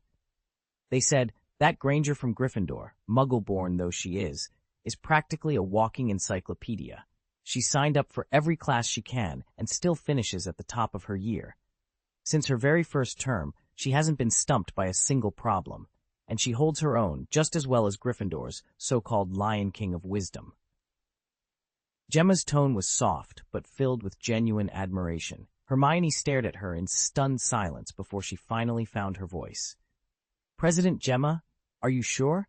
A group of older Slytherins actually praised me?" Gemma smiled, her hand still resting lightly on Hermione's. "Absolutely. They admire you, even if they'd never say it to your face." Hermione couldn't help the small, grateful smile that tugged at her lips. She'd grown used to rivalry between the houses. That any Slytherin would speak of her so highly felt almost unbelievable. But in Gemma's eyes, it was as true as the afternoon sun shining through the library windows. The Slytherin common room was hushed, lit only by the soft glow of emerald-shaded lamps that threw shifting patterns across the stone walls. Hermione pushed open the heavy oak door, her footsteps echoing as she crossed the room. She'd come for a borrowed copy of Advanced Potion-Making, but instead found President Gemma perched on a plush leather sofa, her dark eyes bright with mischief. "Miss Know-It-All," Gemma called, a teasing lilt in her voice. "Is that why you've always kept your distance from me?" Hermione's cheeks flushed. She bristled at the nickname, but the heat of anger never rose. There was no sneer in Gemma's tone, nothing remotely like the cutting sarcasm she so often heard from Professor Snape. Instead, Gemma looked almost friendly. Hermione took a calming breath. "President Gemma, I know you're nothing like the others in Slytherin, but—" Gemma raised an elegant eyebrow. "Everyone else," she finished with a casual shrug. "Believe me, I understand, but you really don't have to judge our entire house by its worst examples. It's not that I'm some anomaly. Draco Malfoy and Pansy Parkinson are the exceptions, not the rule. You can't deny Slytherin's strengths just because a few of us have given it a bad name." She leaned forward, folding her hands in her lap, and her voice grew earnestly gentle. "You've heard the rumors. You've witnessed some awful things. And yes, some of it isn't exaggerated. But I've also seen the quiet side of Slytherin. I've watched seventh-year girls sneaking into the Forbidden Forest at dawn, bandaging injured creatures. I've seen students breaking curfew and willingly taking detention so they can help first-years from other houses find their lost cauldrons." Hermione's pen hovered above her parchment. She felt an unfamiliar tug of respect and surprise. She hadn't expected such a defense from the head girl of Slytherin. As Gemma's words sank in, Hermione realized there was far more to the House of Green and Silver than she'd ever allowed herself to believe. She had always believed the rumors. Slytherins were arrogant, aloof, and cliquish. The episodes President Gemma described, let alone the reality of them, had never even occurred to her. Gemma pressed on. "On our first day, Professor McGonagall reminded us that the Sorting Hat divides us by traits, nothing more. Every year, its song reinforces that point. Gryffindor for bravery, Hufflepuff for loyalty, Ravenclaw for wisdom, and Slytherin for ambition. But ambition isn't a dirty word. There's no shame in it. Too much courage can become recklessness. Any wisdom twisted can become cunning. Houses are just convenient labels. They don't define who we truly are. Chapter 412. Who is whose potential rival? Gemma's eyes clouded with memory as she spoke. When Salazar Slytherin first founded his house, his goal was simple: to cultivate the most talented witches and wizards. He prized resourcefulness, unyielding determination, and a strict respect for rules above all else. Although he did care about blood status, he wasn't initially intent on excluding those of Muggle heritage. Over time, under the pressures and prejudices of that era, he began to look down on students without magical ancestry. As his disagreements with the other three founders grew sharper, his views hardened into outright disdain. In the end, he rejected Muggle-born witches and wizards, deeming them untrustworthy. Gemma blinked, emerging from her recollection, then shifted topics with her usual poise. Hermione, you're quite familiar with Professor Bathsheba Babbling, aren't you? Hermione nodded. The ancient runes teacher at Hogwarts was certainly well known to her. Gemma offered a faint smile. Just so you know, Professor Babbling herself is a Slytherin alumna. In my 5th year, I hit a wall on one of my OLL essay questions and went to her office for help. She spent 3 hours patiently walking me through every point. As I was leaving, she even pressed one of her own annotated ancient tomes into my hands and told me, "Never let prejudice limit your talent." Hermione couldn't help but smile. Gemma was absolutely right. This was exactly how the professor behaved. True, her lectures sometimes drifted on and felt overly detailed, but she never judged her students by their background or prior skill. She gave everyone the same level of attention and encouragement, and in Hermione's mind, she was nothing less than an exceptional teacher. And yet, as that warm memory settled in, Hermione couldn't shake the sting of Professor Snape's cutting remarks or the disdainful sneers of certain Slytherin students. Gemma noticed Hermione's expression falter and softened her voice even more. "You know as well as I do that Gryffindor has its share of impulsive witches and wizards who make mistakes," she said gently. "Ravenclaw, too, has bookworms so deep in theory they never take a risk. Would you really condemn an entire house for the missteps of a few?" Hermione bit her lip. "But people like Malfoy are becoming more and more common in Slytherin." Shaking her head, Gemma replied, "Draco Malfoy isn't the whole of Slytherin any more than Peeves is the sum of Hogwarts." She reached out and gave Hermione's hand a reassuring squeeze, half in jest, half in earnest. "You're one of the brightest witches I know. You shouldn't judge a whole group by a handful of individuals. That's exactly the kind of prejudice that's hurt you. Besides, haven't you noticed how much Malfoy's changed since he apologized to Harry and Colin?" Her words fell over Hermione like a pebble in still water, sending ripples through her thoughts. She'd never looked at it that way. She hated being pigeonholed by her bloodline, yet here she was, lumping all Slytherins together. And, she had to admit, since that apology, Draco Malfoy really had begun to change. Hermione watched as Malfoy and Pansy Parkinson whispered and laughed by the hearth. Lately, they'd been inseparable, and Draco seemed utterly smitten. Gemma noticed Hermione's uneasy glance and quickly softened her tone. "I'm not asking you to like them right away," she said, stepping closer so the firelight danced across her face. "But please don't let old prejudices shrink your world. You love discovering new ideas. Why not give people a chance beyond the names they carry?" The warmth of the flames flickered over Hermione's features, and with every passing second, her carefully erected barriers began to dissolve like sugar in hot tea. Gemma had a fair point.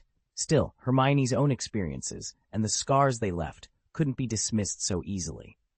She paused, gathering her thoughts, then chose to sidestep the deeper question for now. "Gemma, I get where you're coming from," Hermione said, forcing a light laugh. "But truly, their compliments are overblown. There are so many details I can't even recall." No sooner had the words slipped out than regret followed. She'd meant to sound casual, unbothered, yet under Gemma's compassionate gaze, she felt anything but composed. "It's perfectly normal not to remember everything," Gemma said with a light laugh, drawing on her own misadventures. "Let me tell you about my 3rd year in Charms. I had to crank out an ancient runes essay on fumes, just 4 hours of sleep a night for 3 nights straight. And what was the result? The very next day in Professor Flitwick's class, I managed to copy down the instructions for a defensive charm and labeled it a cooking spell. Flitwick couldn't resist teasing me about it. Hermione's furrowed brow eased into a smile. If Gemma, renowned as one of Hogwarts's top students alongside the likes of Penelope and Percy, could slip up that badly, then a few forgotten details were hardly worth fretting over. Seizing the moment, Gemma glanced at Sherlock and went on. Do you recall what Flitwick said to console me? He compared the mind to an attic brimming with books. We can't all build our memory attics with such perfect order, but you must never cram in more volumes than it can hold. Otherwise, the most precious tomes get squeezed out, then tumble to the floor, gathering dust until they're lost forever. Hermione bit her lip as Gemma's teasing voice floated over from the sofa. You're absorbing so much important information right now, Gemma said softly. Shouldn't you leave a little mental space for what really matters? Hermione said nothing. She remembered just this holiday trying to cram dates for her History of Magic exam. She'd learned them perfectly, only to mix one battle's date up with another. Back then, she'd blamed fatigue. Now, listening to Gemma's analogy of an overstuffed attic, she realized Gemma was right. Her mind felt cluttered. Unable to help herself, Hermione stole another glance at Sherlock. He sat across the room, calm and unreadable.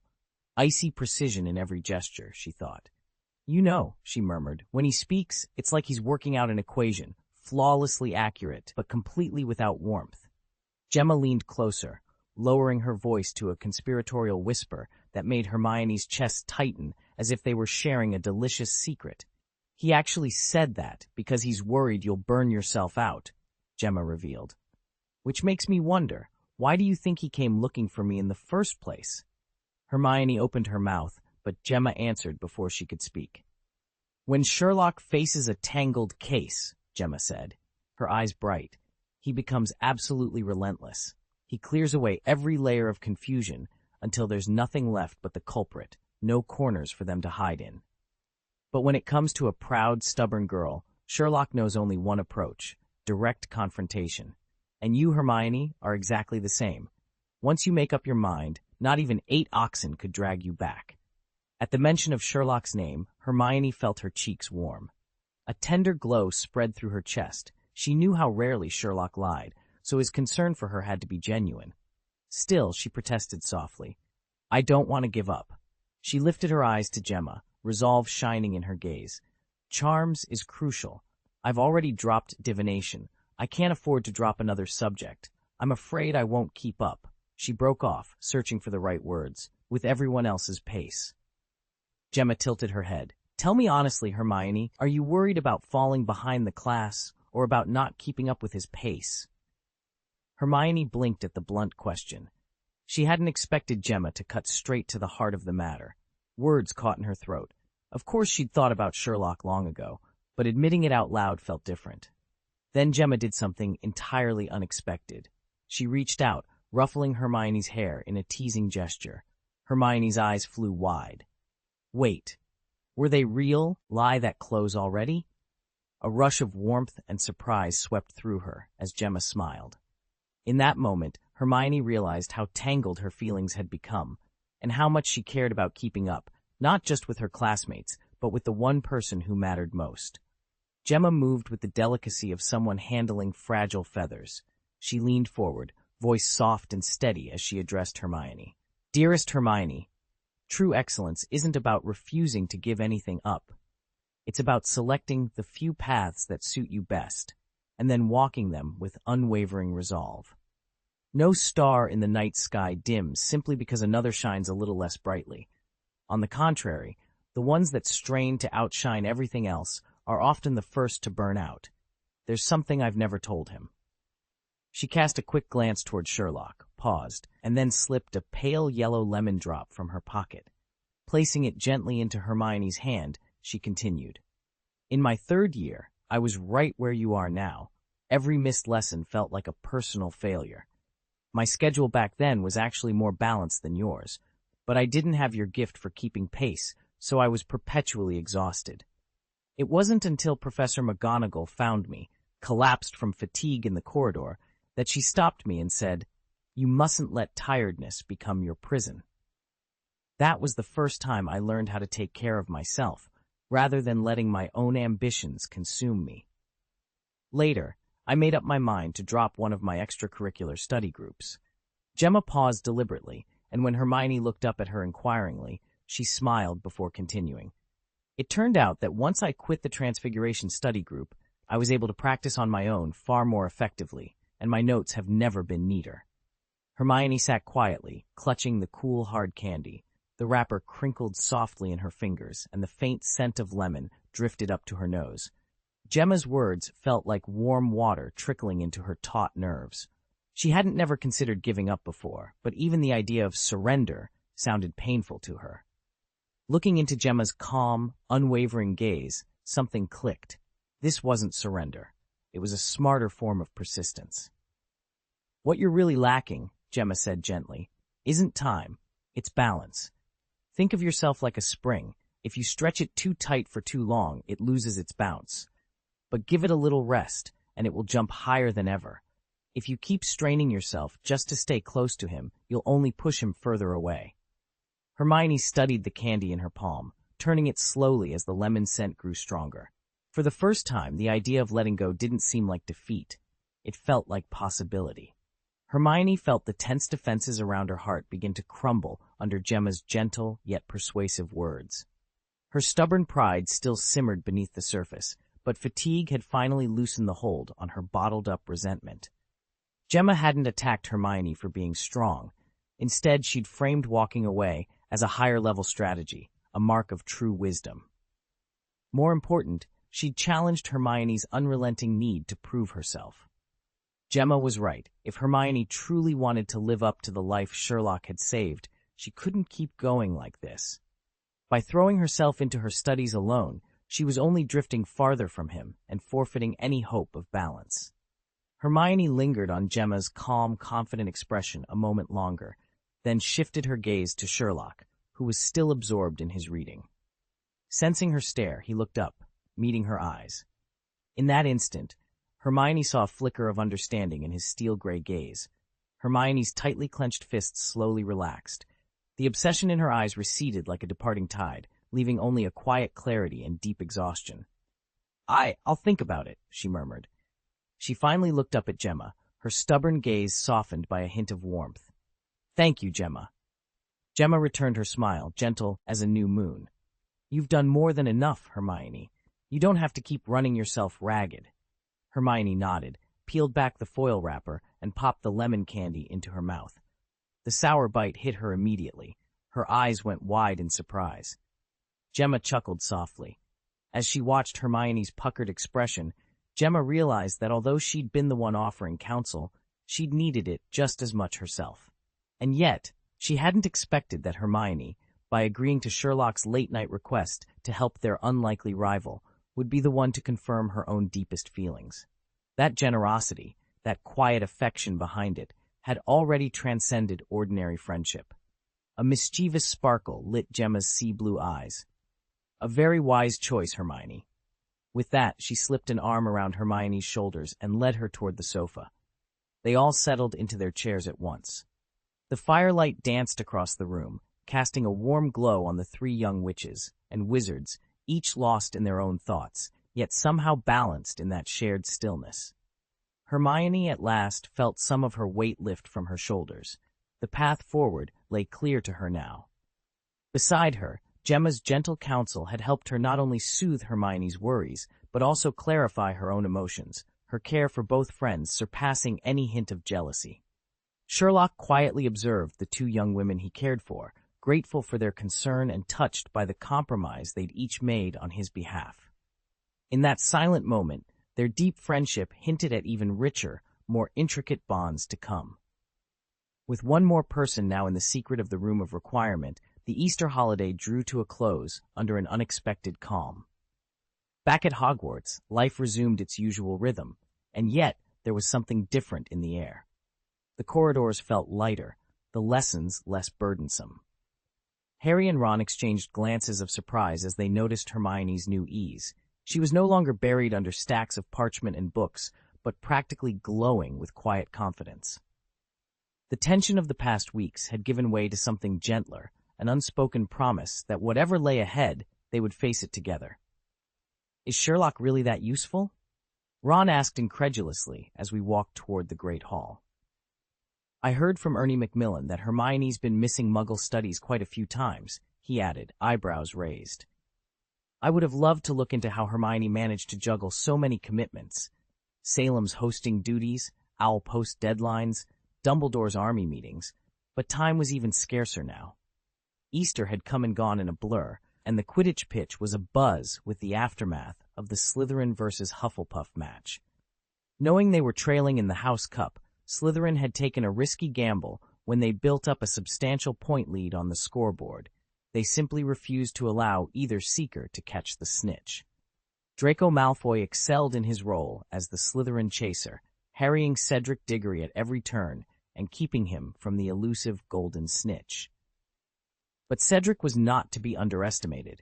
Just before Slytherin's lead could balloon to 400 points, he swooped in and secured the snitch, ending the match with that famous 150-point bonus. Even so, Hufflepuff still fell short by nearly 300 points. Despite the defeat, nobody blamed Cedric.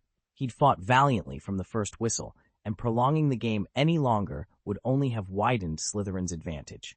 As we reached the doors of the Great Hall, I couldn't help but wonder what other surprises lay hidden beneath Hermione's ever-present calm, and whether Sherlock, whoever he was, really held the key to unraveling them all. With that victory, Slytherin, now with 2 wins, sat atop the league by a full 200 points.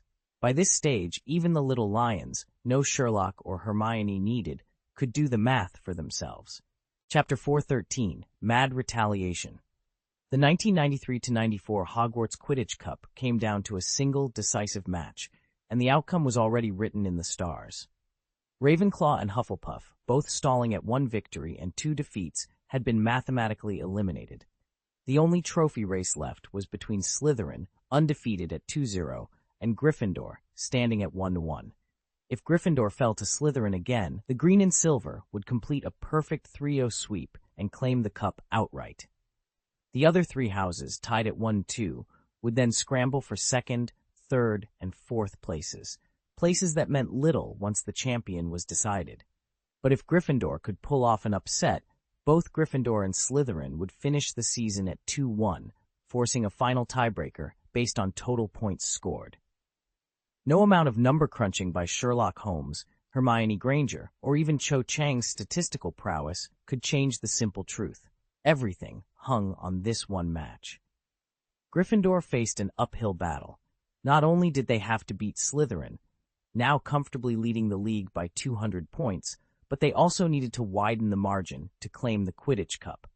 Oliver Wood, their ever-earnest captain, had been drilling this into them since Slytherin's decisive victory over Hufflepuff.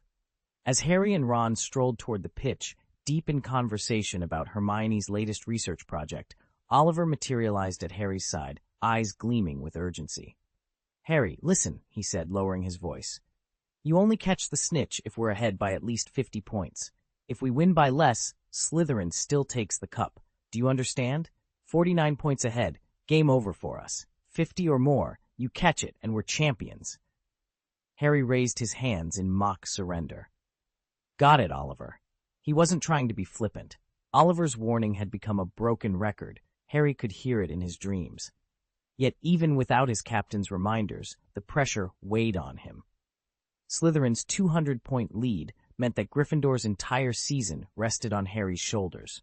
One wrong move, and all their hopes would snatch away with the golden snitch. Harry's head spun as Oliver Wood drummed home the importance of catching the golden snitch. Not only did seizing the snitch end the match, it also awarded a whopping 150 points, often enough to tip the score in Gryffindor's favor. But even that reminder wasn't the biggest source of Harry's nerves. Once again, Fred and George Weasley had rigged up one of their infamous countdown contraptions in the Gryffindor common room. A cluster of enchanted fireworks ticked away the hours until the big match, just like they'd done before Gryffindor's fixture against Ravenclaw. This time, however, the entire house was locked in on the looming game. Everyone knew how desperately Gryffindor needed this victory. a trophy had eluded their team for centuries. Hogwarts: A History recounts how, in 1692, Gryffindor suffered a humiliating defeat so lopsided it became legend. 300 years later, only in 1992, when Harry himself was ill and the team played a man down, did Gryffindor finally exceed that old margin, breaking the long-standing record. That single triumph spoke volumes about the sting of the original loss. For a shining moment in the 1950s, hope flickered anew when a gifted chaser named Minerva McGonagall joined Gryffindor's ranks. Under her leadership, the team's fortunes improved, raising expectations of a long-overdue trophy. Yet fate, it seemed, had other plans. In 1953, Gryffindor battled its oldest rival, Slytherin, in the finals, only to have victory snatched away at the last moment. Now, 3 centuries of near misses and dashed hopes bore down on today's players. As the countdown wound into its final minutes and the crackle of anticipation filled the common room, Harry felt the weight of history and the promise of redemption resting squarely on his shoulders. 7th year Minerva McGonagall had been the heart of Gryffindor's Quidditch team, but during one fateful match, she was struck by an illegal bludger swing. She suffered a concussion and multiple broken ribs, and Gryffindor lost the cup.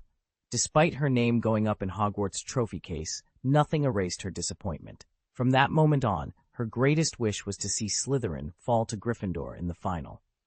In the early 1970s, that wish finally came true. James Potter, destined to be known as the father of the magical world's future savior, burst onto the scene as Gryffindor's seeker. Alongside a cohort of exceptionally skilled teammates, he guided Gryffindor to its first Quidditch Cup in years. On that day, Professor McGonagall stood in the stands, watching Slytherin's colors sink through the scoreboard and savoring the victory she had longed for. But as James and his peers graduated, Gryffindor's dominance faded once more, until a new legend arrived. Charlie Weasley, with his calm focus and uncanny knack for snatching the snitch, took over the Seeker's position. After only a few seasons of rebuilding, he led Gryffindor to another glorious cup win, proving that the House of the Lion could rise again whenever its true stars took flight. Ever since Charlie Weasley's golden era, Gryffindor's Quidditch team had been mired in mediocrity, right up until today.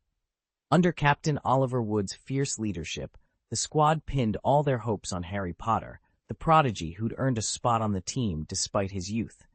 For the past 2 seasons, they'd come agonizingly close to reclaiming the Quidditch Cup, only to have victory snatched away by freak accidents at the last moment. This year, though, felt different. From Dean McGonagall in her office to the first year in the Gryffindor common room, everyone understood what was at stake. A win today would break their drought once and for all. But Slytherin wouldn't make it easy. 2 years ago, Gryffindor's stunning collapse in the final handed the cup to Ravenclaw, ending a 300-year losing streak in spectacular fashion. That defeat left Slytherin seething with resentment toward Gryffindor, and they'd been sharpening their tactics ever since. To make matters worse, the last season had been cancelled amid the chaos of the Chamber of Secrets, leaving this year's championship to carry even greater weight. The stadium hummed with anticipation. All that remained was for the referee to blow the whistle, and for Gryffindor to seize their moment. Although it had nothing to do with Gryffindor's current Quidditch season, no one in Slytherin could forget that it was their Lion King's greatest rivals, Harry Potter and his Golden Boy teammate, who ultimately exposed the Chamber of Secrets. If those two had such talent, why hadn't they discovered it sooner? Their delay had cost the entire school precious match days, and Slytherin couldn't let that stand. Resentment, like a rogue bludger, ricocheted through the house. That very bitterness fueled Slytherin's determination tonight. 200 points. We're 200 points ahead. Captain Marcus Flint, whose towering build and dark features had inspired rumors of half-Korean, half-troll blood, strode in front of his assembled team. He possessed the same steely focus that Oliver Wood was famous for in Gryffindor, and his eyes gleamed with purpose. First, he addressed his chasers, Graham Montague and Cassius Warrington. Graham, Cassius, you two are our engine. I want perfect synchronization tonight. No half measures, no sloppy passes, no wasted shots. When I call for the quaffle, deliver it cleanly on target. Montague nodded crisply. Warrington cracked his knuckles with a self-assured grin. Flint allowed himself a satisfied half-smile. In mere minutes, they'd be flying for the cup, and tonight, nothing would stand between Slytherin and victory. Flint stands in the center of the changing room, his eyes sweeping over the assembled team. The roar from the stands beyond the windows is barely audible here, but the tension in the air is electric. The most important thing, he begins, voice sharp, is to score more goals before Draco catches the golden snitch. And under no circumstances let those 3 Gryffindor hags get the better of us. A murmur ripples through the group, and Graham the beater blurts out, Angelina isn't foul-smelling. She actually smells quite nice. Flint snaps his head around, gaze narrowing. Graham, what did you just say? Graham holds up his hands, a sheepish grin on his face. I said, Captain's wisdom, sir. Flint exhales, then turns to the 2 other beaters, Lucian and Peregrine. Lucian, Peregrine, your priority is Potter. Keep that bludger on him from whistle to whistle. I trust I don't need to repeat myself. Lucian nods crisply. Don't worry, Marcus. Potter won't be flying free today. Peregrine grins. If brute force doesn't do it, I'll improvise. Flint allows himself a small, satisfied nod before addressing Miles Bletchley, the keeper. Miles, your job's simple. You hold off those 3 Gryffindor chasers like your life depends on it. Miles cracks his knuckles confidently. Leave them to me, Marcus. I'll be their worst nightmare. Good. Flint turns to Draco Malfoy, leaning casually against the wall, robes immaculate. Draco, your performance in the last match was exemplary. You kept Cedric Diggory from the snitch more than once. Today, I need you to do even better. Ideally, catch the snitch as soon as it's released. Malfoy's pale eyes glitter. Consider it done, Captain. Flint steps back, surveying the room. All right, team. Remember your positions and stay focused. This is our match. Let's show Gryffindor exactly why we're champions. With that final injunction, the players gather their gear and head out onto the pitch. The sunlight strikes their armor and brooms, and the crowd's cheers swell to a deafening roar. Flint allows himself a brief smile. Victory, he thinks, will be ours. Professor Flint called the Slytherin team together in a tight huddle at the edge of the pitch. All right, listen up, he began, voice low but urgent. Our job is to keep Gryffindor from extending their lead beyond 50 points. Graham, the chaser who'd earned a blush from Angelina earlier, looked around and raised his hand. Sir, what if they do pull ahead? Flint's gaze locked onto Draco Malfoy. Then it's on you, Draco. You must hold Potter off at all costs. Don't let him anywhere near the snitch. If you have to foul him to stop him, so be it. Understood? Malfoy inclined his head. He knew how sharply this match would push him. He took pride in his flying, but he'd watched Harry Potter soar on that firebolt against Ravenclaw, and even Malfoy's prized Nimbus 2001 had looked sluggish in comparison. Still, Slytherin's comfortable lead gave him confidence. What he couldn't afford now was a lapse, especially not because his legs were weak from worrying over Pansy Parkinson. A little distance, a clear head, and he'd be ready when the match resumed. No more distractions. Not tonight. As the date of the final Quidditch match loomed, both Gryffindor and Slytherin threw themselves into preparations with fierce determination and mounting hostility. What began as heated exchanges between the 2 teams soon spilled over into the wider student body.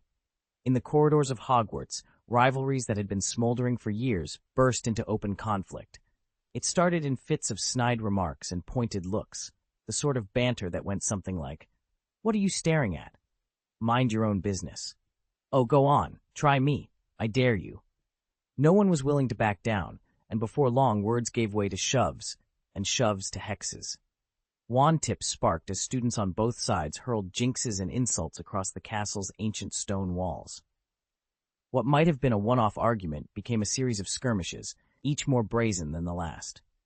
It wasn't long before Professor McGonagall and Professor Snape were summoned to break up fights in the hallways. During one particularly explosive tussle, a 4th-year Gryffindor and a 6th-year Slytherin were both admitted to the hospital wing with battered egos. And, oddly enough, leaks, inexplicably, spip, routing from their ears. Madame Pomfrey shook her head at the pair, muttering darkly about the increasing absurdity of Hogwarts students these days. Meanwhile, the consequences reached far beyond bruised heads and embarrassing horticultural side effects. House points began to tumble. Gryffindor's scarlet grains of sand trickled down faster than ever, and Slytherin's emerald glow followed suit. Unaccustomed to being outpaced, Ravenclaw and Hufflepuff quietly closed the gap, their hourglasses filling steadily as the chaos consumed the two frontrunner houses. By the end of the week, the castle buzzed with tension. And though the final match, and all its glory, still lay ahead, every witch and wizard in Hogwarts could feel that something had shifted. The real contest was no longer confined to the Quidditch pitch. It raged through every corridor, classroom, and common room, threatening to upend the balance of power at school. What began as an ordinary Gryffindor-Slytherin squabble suddenly spiraled out of control. In the heat of a skirmish, a young Slytherin boy accidentally struck his Ravenclaw girlfriend while tangling with a Gryffindor. Shocked and furious, both houses unleashed wave after wave of reprisals. What followed was a relentless cycle of retaliation, each act more desperate and vindictive than the last. Chapter 414, using their own methods against them. From the outset, Slytherin's tight organization and unwavering unity gave them the upper hand. Their coordinated attacks pushed the Gryffindors, ever bold but sometimes reckless, and the Ravenclaws, clever but cautious, onto the back foot. At first, it seemed as if the little snakes would have everything their own way. But Gryffindor's fearless spirit and Ravenclaw's strategic brilliance would not be so easily suppressed. Before long, they struck back, turning the tables on Slytherin's overconfidence. Wand sparks flew in every corridor, and by the end of the day, the Hogwarts hospital wing was busier than ever. Harry Potter stood at the heart of it all. As the catalyst for this latest clash, he drew constant attention. Wherever he went, Crabbe and Goyle loomed over him like silent sentinels, ready to clear any troublemakers out of his path. Yet the moment Sherlock Holmes appeared at Harry's side, even they hesitated, retreating with a grudging respect that spoke volumes about the consulting detective's growing reputation. Time and again, anyone who thought they could send Harry flying into a broom cupboard found themselves flat on their own backs, and later, hobbling through the hospital wing, courtesy of Sherlock's swift interventions. Rumor spread that no hex or jinx directed at Harry could succeed so long as Holmes was guarding him. One afternoon, a Slytherin fifth year swaggered into the fray just outside the Transfiguration classroom. Wand in hand, he snorted at Holmes. "Holmes, are you even a wizard?" he sneered, voice loud enough for all to hear. Before the insult had fully registered, Sherlock stepped forward. With a single, impeccably timed jab, he sent the boy sprawling. The Slytherin hit the stone floor hard, blood blossoming from his nose. Around them, students froze, half in shock, half in awe. Sherlock didn't gloat. He simply dusted off his sleeve and offered Harry a nod, as if to say, all in a day's work. Then, with Crabbe and Goyle parting respectfully to either side, the two walked on, leaving behind a very clear message. Under Sherlock Holmes's watch, Harry Potter would remain untouchable. And somewhere, deep within the castle, both Gryffindors and Ravenclaws found a renewed confidence, knowing that brain and brawn united were more than a match for Slytherin's ambitious schemes. Who said wizards can't use their fists? Sherlock loomed over the fifth year who'd tried to ambush Harry, his tone as cold as ice. You sneak up on someone and get caught, and yet you've the nerve to complain? It's shameful. With a swift flick of his wand and a whispered incantation, the culprit's wand lifted from his hand and dropped neatly into Sherlock's outstretched palm. You'll want to send your prefect to retrieve this. Ours will gladly return it. After that decisive display, outright attacks on Harry all but vanished. Still, a few Slytherins couldn't resist petty tricks, an outstretched leg in a corridor here, a mischievous shove in the library there. But Harry, sharpened by 3 years of training under Sherlock's wing, shrugged them off effortlessly. Word of the ongoing harassment eventually reached Oliver Wood, Gryffindor's Quidditch captain. Worried about Harry's safety and keen to protect his team's seeker, Wood called in Percy Weasley and the house prefect. Together, they agreed on a simple but firm rule. From now on, Harry would never leave the Gryffindor Tower unchaperoned, not for meals, showers, or even the lavatory. Percy eagerly endorsed the plan and hurried to fill his girlfriend, Penelope, in on the new arrangement. With vigilant friends and a solid guard in place, even the slyest of Slytherin plots would stand little chance against Harry's watchful protectors. Though Penelope no longer held the title of Ravenclaw prefect, her influence in the house remained as strong as ever. With Gryffindor and Ravenclaw now united by their mutual animosity toward the same targets, protecting Harry had become a shared crusade. Almost overnight, squads of students from both houses volunteered to stand guard. Leading the charge were Harry's most ardent admirers, Colin Creevey and Ginny Weasley. For Ginny, this was nothing short of a dream come true. Apart from classes, bathroom breaks, and showers, she wished she could shadow Harry every minute of the day. Colin, never to be outdone, used his small stature to trail Harry into the lavatory, and even into the showers. Cho Chang, too, found herself swept into this protective frenzy.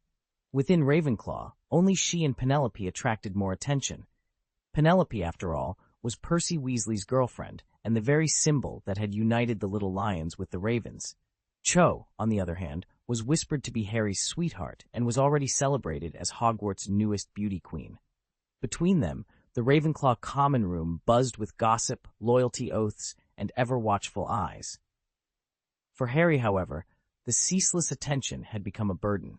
No matter where he turned, corridor, stairwell, or courtyard, a lively cluster of well-meaning students trailed behind him. Their intentions were undoubtedly good, but the constant clamoring left him struggling just to make it to class on time. Day by day, Harry wondered how long he could endure his very own entourage. At last, Harry had reached his breaking point. He cornered Sherlock in the library one evening, frustration written all over his face. "Sherlock, I'm tired of being wrapped in cotton wool," Harry blurted. "You've protected me at every turn, and it's holding me back. Got any better ideas?" Sherlock looked up from the pile of books on his desk, expression unreadable. Use their own tactics against them. Ron, who'd been lingering nearby, cocked his head. "Sorry, Sherlock, I don't follow. Can you be more specific?" Sherlock allowed himself the slightest of smiles. "Their constant interference is basically an open invitation. We've been purely reactive, and it isn't working. When defense fails, the best solution is to go on the offensive." Ron's eyes brightened, and a wicked grin tugged at his lips.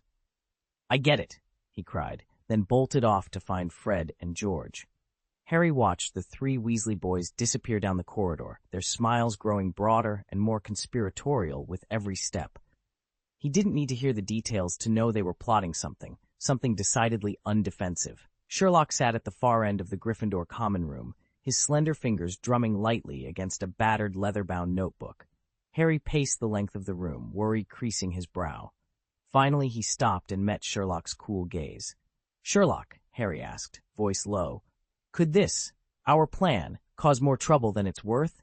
"As long as no one actually gets hurt," Sherlock replied without hesitation. "The professors won't lift a finger." Harry hesitated. "But there is no but, Harry," Sherlock interrupted, his tone more impatient than usual.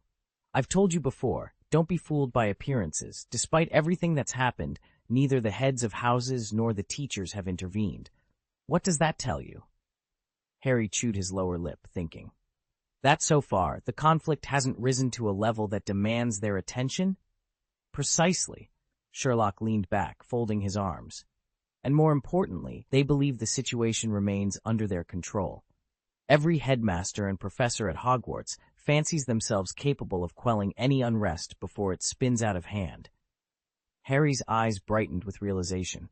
"So our little skirmish with Slytherin isn't the endgame. It's just the bait. The real objective is to provoke the school's leadership into confronting the deeper rift between the houses." A soft cough interrupted them.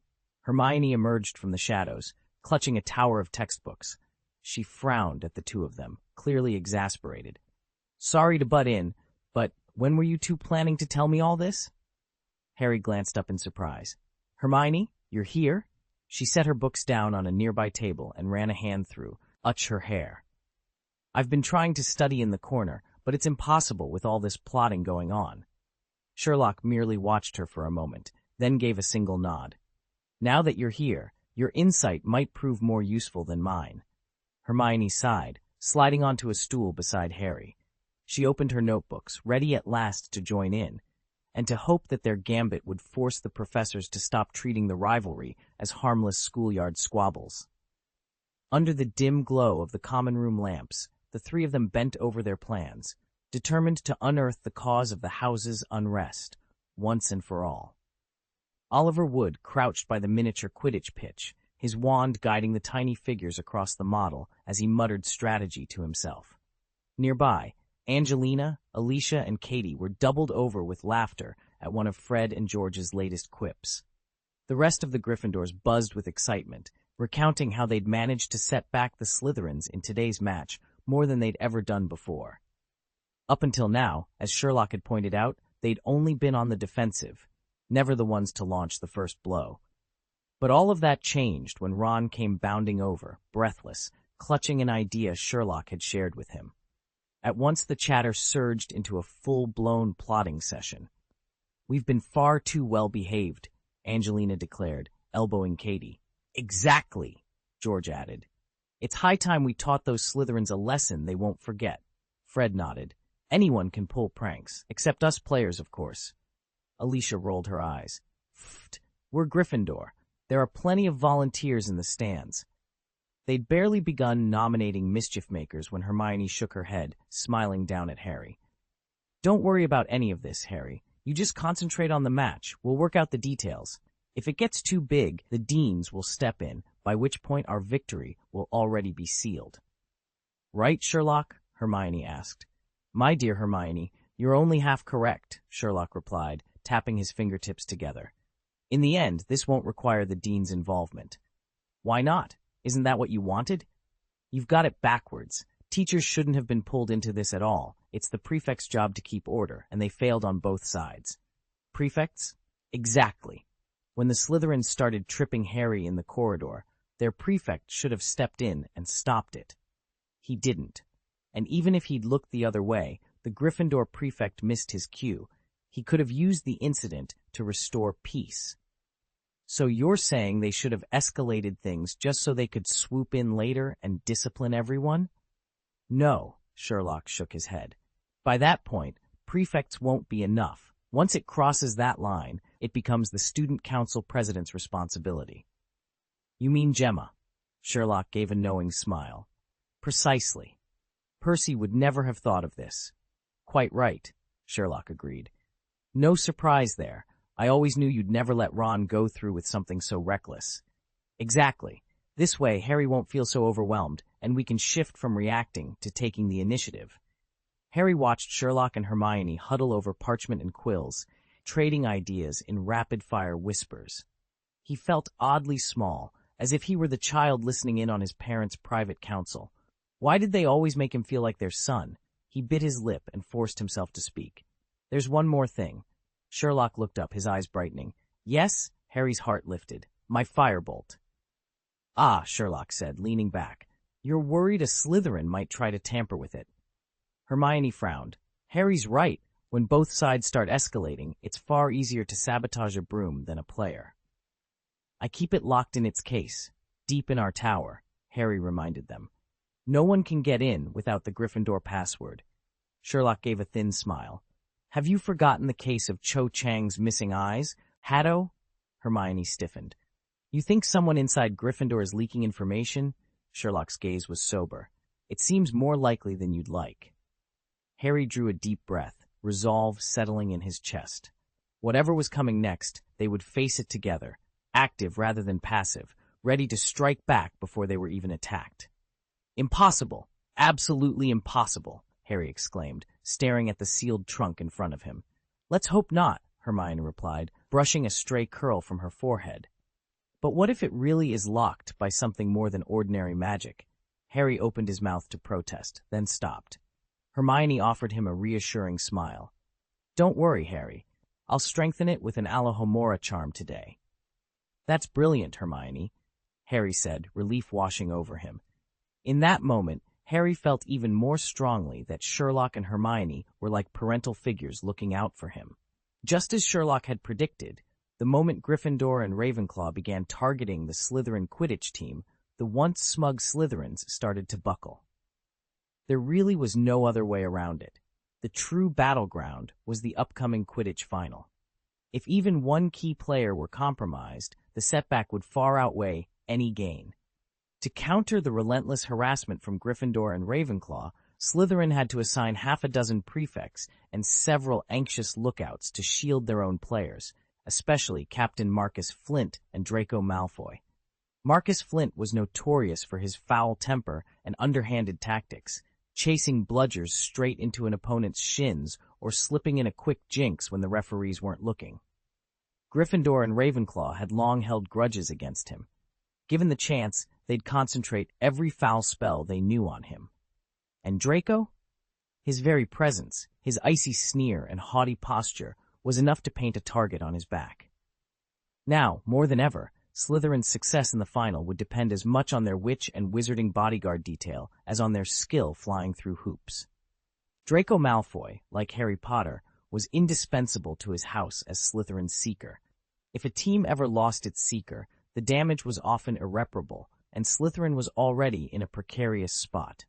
They had no stand-in with anywhere near Draco's skill, so if he were sidelined, it would be tantamount to handing Gryffindor the cup on a silver platter. Under that pressure, Draco's daily life at Hogwarts grew increasingly unpleasant.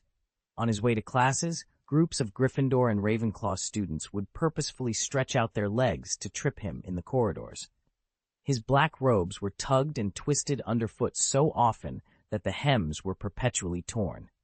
Whenever he paused, a circle of sneering students, the so-called Little Lions and Little Eagles, would form around him, blocking his path until the moment he looked truly stuck. Only then would they slink aside, voicing their disappointment as though Draco owed them some greater spectacle. Every day, Draco felt the weight of those jeers and sneers. With no answer, no backup on the pitch, he was forced to endure it, knowing that one misstep in Quidditch, one stumble in the corridor, could cost him far more than just face. Professor Flint's orders were unequivocal. Draco Malfoy was not to be left alone for a single moment. Under no circumstances were the Little Lions or Little Eagles to seize an opportunity and hold him back before the match. Naturally, the entire Slytherin contingent rallied enthusiastically behind this directive. Hallways brimmed with eager students volunteering to escort him, so many, in fact, that Malfoy could barely squeeze his way into the classroom. Wherever he went, he was hemmed in by an unrelenting wall of chattering classmates.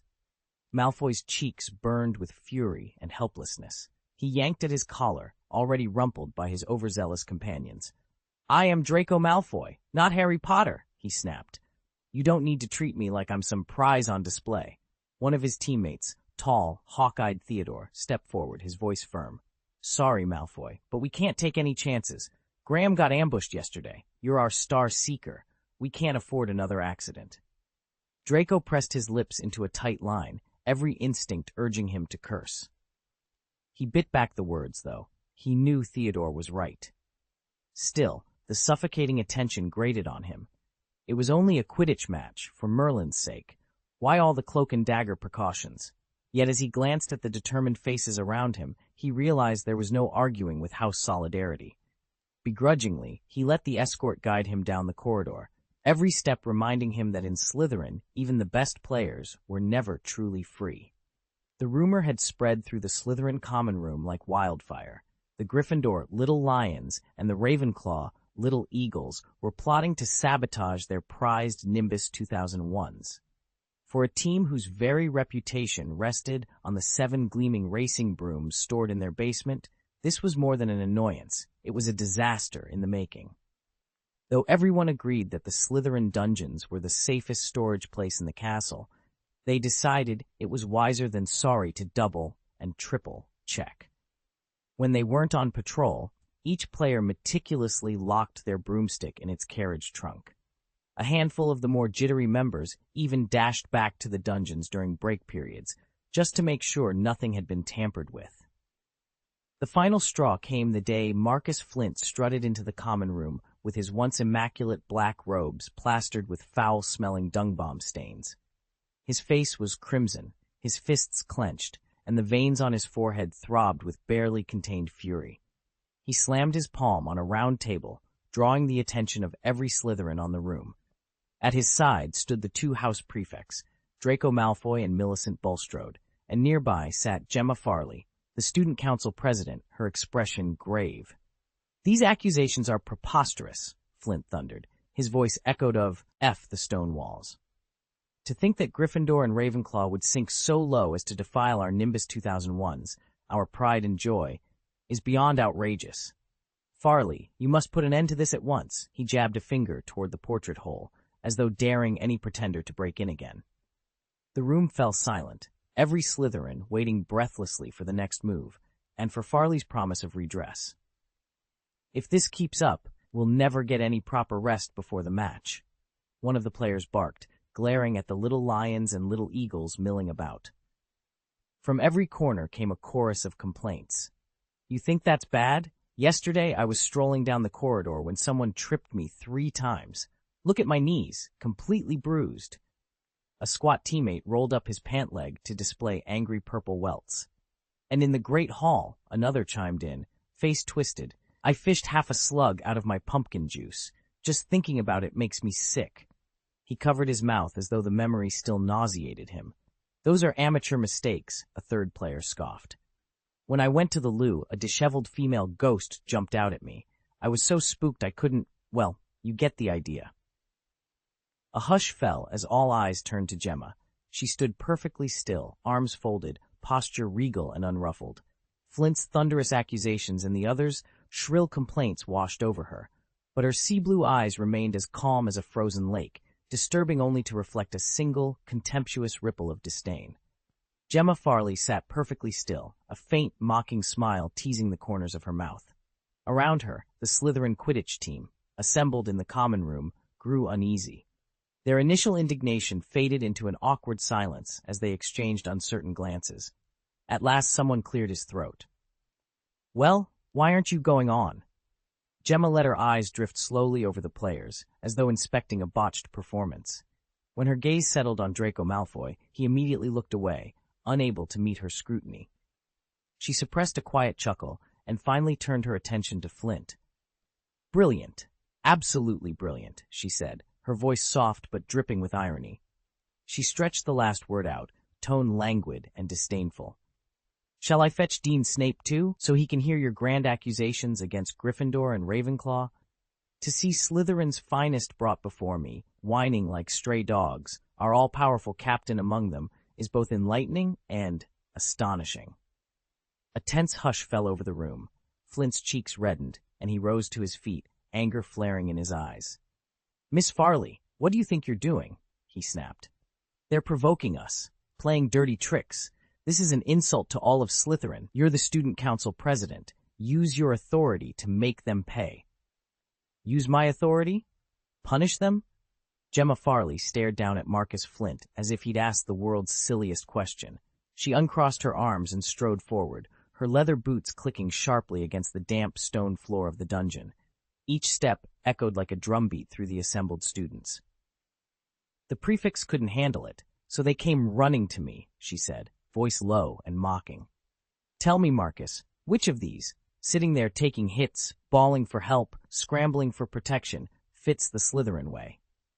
Flint towered over Gemma by nearly a head, yet her calm intensity pressed on him like a physical force. She folded her hands behind her back and fixed him with a steely glare. "I see a group of self-proclaimed elites being chased like frightened mice. True Slytherin pride isn't about stirring up trouble and then begging for someone else to clean it up. It's about strategy, control, and owning the outcome, not running scared when things get difficult." "Cowards." Gemma Farley's merciless rebuke made every player in the room stiffen. Flint's anger burned bright, edged with embarrassment and defiance, while the others visibly flinched. Only Draco Malfoy's gaze darted back and forth, as though, Gemma's words had exposed something he had long refused to admit. Their behavior had been laughably foolish. They broke the rules. Cassius Warrington, Gryffindor chaser, mumbled feebly in his own defense. "Rules," Gemma echoed, her lips curling into a contemptuous sneer that sent a shiver down Cassius's spine. "Cassius, tell me," she said, her tone razor-sharp. "Who was the first to make Potter trip down the corridor? Who lay in wait to ambush him whenever he walked alone? Who smeared toad mucus all over Ravenclaw students' textbooks? And now that someone treats you the same way, suddenly it's against the rules? Her gaze swept the room, cutting through the tension like a blade, lingering on Flint and the few others who had laughed at Gryffindor's misfortunes. When you took such pleasure in bullying, did it ever occur to you that you were issuing an invitation? Silence fell. The comments, the glares, and the cruel pranks no longer seemed like harmless fun. In Gemma's eyes, each offender now recognized the delicious irony of their predicament. Mockery returned with interest. And in that charged stillness, the Quidditch pitch felt colder than ever. An invitation for the other side to repay you with even greater ferocity? Slytherins stand for strength, strategy, and purpose. Rules are fine, provided you have the cunning to keep them from backfiring. But look at yourselves. You indulged reckless whims, invited retaliation you had no plan to meet, and when everything exploded, you bawled like overgrown infants expecting someone else to clean up your mess. With a sharp pivot, Gemma's sea-blue robes swept through the air, every fold crackling with icy authority. Spare me that pathetic look. Slytherin doesn't want cowards who whine.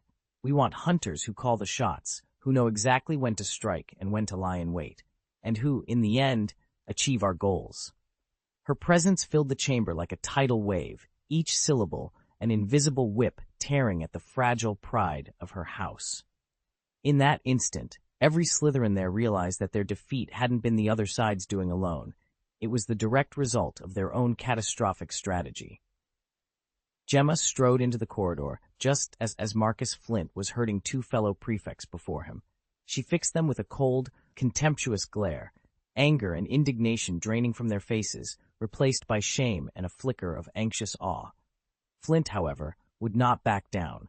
He flailed his arms, his voice echoing off the stone walls. "Farley, you're a Slytherin. How dare you speak for them?" "Marcus Flint!" Gemma's tone cut through him like a well-aimed curse.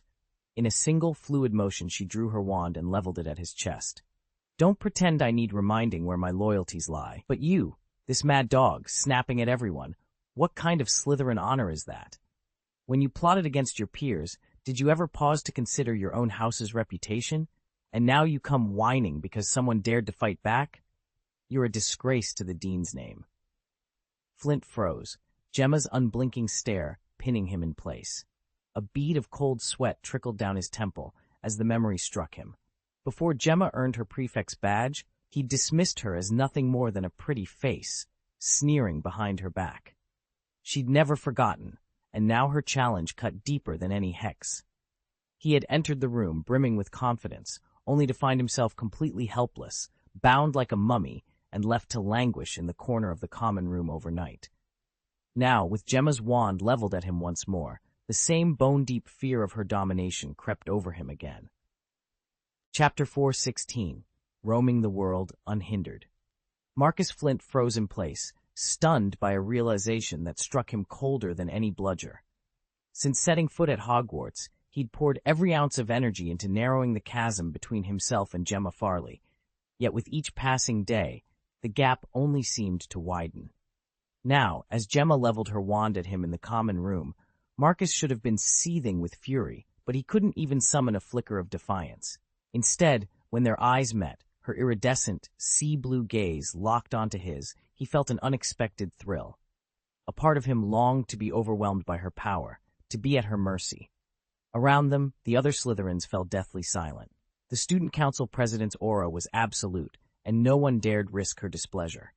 At last, as if afraid his own words might betray him, Draco Malfoy cleared his throat from a shadowed corner. I think the president is right," Draco stammered, his usual pallor replaced by a flush of red. Head snapped toward him. Even in that subdued voice, the conviction was clear. If Gemma Farley spoke, no one, not even Marcus Flint, would dare contradict her. A ripple of nervous assent swept through the room, sealing Marcus's humiliation and confirming Gemma's unassailable command. Everyone stared in surprise as Draco Malfoy spoke, his tone calm but fierce. "Since last Wednesday, I've been tripped 7 times. I've had dung bombs lobbed into my toilet stall. Just basic sabotage. Wouldn't it make more sense to save all that scheming for the pitch and beat us fair and square in the match?" Gemma Farley raised an eyebrow at him, clearly impressed. "Is that really what you think, Draco?" He nodded. "Absolutely. All this backstabbing is unbecoming." "Well said," Gemma chuckled, turning to Marcus Flint. "Do you hear that, Marcus? Even Draco Malfoy wouldn't stoop this low, and he's only a third year." Flint's fist twitched, then fell slack. Around him, the other Slytherins exchanged uneasy glances. Gemma's words were surgical, cutting through their pride and spotlighting their cowardice. A heavy silence followed. No angry retorts, no stubborn objections, just stunned capitulation. The tension that had crackled in the air evaporated, leaving confusion and an unspoken admission of defeat. Gemma surveyed the subdued faces before her, a small knowing smile playing at her lips. The momentum, it seemed, was hers once more. Gemma snapped her wand shut and strode straight for the dungeon door. Just as her hand touched the handle, she paused. Slowly, she turned back to face the cluster of Slytherin Quidditch players, their heads hanging in shame. "If you're done calling for help," she said icily, "then be done completely. Save the theatrics. No more crocodile tears for me. We've got the official match in just a few days. So here's the choice. Do you want to keep running in circles, a pack of easy targets, or will you finally put your Slytherin cunning to good use? Decide." With that, she closed the door so quietly it barely made a sound. The corridor fell silent, leaving only a group of stunned, crestfallen students, their confidence shattered by her unyielding presence. Across the room, two prefects, summoned by Flint to back him up, exchanged impressed looks. They'd hoped to bolster their house's spirits. Instead, they'd witnessed Gemma Farley put every one of them to shame. Flint's face was still red with anger, but to the watching prefects it read more as humiliation. His moment of foolishness laid bare for everyone to see. "Captain Flint, what do you think about this?" someone asked from the back of the line. "Move." Flint's voice was low and gruff. He shoved aside anyone who stood too close, then strode deliberately toward the heavy oak door at the end of the corridor. His boots clattered against the damp flagstones, and one by one the rest of the team followed in tense silence. Draco Malfoy lingered at the rear, his face ashen. He felt the weight of his teammates' glances, sharper now, threaded with suspicion, but he refused to let it bother him. The chill in the dungeon seemed to seep into their bones, forcing everyone to hunch their shoulders against the cold. Each breath they drew was misted in the torchlight, echoing their collective unease. When they at last stepped through the door and into the hallway beyond, a shaft of soft light revealed Gemma standing at the boundary between shadow and brightness. Her posture was rigid, her arms folded, and her sharp gaze swept over the group like a searchlight. Not a single player met her eyes. Without a word, she turned and ascended the spiral staircase ahead, her robes whispering against the stone steps. The Quidditch players filed after her in stunned silence, their earlier bravado gone. Several Slytherin onlookers, who had gathered near the common room entrance, exchanged startled glances. Earlier that evening, Flint and the two prefects had led the team through this very corridor, with chests thrust proudly forward and eyes blazing, so full of indignation and swagger that it seemed they meant to tear the dungeon to pieces. Now, defeated and wary, they followed in the wake of Gemma's unyielding authority. No one spoke again until they reached the top of the stairs. Then Gemma paused, turned, and fixed them with a glare that brooked no dissent. "Listen carefully," she said quietly. "There's no turning back." They followed Professor Gemma down the corridor in near silence, their spirits dampened and their chatter reduced to hushed whispers, a stark contrast to the excitement that had filled Hogwarts just days before. Rumors moved through the castle faster than owls these days, especially now that the rivalry between the houses threatened to erupt into open conflict. Suddenly, Neville burst into the Gryffindor common room like a gale-force wind, cheeks flushed and eyes wide with alarm. "This is bad, really bad!" Sherlock didn't lift his head from the thick tome in his lap, but Hermione, sitting close beside him, frowned. Thanks to Sherlock's strategy, the Lion Cubs and Ravenclaw students had finally taken the offensive in their three-way standoff. The common room had enjoyed a rare, peaceful lull, just long enough for Hermione to relax, before Neville's panicked arrival shattered it. He darted straight to Sherlock. "It's Flint and his gang. They're coming this way, and there's a dark aura hanging over them. Percy and the Quidditch team have already gone on ahead. Ron sent me back to warn you." At Neville's words, every lion cub in the room sprang to their feet, instinctively turning toward Sherlock. A low murmur ran through them. "So they're finally here." Calmly, Sherlock snapped his book shut with a soft thud. He slid it aside, met their anxious gazes, and, almost casually, said, "Then we'd best be ready." "Sherlock, shall we go?" Neville's voice shook with excitement and nerves. Sherlock rose deliberately. "Let's move out." "Oh, whoa!" The cry rolled across the stands. At the Lion King's command, the little lions sprang to their feet, adrenaline coursing through them. Even Seamus darted back up to the Gryffindor common room, reappearing moments later, clutching his wand. It had been over a year since their first-year showdown in the Quidditch stands, the clash that had crowned Sherlock as the undisputed Lion King. Since then, Gryffindor, Ravenclaw, and Hufflepuff had all held back from a full-scale confrontation with Slytherin. But the stakes of this season's crucial match and Slytherin's bold decision to march directly at the Gryffindor bleachers changed everything. This was the provocation the little lions had been waiting for. "They've finally shown up," Sherlock murmured, a satisfied glint in his eye. He'd known this day would come. A true Lion King plans for every contingency, and with him at the helm, victory for Gryffindor seemed all but certain. "Sherlock, should we tell Professor McGonagall?"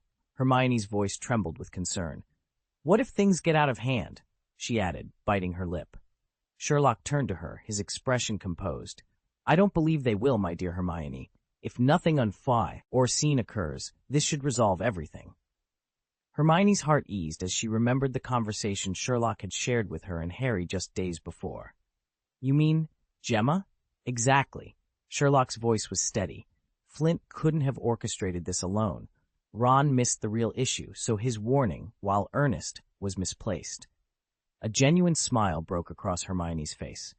Although the Gryffindor common room was nearly empty, stepping into the corridor behind Sherlock still felt like a triumph, a silent acknowledgement from their housemates. They emerged at the mouth of Gryffindor Tower into the wide stairwell junction. Normally a hub of bustling students, it now lay in tense silence, charged with an odd sense of order. Standing at the far end were Percy Weasley and Oliver Wood, captain of the Quidditch team, awaiting their approach. Standing in the corridor beside them were Gryffindor's two newly appointed prefects. Percy Weasley's student council president badge glittered on his chest, and he held himself as rigid as a guard at Buckingham Palace. Behind the prefects, the rest of the Gryffindor Quidditch team, Harry included, fell into formation, joined by a handful of classmates who had rushed over. Everyone looked as if they were about to charge into battle. The only ones who seemed eager rather than tense were Fred and George Weasley, who peered around the line with boyish grins, clearly itching for a scrap.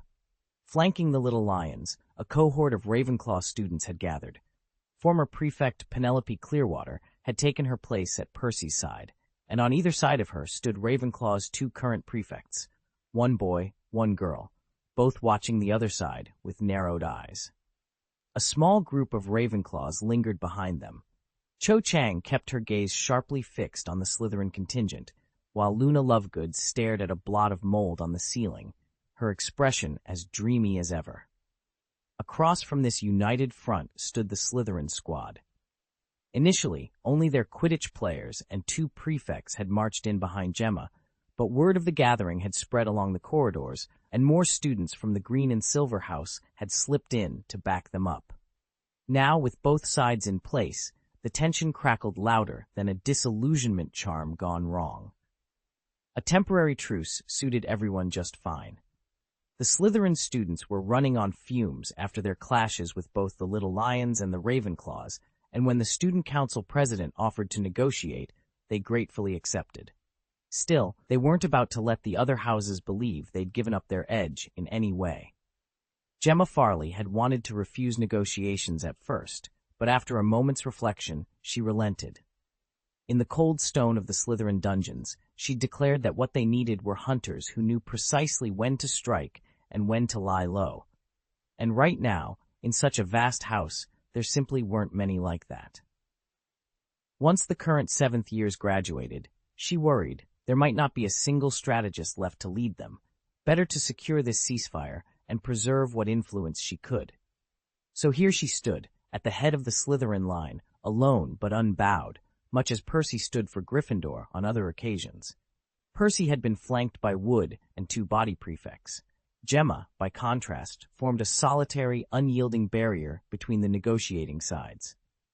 Behind her stood the Quidditch captain and 2 house prefects who, by all rights, should have been at her shoulders. But she didn't flinch. One person was enough to hold the line, as far as she was concerned, and she would not let Slytherin's reputation falter under her watch. With the Quidditch team at his back, alongside the handful of Slytherins who had rallied to him, Marcus Flint cut an intimidating figure, as though he were leading a small army bent on trouble. Still, everyone present understood the truth. They were outnumbered and outmatched. Flint's chest rose and fell in heavy pants. The fury he'd worn moments before had drained away, laced by a tight, wounded look of embarrassment. A few paces behind him, Draco Malfoy stood pale and ill at ease, casting a volatile glance at Harry before hastily looking away. The 2 sides had barely settled into their standoff when Sherlock Holmes strode around the corner, flanked by his companions. The instant Sherlock appeared, cool, composed, and unflustered, every eye in the corridor snapped to him, and the tension in the air grew even more electric. Chapter 417, The Lion King Arrives. When Sherlock strode in, flanked by the little lions, Gemma's eyes flicked to him immediately. She caught the unmistakable spark of confidence in his gaze, and if only for a heartbeat, a nod of approval. Seizing the moment, she spoke first, her voice as cold and sharp as cracked ice. "Chairman Weasley, Captain Wood, esteemed chairpersons, now that the Lion King has arrived, shall we begin?" Her words cut through the room's low hum of conversation, silencing everyone on the spot. Percy Weasley masked a brief frown. He'd never planned to delay negotiations until Sherlock's arrival, yet Gemma had chosen this exact instant to speak. It felt as if the entire assembly had been holding its breath for Sherlock's entrance. Percy couldn't deny Sherlock's authority. After all, it was Sherlock who had routed Slytherin so decisively in their first year. But then, Sherlock had been no more than a prefect. Today, he sat at the head of the student council. Despite Farley's arrival, Gemma couldn't take her eyes off the Lion King. Farley couldn't help but feel a twinge of irritation. Was she really snubbing him? His confidence, however, shot back up the moment Sherlock strode in behind a cluster of little lions. Percy pushed his glasses up the bridge of his nose, adopting a stern expression. "So, Farley," he began, his voice edged with steel, "what's your plan, parading the entire Slytherin Quidditch team through these halls?" He deliberately lingered on the word plan, letting his gaze sweep over Flint and his teammates. The Slytherin players stiffened, their eyes narrowing in silent challenge. If Gemma hadn't insisted on this meeting, would Farley have dared swagger in here at all? Gemma stepped forward, her posture confident, her voice clear. "Our objective is simple, to put an end to the petty dramas playing out in Hogwarts corridors. Our only focus should be the upcoming Quidditch finals, not pointless off-field squabbles that belong in a troll den." A stunned hush fell over the Gryffindors, many of whom had been on the brink of cheering a fight. Even Flint and his crew, once bristling with indignation, looked down at their feet, chastened. The message was unmistakable. There would be no more childish clashes, only preparation for the game that truly mattered. Even Wood, who'd been running tactical plays through his head, blinked and looked up at Gemma in genuine surprise. "A farce? Easy for you to say," he protested. Before a fourth-year Gryffindor could respond with, "We were," Gemma's glare swept over him like a winter gale, and he fell silent mid-sentence. She turned her cool attention back to Percy, her voice steady and unflinching. Trips in the hallway, ambushes at dusk, prank candies planted in bags, dung bombs in the bathrooms, and harassment meant to interfere with players' movements in the corridors. Whether these incidents happened in Slytherin, Gryffindor, or Ravenclaw, they all break school rules. They're childish, malicious acts that harm other students, undermine Hogwarts' unity and dignity, and even profane the very spirit of Quidditch. No excuse, legitimate grievance, or revenge can justify them. As she spoke, Gemma's eyes flicked briefly to the Weasley twins leaning against the wall. She couldn't deny her admiration for their cleverness, though their antics tonight had clearly gone too far. Although the two brothers hadn't taken part directly in today's skirmish, Gemma knew they were the masterminds behind every bizarre, mischievous magical gadget deployed by the Gryffindors and Ravenclaws. Freshly invented and still rough around the edges, those contraptions frequently misfired, turning Slytherins into unwitting test subjects. It was maddening. Why didn't Slytherin ever breed pranksters as inventive as Fred and George? They might lack someone like Sherlock's unbeatable dueling prowess, but at least the twins held their own in ingenuity. Fred and George spotted Gemma's watchful stare and, with a silent understanding, shoved their hands into their robe pockets and pretended to admire the courtyard scenery. Gemma sighed, equal parts amused and exasperated, but she'd said her piece. Now all that remained was for Percy to respond, to go through the formal motions of apology, and the episode would be closed. Her argument rested firmly on the high ground of rules, order, and fair play. No one could fault her logic. As murmurs of agreement rippled through the gathered students, Hermione let out a long, relieved breath. She glanced first at Sherlock, then at Gemma. Days ago, Sherlock had predicted Gemma's every move, and sure enough, she'd followed his forecast to the letter. Was it a shared intuition? A telepathic spark? In any case, with Gemma's offer of a truce, it seemed the conflict was finally drawing to a close. But no one, not even Hermione, expected Percy to stand his ground. His expression remained unyielding as he rose to his full height and addressed Chairperson Farley in a crisp, formal voice. Chairperson Farley, you're right. This spectacle must end. But let's not forget who set it in motion. You've been targeting Gryffindor from day one, and you even dragged Ravenclaw students into your scheme. Now that you've felt our retaliation, you propose a truce as if nothing's changed? Don't fool yourself. A stunned silence rippled through the assembled students. What was Percy up to? Was he about to escalate the feud even further? Penelope, standing at his side, stared at him in confusion, until she noticed his voice falter and the faint flush creeping up his cheeks. In that instant, everything clicked for her. Penelope knew Percy inside and out. She'd been with him long enough to anticipate his one bad habit. Whenever he felt in control, he got carried away. The moment Gemma volunteered to intervene, Percy was convinced he'd won the upper hand. He dragged out the charade, angling for every last scrap of advantage before admitting defeat. To Penelope, however, it was utterly pointless. When it was just the two of them, she sometimes humored Percy's elaborate role-playing, a private indulgence they both enjoyed. But Gemma's arrival was already a concession. There was no need for any more superfluous theatrics. Penelope caught Gemma's eye and gave a subtle, pleading look. Good sister, help me out. Gemma was brilliant and fiercely loyal to Penelope. The silent request registered in her sea-blue eyes at once. She squared her shoulders and addressed Prefect Weasley with composed authority. A faint chill flickered through her gaze as she spoke. Prefect Weasley, with all due respect, I cannot agree with your assessment. Your analysis of the incident may be sound, but you've overlooked the very cornerstone we need in order to find a true solution. Ever since the date for the Slytherin-Gryffindor match was announced, the atmosphere between the two houses has been electric, verging on hostility. You surely remember those skirmishes in the corridors. Both Gryffindors and Slytherins wound up in the hospital wing that day. If you dig into what really happened, you'll see it isn't as straightforward as everyone claims. And as for your suggestion that Ravenclaw has been dragged into our quarrel, Gemma's cool green eyes swept across the room, briefly pausing on Penelope, who sat fidgeting, sending out frantic, pleading winks, and then settled on Sherlock, who had said nothing, like a silent sentinel at her side. Admittedly, she said, her voice calm but firm, Miss Penelope did get caught up in our mistakes. I said as much back in the Slytherin common room. Those thoughtless actions were a blemish on our house, a cheap trick that betrays everything Slytherin stands for, and that, precisely, is why I asked them to join me here today.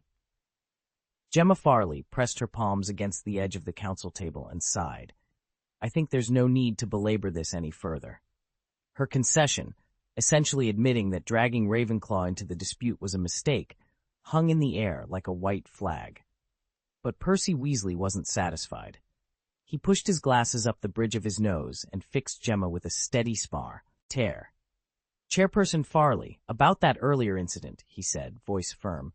The one where a fourth-year Gryffindor and a sixth-year Slytherin both ended up in the hospital wing. Ears sprouting leaks, if I recall.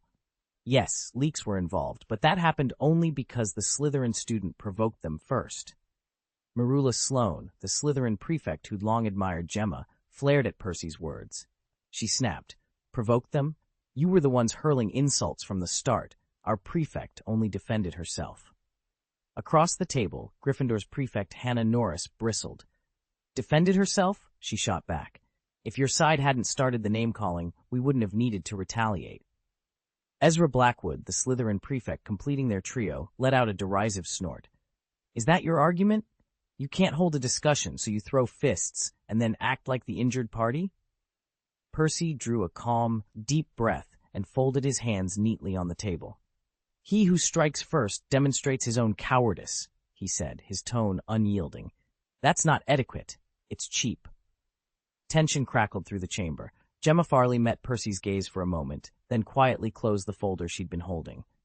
The matter, or so she hoped, was laid to rest.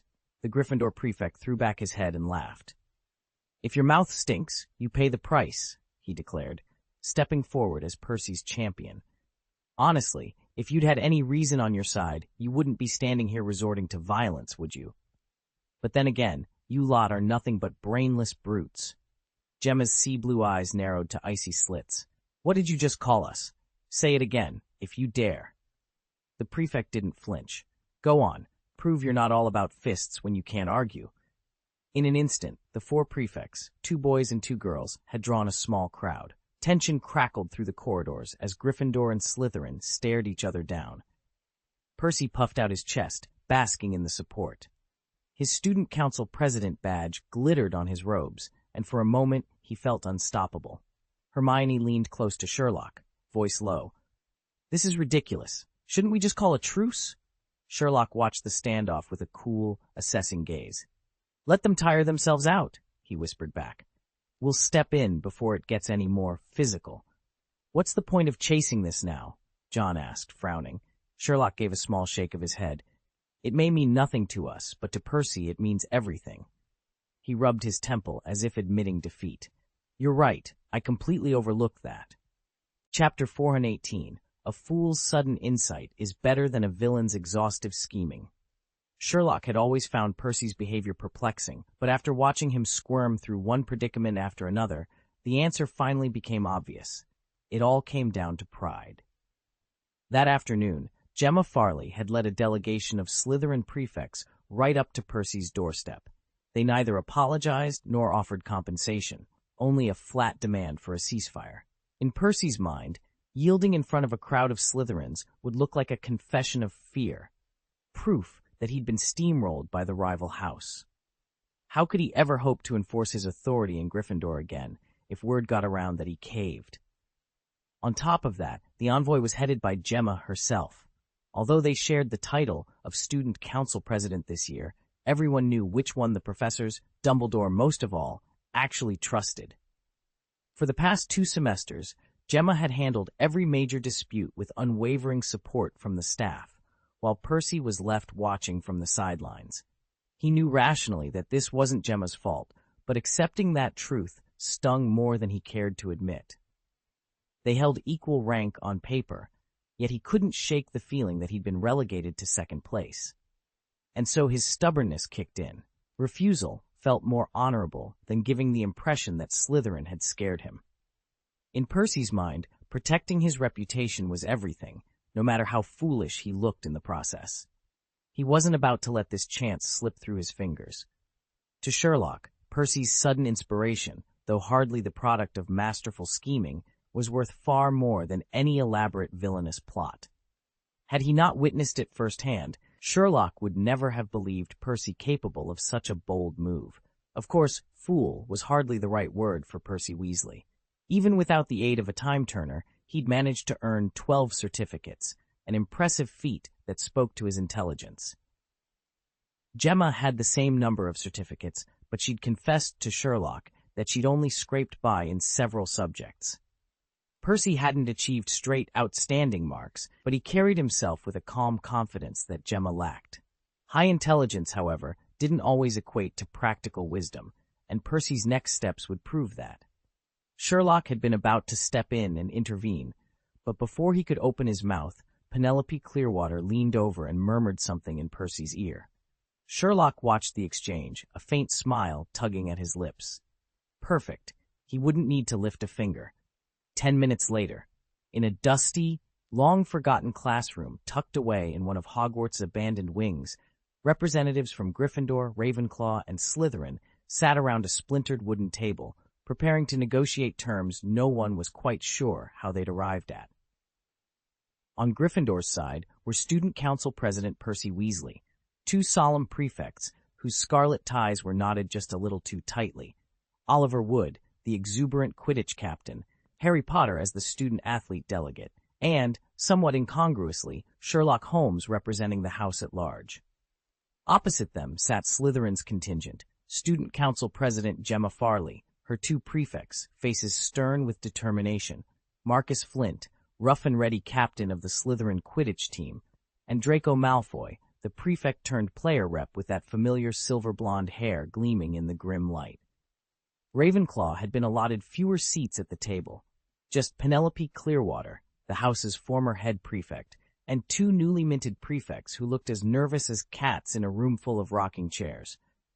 From her vantage point at the head of the table, Penelope had already deduced what Percy was up to, subtle maneuvering that threatened to prod old rivalries into a fresh explosion. She'd exchanged a pointed glance with Gemma Farley earlier, an unspoken warning that neither would forget. When Gemma offered what she hoped was a peace-able compromise, however, Percy surprised them all by refusing to back down. His obstinacy only inflamed tempers among the prefects. Hushed arguments bloomed into heated whispers, drawing them ever deeper into the fray. Realizing the meeting was devolving into a public relations disaster, one that might even reach the pages of the Daily Prophet, Penelope leaned forward. Her voice was calm but carried a decisive undertone. If we linger here much longer, word will spread that we can't handle a simple negotiation. Let's find a neutral space where the three houses can speak frankly without spectators. Heads around the table bobbed in reluctant agreement. The abandoned classroom had served its purpose. Now it was time to move on. With that, the assembled prefects and captains rose, dusting off robes and smoothing out ties, ready to continue their delicate diplomacy elsewhere. Gemma had no real objection. This was exactly what she'd planned all along. What she hadn't told her fellow Slytherins was that, before arriving, she'd already contacted Percy Weasley. She'd hoped to keep things low-key, gather the prefects and Quidditch team members in a small room, hash out a truce, and be done with it. But Percy refused. In his view, nothing of this importance should happen behind closed doors. Any agreement needed witnesses and broader endorsement. Gemma had silently anticipated as much. Then the little lions swooped in. Eager to bolster their own standing, they joined the procession uninvited. Gemma briefly considered stopping them. She'd never intended this to become a spectacle, but Percy's insistence convinced her otherwise. If he wanted a grand demonstration, she would give him one. When the formal negotiations finally began, Percy's every move confirmed her suspicions. His concern extended beyond mere face-saving. He was playing the bureaucratic game. To accede immediately to a ceasefire would have made him, as student council president, look powerless. In that moment, Gemma realized she admired Percy anew. His political instincts were as keen as any detective's. More than pride, he balanced authority and procedure, ensuring that any accord carried the weight of proper governance. Percy studied the circle of Gryffindors and Ravenclaws gathered in the common room. In a public setting, their numbers gave them an unmistakable edge. Slytherin's choice to send Gemma forward struck him as weakness. When Penelope moderated the earlier discussion and Gemma stepped back, admitting that dragging Ravenclaw into this had been a mistake, Percy felt the balance tip firmly in his favor. He was sure that, even if tensions flared into an outright clash, he could safeguard most of the students and emerge looking every bit the effective student council president. He had, however, misjudged the situation. The moment Penelope suggested convening a smaller, more focused meeting, every student but Percy agreed without hesitation. In an instant, matters snapped back to square one. Now, seated around a small wooden table, they all waited as Penelope rose to speak. She glanced from face to face with quiet authority and began. Everyone, I know our conversation didn't start on the best note, but the reason Gemma is here today is to address the real issue at hand. Penelope's voice cut through the murmur of the council chamber with quiet authority. There's no point in rehashing what's already happened. If we keep pointing fingers, how will we ever understand the real cause of this dispute? Her words carried weight. As a Ravenclaw prefect, Penelope was celebrated for her wisdom, not just among her own house, but throughout the entire school. Though she had narrowly lost the student council presidency to Gemma, everyone who paid attention knew the loss had less to do with her competence and more to do with the awkward politics surrounding her relationship with Percy. That bond had forged a natural affinity between Penelope and the group known as the Little Lions. So when she spoke, Gryffindor's two prefects nodded vigorously in agreement. Across the table, the Slytherin prefects exchanged uneasy glances. Gemma's steady gaze made it clear they should say nothing further. They fell silent. Penelope allowed herself a small, knowing smile. In bringing her own Slytherin classmates here today, Gemma has done more than make accusations. She's demonstrated her commitment to maintaining order. Actions speak far louder than words, don't they? Percy opened his mouth to reply, but a sudden pinch to his side froze him in mid-sentence. He glanced over, bewildered, at Penelope's playful expression. With a gentle tilt of her head, Penelope addressed him in a softer tone. Dear Percy, I think Gemma's stance is perfectly clear now. The chamber fell quiet again, the unspoken message hanging in the air. It was time to move forward, together, rather than remaking old arguments. Penelope stood and addressed the circle with calm authority. Our goal isn't to grind each other down in an endless war of attrition. We want a clean victory, nothing less. To get there, Slytherin must reflect on, and put a definitive end to, their disgraceful opening tactics. Agreements aren't worth the paper they're written on unless we know they'll actually be enforced. At her words, Sherlock and Gemma exchanged sharp glances. They both recognized the unspoken layers in Penelope's phrasing. By calling for Slytherin's reflection and demanding an end to their misconduct, she was discreetly handing Gemma the responsibility for policing those missteps, while also giving Percy, ever obsessed with formalities, a dignified escape hatch. Gemma allowed herself a small, knowing smile.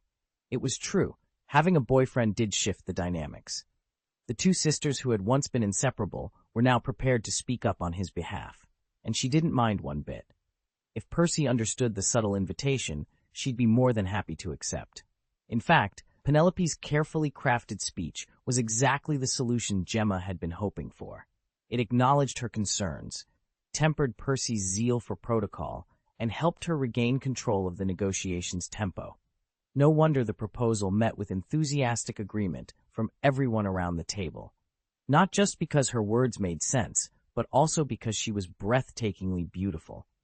We all know it's wrong to judge a book by its cover, yet most of us do it anyway, some more than others. Harry fell squarely into the appearance-first camp. When he met someone new, he instinctively gauged them by looks. Before he discovered that Tom Riddle was actually Lord Voldemort, Harry simply assumed the handsome, well-spoken young man was a decent fellow. Likewise, he took Gilderoy Lockhart at face value, literally, trusting the charming professor's every boast. His attraction to Cho Chang, too, sprang from her extraordinary beauty. Even his friendship with Sirius Black was tinged by Sirius's rugged good looks. Still, despite his bias toward the beautiful, Harry wasn't completely shallow. He did value character, talent, and personality. If someone's inner qualities fell short, their good looks couldn't save them in his eyes. On the whole, though, appearance opened doors where character alone might not have been enough. When Percy finally learned that Riddle was Voldemort in disguise and uncovered Lockhart's deception, his admiration for both men evaporated in an instant. He realized how easily he and so many others had been blinded by good looks alone. It wasn't just simple face-value attraction, it was a kind of willful blindness to everything but a pleasing exterior. People like that assume beauty equals virtue, dismiss any evidence of wrongdoing, and cling to the idea that a gorgeous person can't possibly be guilty of anything. They'll excuse the worst offenses. She must have her reasons. Everyone makes mistakes. Beauty is its own excuse, and their moral compass flips entirely on a person's face. But at that moment, Penelope, herself celebrated at Hogwarts for a beauty to rival Gemma's, spoke with such grace and clarity that no one dared look away. She began by commending Memme's willingness to meet halfway, turning what had been an awkward standoff into genuine cooperation. Then, with a few carefully chosen words, she gave Percy a dignified exit, a way to step back without losing face. Finally, she guided the conversation back to its true purpose, arranging the date and format of the upcoming match, bringing everyone's focus back to the task at hand. There was something in Penelope's calm, articulate tone, and in the quiet authority of her presence that immediately put the entire room at ease.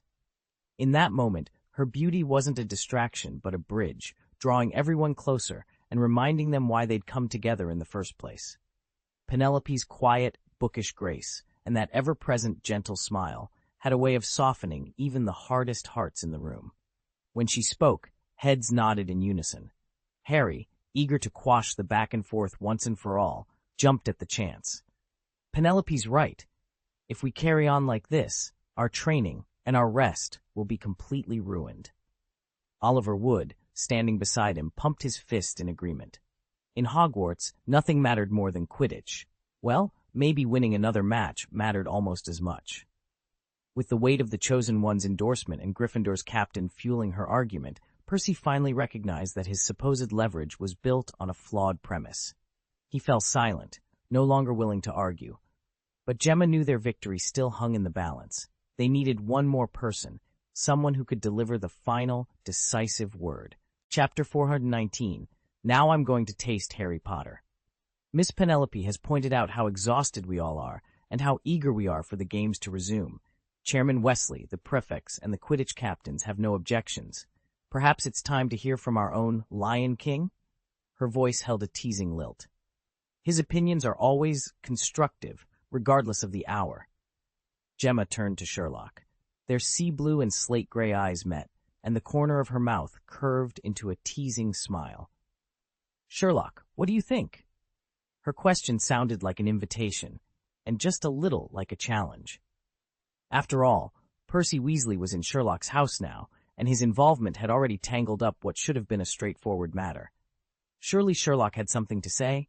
He met Gemma's gaze and sensed the eager anticipation there. In that silent moment, no words were needed.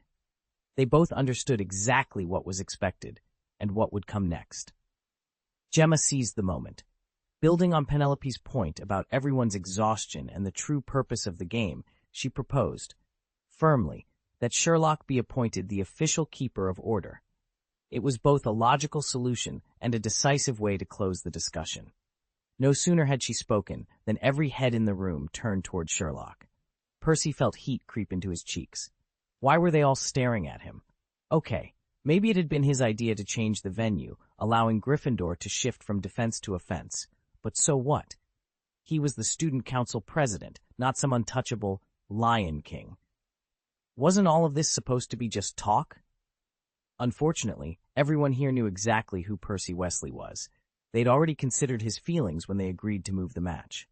Now, asking him again would be pointless. Beneath the silent scrutiny, Sherlock slowly pivoted to face Percy. Behind his glasses, Sherlock's gray eyes locked onto Percy's, and something in that steady gaze made Percy's heart tighten. Chairman Wesley, Sherlock said quietly, Gemma and Penelope have already made their position very clear.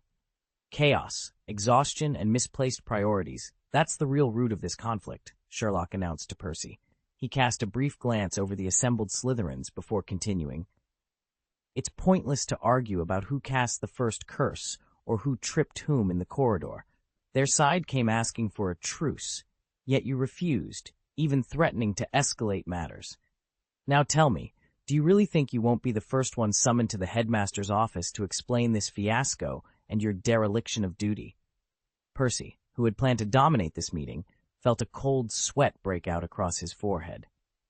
His Adam's apple bobbed as his straight-backed posture suddenly stiffened. Oh no, he'd been so focused on using the dispute to demonstrate the wisdom and authority of the student council president that he'd completely overlooked this angle.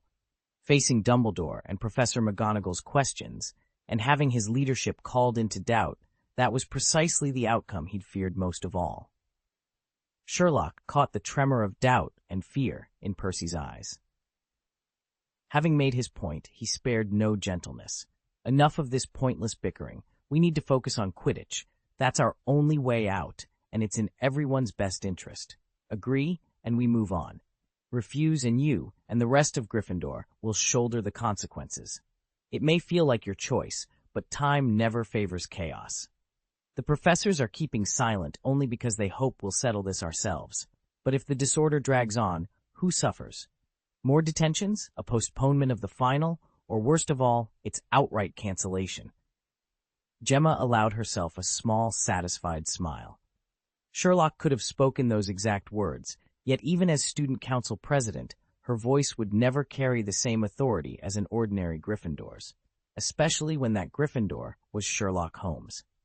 Percy stiffened the moment Sherlock spoke, a chill running through him as if he'd been splashed with ice water. Already on edge, he opened his mouth to object. "Sherlock, you're a Gryffindor." Gemma cut him off with a sharp frown. How dare Percy put Sherlock, who also happened to be the student council president, on the same level as someone like Marcus Flint? It was almost insulting. Before Percy could finish, the two Quidditch captains, Oliver Wood of Gryffindor and Marcus Flint of Slytherin, shouted in unison, "No, absolutely not." Sherlock's offhand suggestion that this year's Quidditch final might be cancelled had sent them into instant panic. After last season's abrupt cancellation, neither captain was willing to entertain the possibility of history repeating itself. "That's enough, Weasley," Wood said, turning from Percy to Flint. "Get your team in line. We'll settle who's best on the pitch."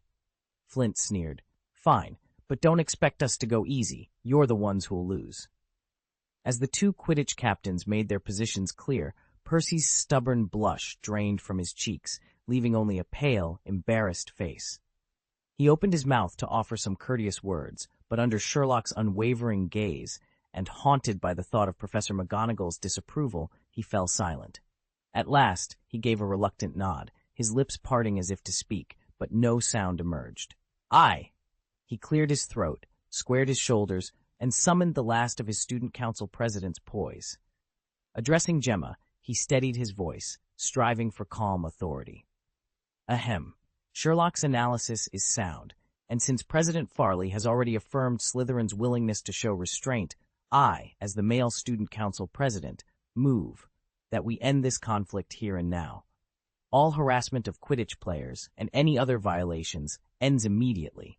If there are further incidents, the prefects will handle them under school rules. I will allow no exceptions." Percy's voice rang through the room. Gemma offered a cool, distant smile. "A prudent decision, Prefect Wesley." Penelope quietly exhaled and reached out to give Percy's shoulder a reassuring pat. His chest tightened with relief. There was still someone in his corner. Gemma scanned the gathered students, pausing on her own allies. "I hope everyone heard that clearly. Flint, from now until the match starts, I don't want to see or hear any negativity from you." Despite the chill in her tone, Flint felt a flush of pride at being singled out.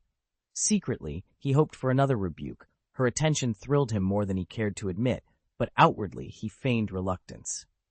"Slytherin always keeps its word," he drawled, shifting his weight. "Come on, Draco." With a half-grumble and a sharp snort, he turned and strode away. Draco Malfoy fell into step beside him, his pale face clouded with a tangle of emotions as they exited. The classroom door swung open, and when Marcus Flint and Draco Malfoy stepped out, the dozen or so Quidditch players waiting in the corridor couldn't help but exchange eager glances. The Gryffindor and Slytherin teams pressed forward, voices overlapping. "Marcus, what's the word?" "Captain, did your meeting go well?" "Draco, spill, what's the decision?" Suddenly, at the center of attention, Malfoy felt a thrill of excitement. Flint, still deep in thought over the negotiation they'd just concluded, remained silent, and all eyes turned to the pale, Slytherin seeker. A faint flush crept up Malfoy's cheeks. This was the first time he'd ever managed to eclipse Harry Potter's spotlight. Clearing his throat, he allowed the moment to stretch for effect before speaking in a clear, confident voice. "It's been decided. All hostilities must cease until the match officially begins. From now on, every one of us is to focus entirely on preparing for the game. A wave of relief rippled through the gathered players. The little lions and the little eagles alike relaxed visibly, the tension draining from their shoulders. Malfoy allowed himself a small, victorious smile. The Hufflepuffs who'd crowded in to watch the showdown now stood in stunned silence. Their earlier excitement had evaporated, replaced by a disoriented calm as reality set in. Only the Weasley twins looked marginally disappointed. Real dueling conditions were precious opportunities, and it was a pity they'd been cut short. If they'd known, they'd have brought twice as many prank props. Still, they'd made a small fortune in galleons selling their latest joke products, and incidentally, taught a few Slytherins not to underestimate them. All things considered, not a bad day's work. One by one, the rest of the students drifted from the room, murmuring speculations as they went. When at last the classroom was nearly empty, only Percy Weasley and President Farley of the dueling committee remained at the center of the floor. "Is that really the end of it then, Percy?" came a voice from the back. "President Farley, are we truly calling a truce?" another asked. A dozen more questions followed in quick succession. Percy cleared his throat, squared his shoulders, and spoke in the careful, officious tone he'd perfected at family meetings. "After the tireless efforts of President Gemma and myself." His words were cut off by a sharp interruption. Draco Malfoy, standing just inside the door, stepped forward, his expression icy. With a flick of his wand hand, he gave Percy a derisive one-finger salute and drawled, "Percy, Percy, Percy." He shot the twins a mocking grin before turning his gaze back to Percy. Inwardly, he thought what everyone already suspected. The Weasleys are insufferable. Harry hurried over to Hermione and Ron, giving them a concise rundown of what had just happened. As he finished speaking, his gaze drifted to the stands, where Cho Chang was watching, every bit as lovely as ever. Cho caught his eye and returned his smile. Nearby, Ginny, who'd been quietly observing Harry, felt a twinge of jealousy. Was her chance to speak with him slipping away already? She couldn't let that happen.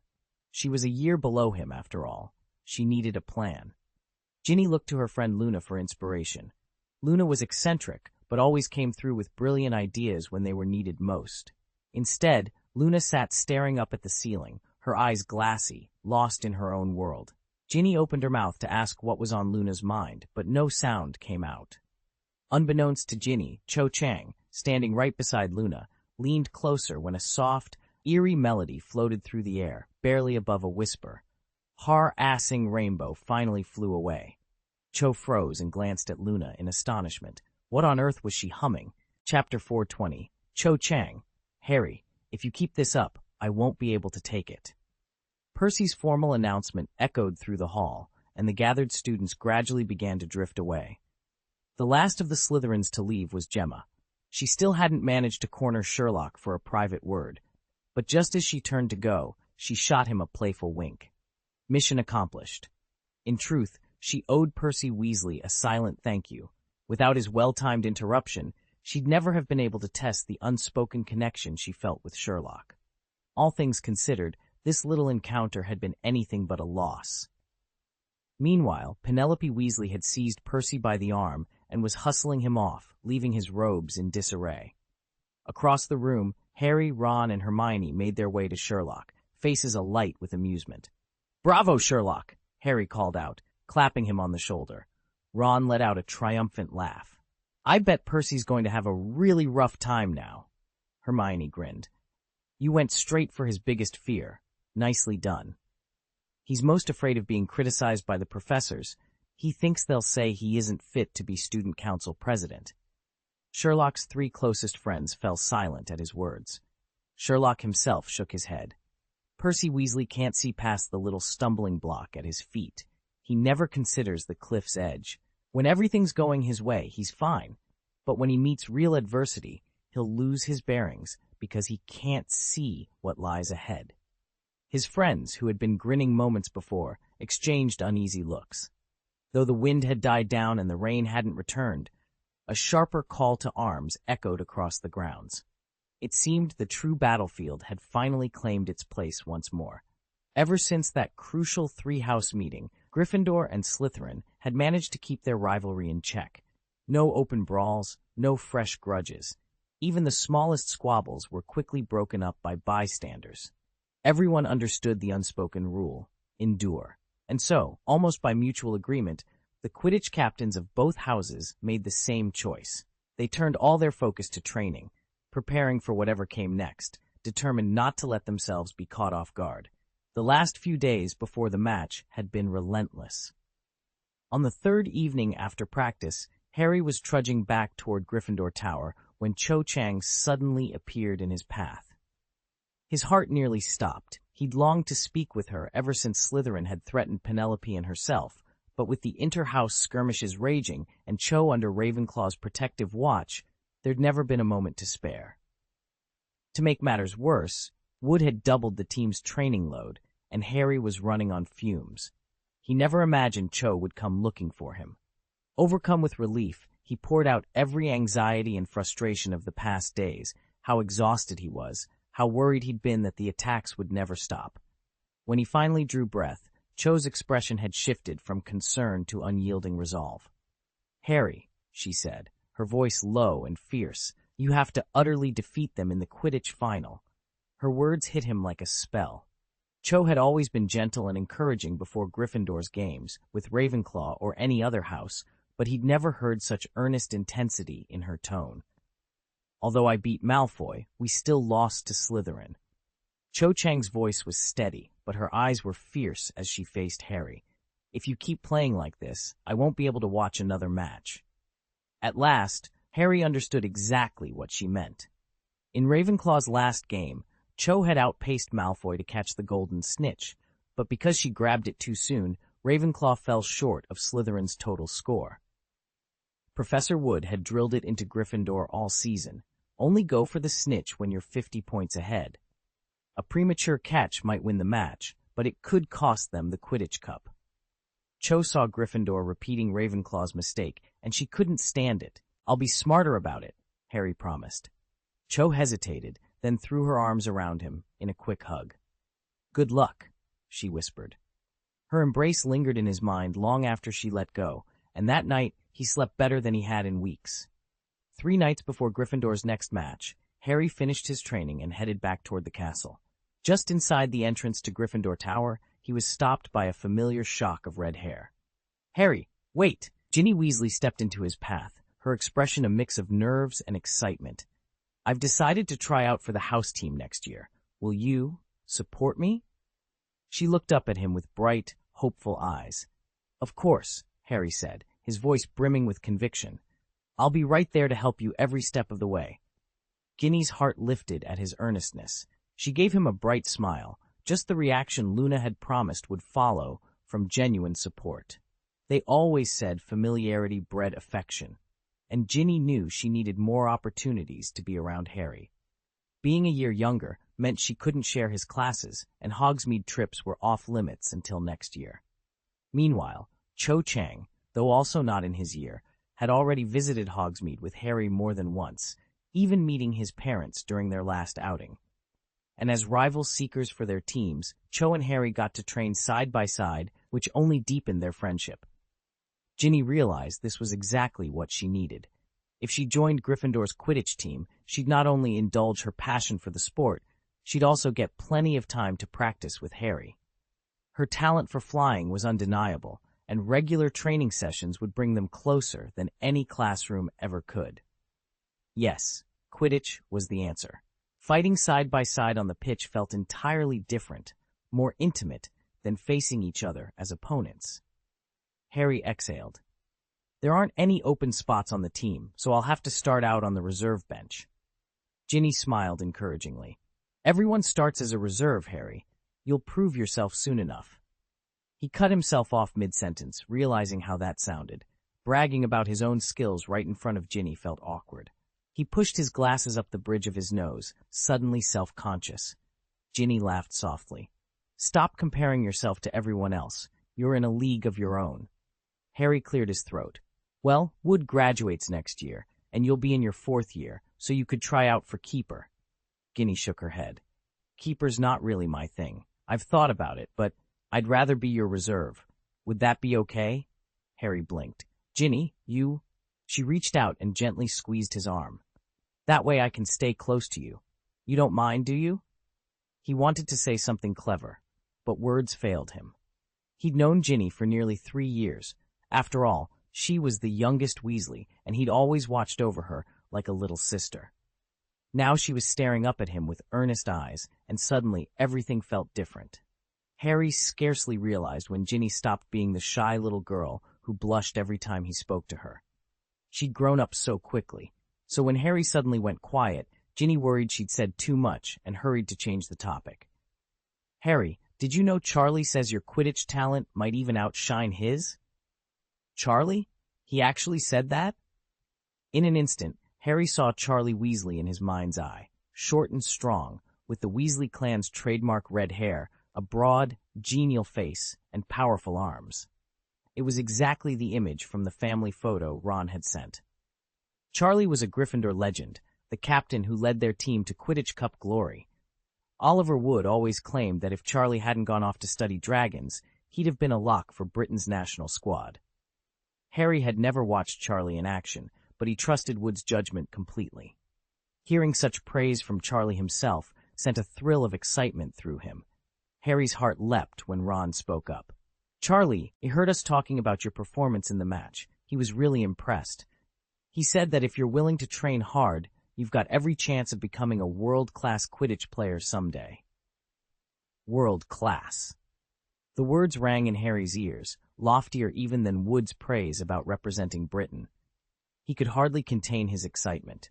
Ginny smiled at him, eyes alight with genuine admiration. I remember someone once told me that the most important thing in life is finding your own world. Only then does life really have meaning. Harry cocked his head, intrigued. Who said that? Ginny's cheeks flushed rosy pink. My mum. Mrs. Weasley, Harry exclaimed. I thought for sure it would have been Sherlock or Hermione. Ginny nudged him playfully. Of all people, why would they tell me that? Harry laughed. So, when you asked your mum if she'd found her own world, what did she say? Ginny's grin widened until her eyes curved into delighted crescents. You're not going to believe it. She paused, savoring the moment, and Harry leaned forward eagerly, ready for her answer. She said her only purpose in life was to protect her husband and children, and to live happily with them forever. Anyone who dared threaten her family wouldn't escape her wrath. Ginny doubled over, clutching her stomach as she laughed.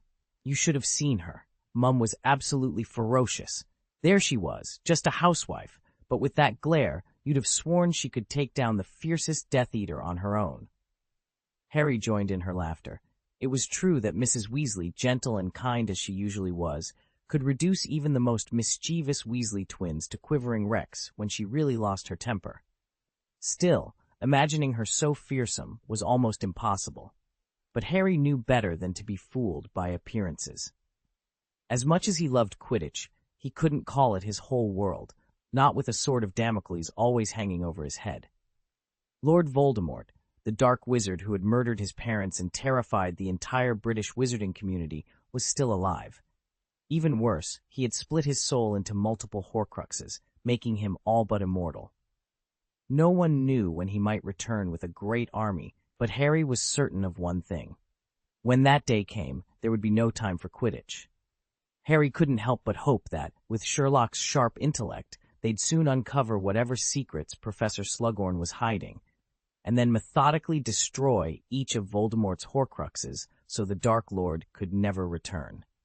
But he immediately pushed the thought aside. Sherlock had reminded him that the most pressing task was winning the upcoming Quidditch match and claiming the cup. There would be time to chase Horcruxes later. For now, worrying about Slughorn served no purpose. Just as Ginny was slipping out the door, she paused, gathered her courage, and threw her arms around him. Thank you, she murmured into his shoulder, for always supporting me in chasing my dreams. Her earnest hug was all Harry needed to quiet his restless mind, and for the first time in weeks, he slept deeply through the night. When he woke, a strange sense of déjà vu lingered. Something about that moment felt oddly familiar. Chapter 421. A False Alarm. The Gryffindor common room had fallen uncharacteristically quiet the night before the big match against Slytherin. A single bright red 1 glowed on the countdown clock above the hearth, reminding everyone that only one day remained. With the game so close and tension in the air, Hermione found she couldn't make heads or tails of her reading. Instead, she leaned in and spoke in low tones with Sherlock. "Where are Wood and Harry?" Ron glanced around. Every Quidditch player had returned from practice, except Lee and Harry. "Wood took Harry to see Madame Pomfrey," Fred said casually, hands raised in a shrug. "He's been complaining his eyes have been acting up these last few days." George added with a half grin, "Said he's been squinting at the quaffle 'cause his vision's off." Sherlock, overhearing this, abruptly turned toward the twins with a sharp look that made them both stiffen. "Hey, don't give us that glare, Sherlock," Fred muttered, shifting from foot to foot. George forced a laugh. "Yeah, what, you think we hexed his glasses or something?" Sherlock's eyes narrowed. "His prescription changed? Or is something more serious happening?" The twins exchanged uneasy glances, while Hermione folded her parchment and stood. "Let's find out," she said quietly. "A false alarm would be better than showing up to the match unprepared." With that, Sherlock and Hermione rose, determination in their stride, as the Gryffindor common room held its breath, waiting to see if this was merely a minor mishap or the first twist in tomorrow's game. Hermione glanced at Harry and offered, "Well, if that's the case, he clearly needs a new pair of glasses." Ron stroked his chin, looking thoughtfully at Harry. "If it were only that, I wouldn't mind, but I have a feeling there's more going on." Ginny shot Ron a sharp look. "Honestly, Ron, if you've got nothing nice to say, don't say anything. Do you actually want something bad to happen to Harry?" "Ginny," Ron protested, indignant. "I'm just exploring the possibilities. Sherlock always says to eliminate the impossible, and—" He trailed off, embarrassed. "And whatever remains, however improbable, must be the truth," Sherlock Holmes supplied smoothly, finishing Ron's sentence. He gave his friend a reproachful shake of the head. "Harry's eyesight is fine. If there had been any trouble, I'd have noticed it by now." Ginny relaxed a little. "All right, if you're certain, then there's nothing to worry about, unless those Slytherins have slipped him a secret poison again." Before Ron could reply, Percy delivered a sharp smack to his head. "Don't you dare speak ill of Ginny. Even I'm tempted to do the same." "Nice one," Fred shouted with a grin. "Splendid hit," George echoed, giving Ron an approving thumbs up. "What do you mean? You want to hit me? You already hit me once." Ron rubbed the back of his head, looking thoroughly put upon. This time, nobody was rushing to his defense, so he couldn't pull his usual theatrics on Percy.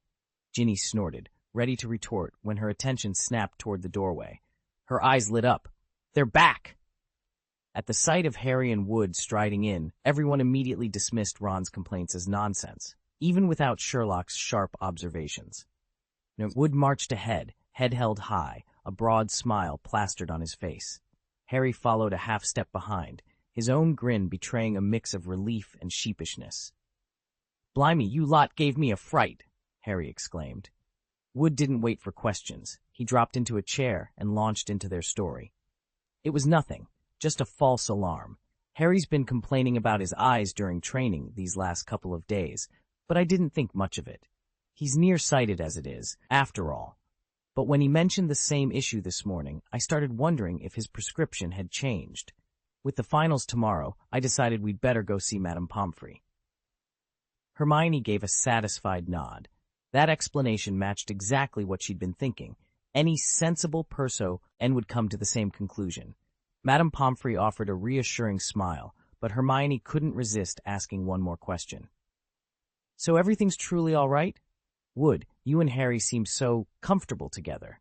Captain Wood nodded confidently. "Absolutely. Madame Pomfrey just gave him a full examination. Harry's vision is perfectly stable. His prescription hasn't changed at all. In the magical world, there were cures for almost every ailment, but nearsightedness remained stubbornly incurable. The only real workaround was a constant regimen of polyjuice potion, an astronomical expense just to see clearly. That Harry's prescription hadn't worsened was genuinely good news." A ripple of laughter ran through the group at this relief, everyone except Sherlock Holmes, who arched a curious eyebrow. "Captain Wood, did you discover anything else?" Wood's grin widened. I knew you'd ask that, Sherlock. Since Madame Pomfrey confirmed there was no physical problem, I pressed Harry on exactly what he'd been feeling. Any discomfort, strain, pain, and you'll never guess his answer. Heads shook around the circle as all eyes turned to Harry. He felt himself blush under their expectant gazes. Wood slapped his thigh and grinned. You know what he told me? Lately, when he's flying, everything around him seems to slow down. He paused, eyes alight. That's exactly when I realized. He's getting faster and faster. A rich, hearty laugh bubbled out of Wood, and Harry felt his cheeks burn. Around him, the team exchanged knowing looks. They'd figured it out. This match was theirs to win. That night, Harry slept more soundly than he had in weeks. In his first dream, Malfoy overslept yet again, forcing Flint to scramble in substitutes, who promptly got thrashed by Gryffindor. In the next, Harry and his teammates soared toward the stadium on the backs of dragons. The Slytherins streaked after them on brooms, weaving madly to dodge blasts of dragon fire. But despite their speed, Flint's beloved Nimbus 2001 ignited in midair and tumbled out of the sky. Harry woke with a laugh, only to lie still for a moment as reality caught up. The match hadn't even begun, and no dragons awaited at the Quidditch pitch. He stretched, disappointment fading into a dry, scratchy thirst. Reaching for the glass of water on his bedside table, he murmured, "What a pity." Then he took a long, satisfying drink, ready to face whatever tomorrow would bring. He slipped out of bed and padded quietly to the window. Beneath the sill sat a silver pitcher, and he poured himself a glass of water. Outside, the night was perfectly still. No breeze stirred the tops of the forbidden forest, and the humping willow stood as motionless as a statue. Harry knew it would only reveal its rage if anyone dared approach, but for now, it looked deceptively tame. If the weather held like this, the conditions for today's match couldn't be better. He set the cup on the windowsill and was about to turn back to bed when a soft voice behind him made him freeze in place. Had a good dream? Harry jumped and whirled around. Sherlock sat on the edge of the bed, his gaze curious and alert. Sherlock, when did you wake up? Sherlock grinned. Right when you were riding a dragon and setting Flint's broomsticks on fire. Ah, Harry's face burned scarlet. I talk in my sleep again? He'd never realized he did until now. Back on Privet Drive, living in the cupboard under the stairs, his only companions were spiders, and they never mentioned a word. Embarrassment surged through him, reminding him that secrets rarely stay hidden forever. Ever since he'd moved into the upstairs bedroom, no one had bothered to warn Harry about what happened when he fell into a deep sleep, until he arrived at Hogwarts and was assigned to a 5-person dormitory. His new roommates immediately filled him in. Whenever Harry was utterly exhausted, he talked in his sleep. And last year, during the height of the Chamber of Secrets fiasco, Ron had even picked up Parseltongue by mimicking Harry's nocturnal murmurs. Of course, picked up was overstating it. It was more like a very crude impression of Harry's hissing accent, but it was embarrassing all the same. Tonight, Harry had thought he'd dreamed something pleasant. Instead, he'd blurted the dream out loud, word for word, and now felt his cheeks burn with mortification. Fortunately, it seemed only Sherlock had been awake to hear him. Still, Sherlock looked worried as he leaned over Harry's bed and whispered, "They didn't wake up, did they?" Harry shook his head. "They're out cold. You couldn't wake them if you shouted." Sherlock exhaled and then turned to Ron, who was sprawled on the opposite bunk, snoring softly. With a quick motion, Sherlock delivered a sharp smack to Ron's leg. The crack echoed in the dormitory. Whack! Went the impact. Ron didn't stir, but he did mumble something garbled. "Just one more. Let me have just one more." Harry sat bolt upright, utterly stunned, as Sherlock gave him a wry half-smile. Nighttime surprises, it seemed, were a Hogwarts specialty. "Need to try again?" Sherlock asked, raising his hand as if to aim at Neville once more. Harry shook his head. "No, thanks, Sherlock. We're good." "Then play the match without worrying," Sherlock said, settling back. "If we bring home the Quidditch Cup this year, Dumbledore won't have any excuse left to award us points at the end of term." Harry couldn't help laughing. Last year, Gryffindor had snatched the House Cup again, largely because of his and Sherlock's unconventional contributions. Now, heading into the third term, a recent brawl with Slytherin had dropped their points all the way to the bottom of the standings, tied with their rivals. Even Hermione, top student, star by day, could probably do little to make up the deficit in exams alone. But Sherlock was right. A victory on the Quidditch pitch would change everything. "Do you really think Dumbledore would try to bribe us with house points?" Harry asked. "Absolutely," Sherlock replied. "Didn't you notice how generous he was at the end of our first year?" Harry only grinned. As long as it didn't affect the others in the dorm, Sherlock could air his complaints as much as he liked. After a moment, the conversation shifted. Harry told Sherlock about Cho Chang and Ginny stopping by to visit over the past 2 days, and they spent the rest of the afternoon catching up like any pair of roommates planning their next big adventure. When Harry shifted the conversation toward finding his own path in life, he turned to Sherlock for advice. "Don't measure yourself against others," Sherlock said flatly. Harry blinked. "What do you mean?" "If you truly want to become a Quidditch player," Sherlock explained, fixing him with an intense stare, "your only real opponent should be yourself, not anyone else." Harry thought it over in silence, then nodded. They exchanged a few more words, and Harry glanced at the clock. It was still early. He decided to try sleeping again. It felt almost miraculous. Before, waking in the middle of the night always left him restless for hours. But tonight, after just a few sentences with Sherlock, a calm settled over him, and he drifted off almost immediately. Watching Harry slip into slumber, Sherlock turned his mind to what lay ahead. Their dealings with Professor Slughorn were in place, and soon they would need Harry's help once more. As soon as today's match concluded, Sherlock planned to seek out Professor Dumbledore and set their next steps in motion.